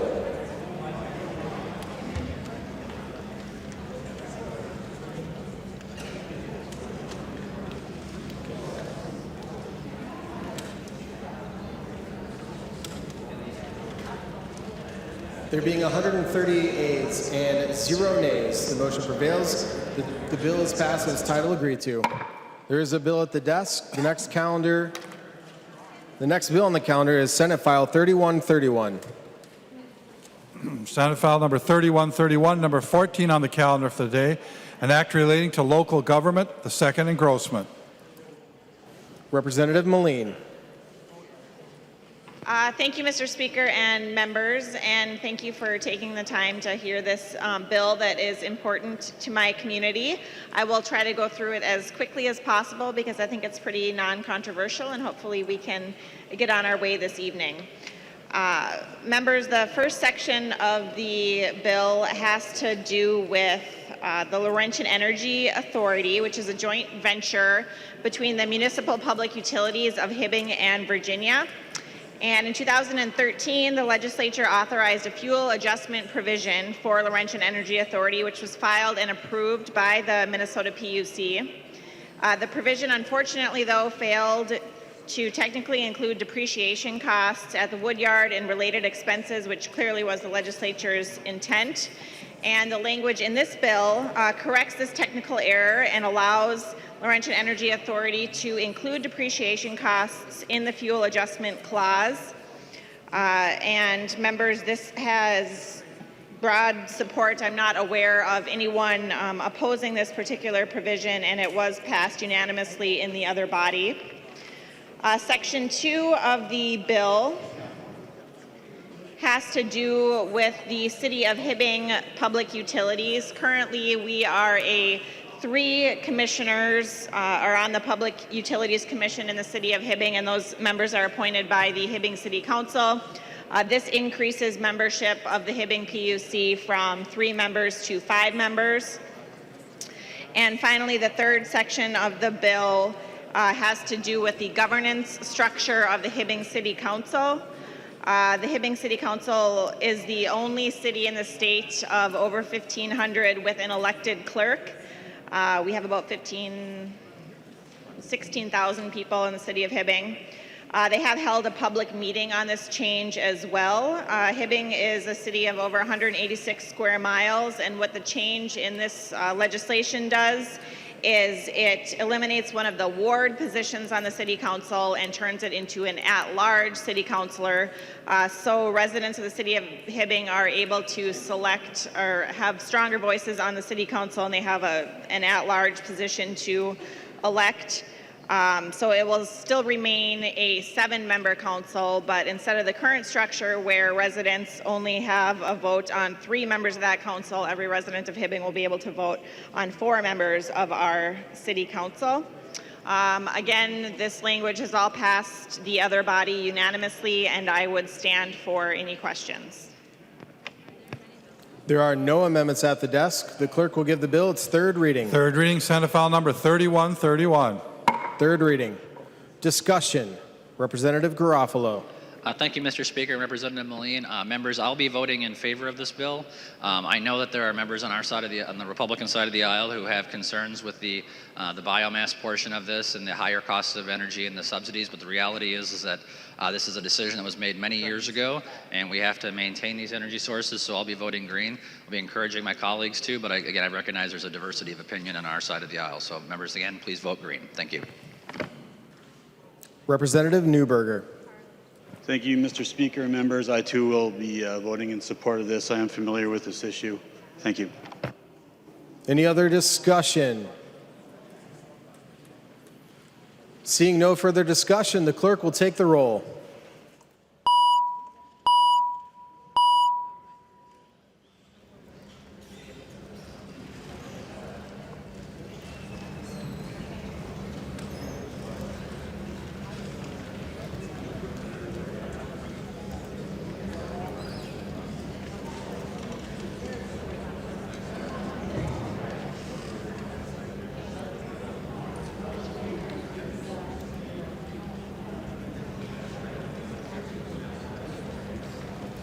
Members, please vote.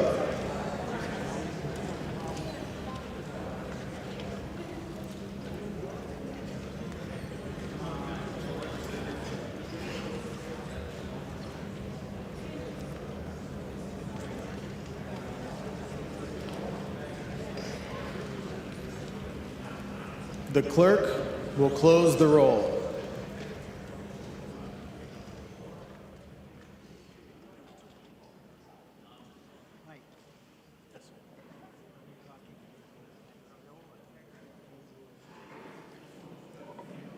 There being 89 yeas and 40 yeas, the bill is passed and is title agreed to.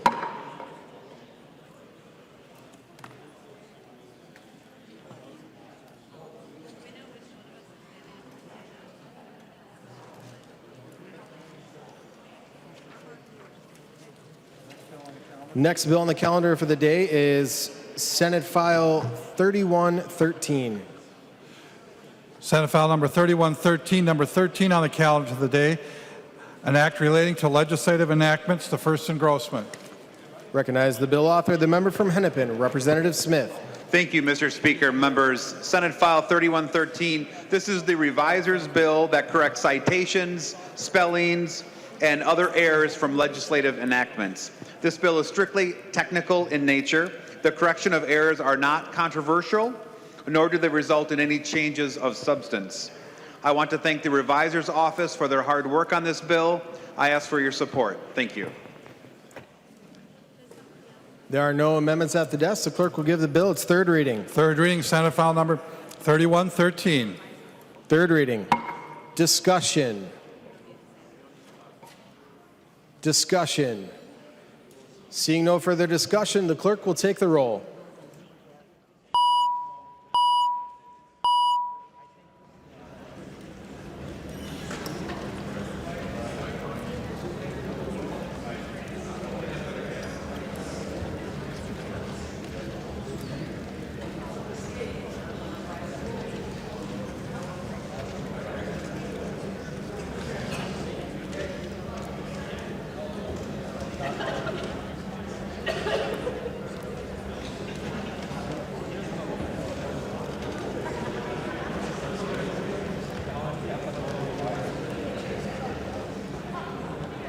clerk will close the roll.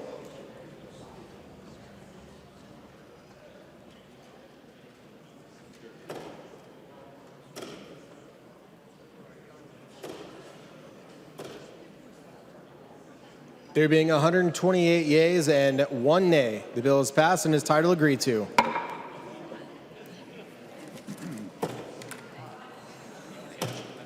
Report from the Committee on Rules and Legislative Administration. Peppin from the Committee on Rules and Legislative Administration, pursuant to Rules 1.21 and 3.33, designates the following bills to be placed on the calendar for the day for Sunday, May 22nd, 2016, and establishes a pre-filing requirement for amendments offered to the following bills. Senate file numbers 588, 877, 2752, 2791, and 3483. There being no objections, we'll revert back to messages from the Senate. Hearing no objections, messages from the Senate. Message from the Senate.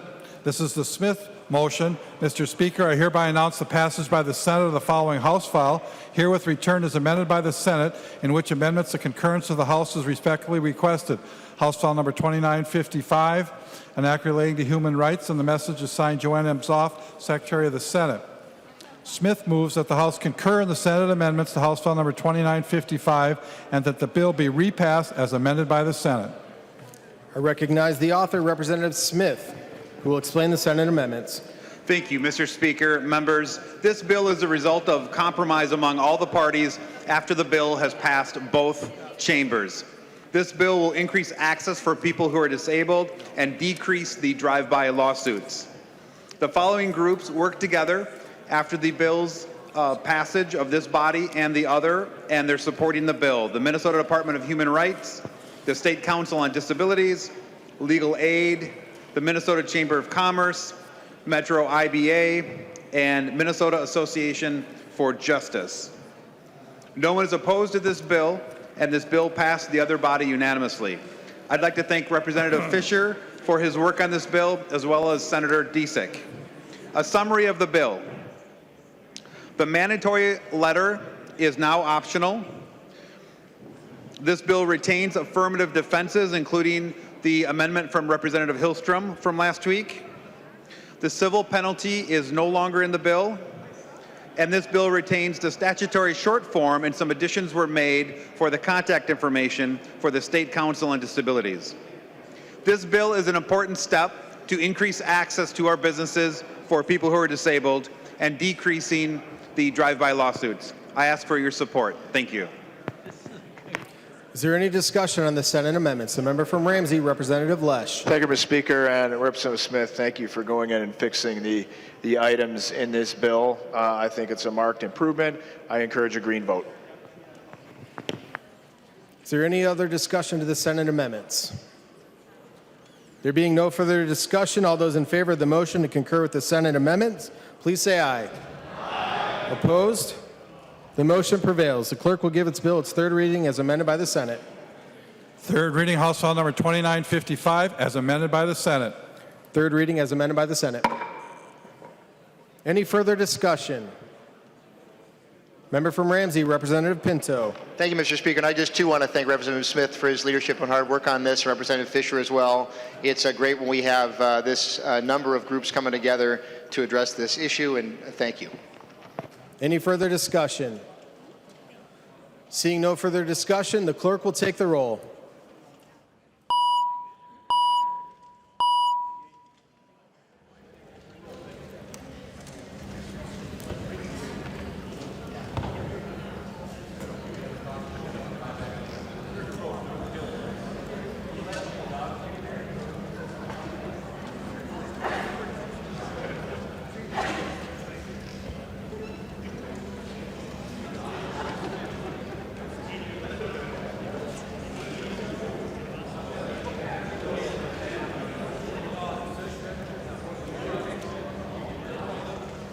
The clerk will close the roll.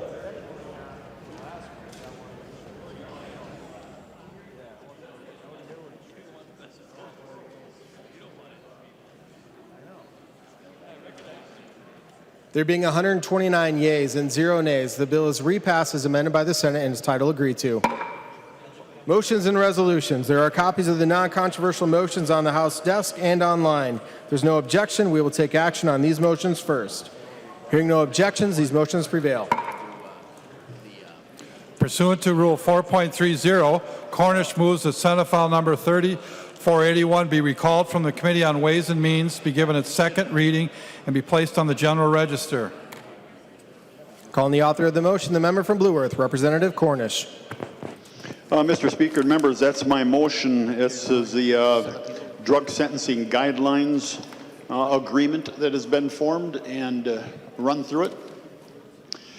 Members, this is the drug sentencing guidelines agreement. I'll run back through a little history. I think it's a pretty good agreement. I'm hoping to get a lot of green votes on both sides. Earlier this year, as you know, the Drug Sentencing Guidelines Commission, or the Sentencing Guidelines Commission, came out with a report for drug sentencing reform. And there was a number of us that thought it went too far. And so I filed a bill proposal to reject the proposal completely, and voted through committee, and it sat on the House floor.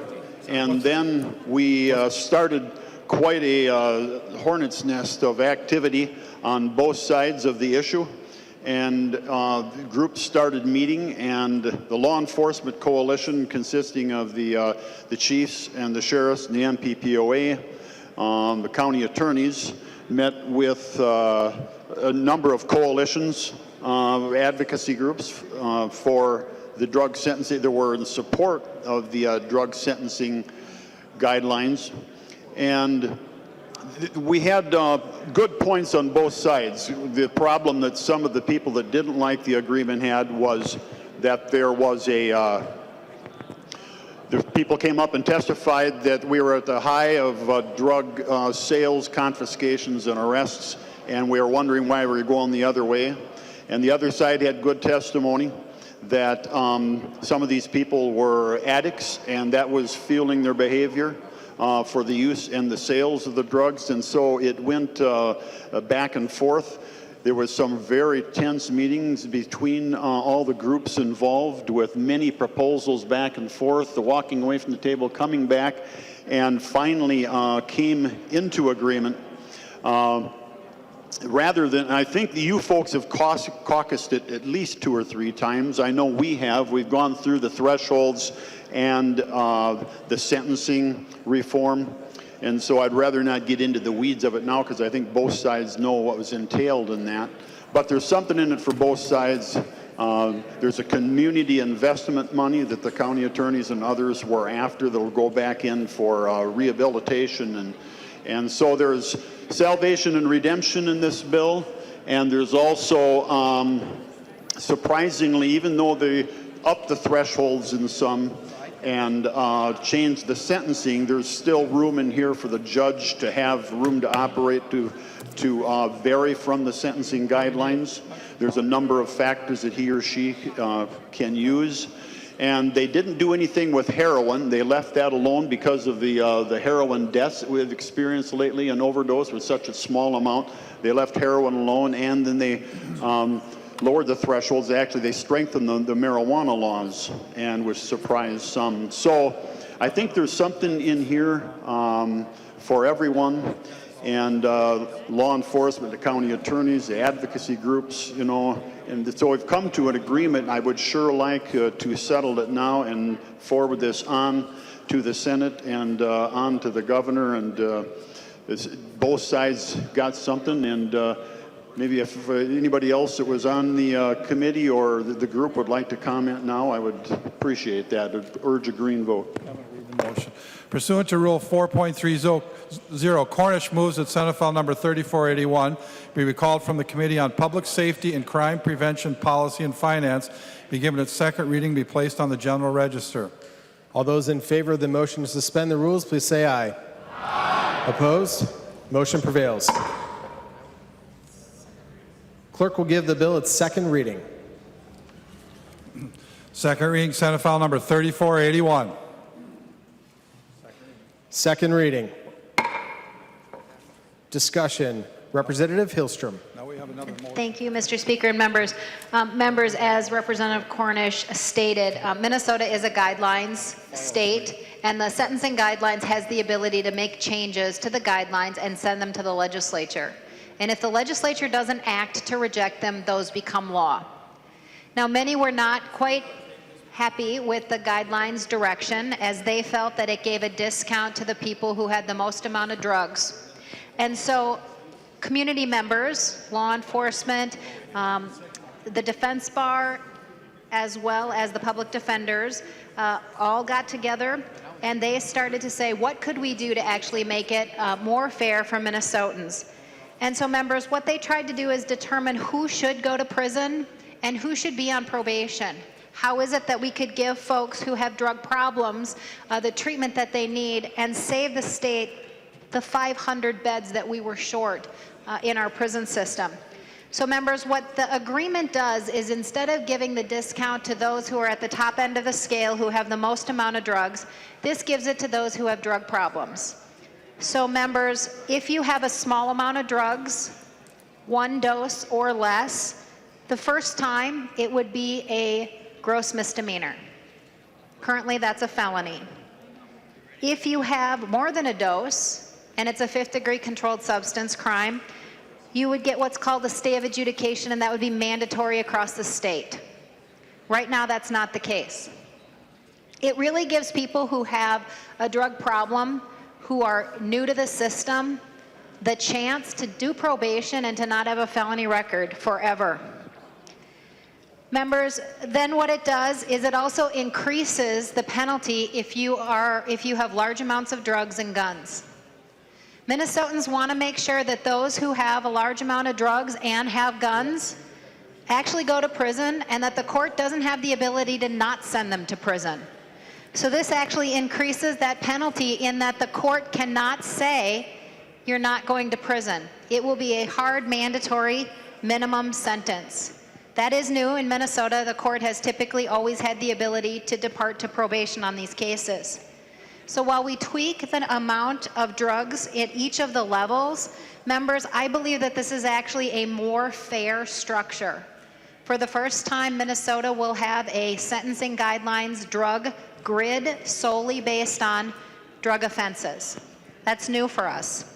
And members, it really gives people the opportunity to take advantage of treatment, to put some money for rehabilitation, and it gives Minnesotans the ability to say, we are going to send the people to prison who attempt to profit and who are dangerous by carrying guns when they sell drugs.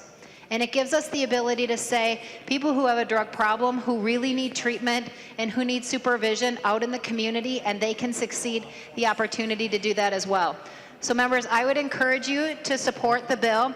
Members, I have a significant number of letters here of folks supporting the proposal. Minnesota Teen Challenge, the Coalition of Recovery Investments, the Minnesota Catholic Conference, Minnesota Peace and Police Officers Association, the County Attorneys Association. Members, I think that this was a hard-fought battle, and I think they came to a result that we can all live with and move Minnesota forward. Pursuant to Article 4, Section 19 of the Constitution of the State of Minnesota, Cornish moves that the rule therein be suspended and an urgency be declared, so that Senate File Number 3481 be given its 3rd reading and be placed upon its final passage. Member from Watonwan, Representative Cornish. That's my motion, Mr. Speaker and members, and I just wanted to thank again the U.S. Justice Action Network, criminal defense lawyers, state public defender, and the 762 lobbyists that worked on this thing. Thank you. All those in favor say aye. Aye. Opposed? Motion prevails. The clerk will give the bill its 3rd reading. 3rd reading, Senate File Number 3481. 3rd reading. Discussion. Member from Hennepin, Representative Hertas. Thank you, Mr. Speaker, and I just wanted to urge everybody for a green vote. I especially want to thank Chair Cornish and members of our Public Safety Committee. Representative Hillstrom, you've worked very hard on this as well, and I would just like to say that this bill basically sums up that it's both severe and compassionate. And I think it's the right thing to do, and would urge your green vote. Thank you very much. Member from Blue Earth, Representative Considine. Thank you, Mr. Chair. I also rise in support of the bill. For the reasons that have already been stated, if you are a first-degree drug dealer and you have a gun, you're going to go to prison for a lot longer, which I think we're all in favor of. On the other hand, yes, the people that are in the 5th degree class get a chance to go to treatment and get their lives straightened out. Thank you, Representative Cornish. Member from Ramsey, Representative Pinto. Thank you, Mr. Speaker. Members, this is a very good bill, and I just want to direct your attention to the first page of the packet circulated by Representative Cornish, noting that if your concern is being tough on crime, this bill is going to result in significant penalties for the most dangerous drug dealers, much more significant than if the sentencing guidelines that are being proposed would go into effect. If your concern is criminal justice reform and being smarter about low-level nonviolent offenders, this is going to be much smarter and more effective about that as well. This is a very good bill, and I urge members to support it. Member from Hennepin, Representative Dean. Thank you, Mr. Speaker and members. I think this is a good day for us in the state of Minnesota to move forward on some sentencing reforms and actually begin to address the war on drugs that has been impacting our communities for the past 30, 40 years. I'm one of those people that am not in love with the bill. I think there are some things that concern me, but this is really something good that we can have right now. The things that concern me a little bit are some of the thresholds. I spoke earlier about my past, and there was a time when the only way that I could feed my addiction was to sell drugs as well. And I would say that I was definitely not a kingpin, who I like to equate as wholesalers. I was a retailer. I still think we have some ways to go, but I think this is a really, really good bill, and I hope that all members vote green. Thank you. Discussion. Seeing no further discussion, the clerk will take the roll.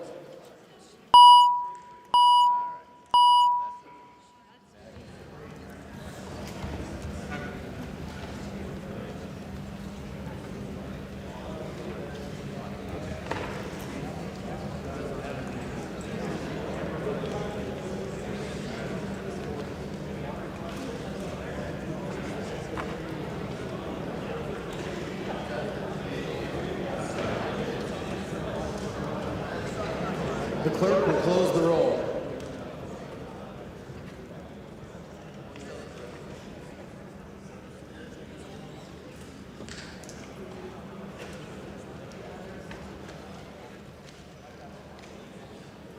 There being 129 yeas and 0 nays, the bill is passed and is title agreed to. Announcements. Minority Leader, Representative Thiessen. Thank you, Mr. Speaker.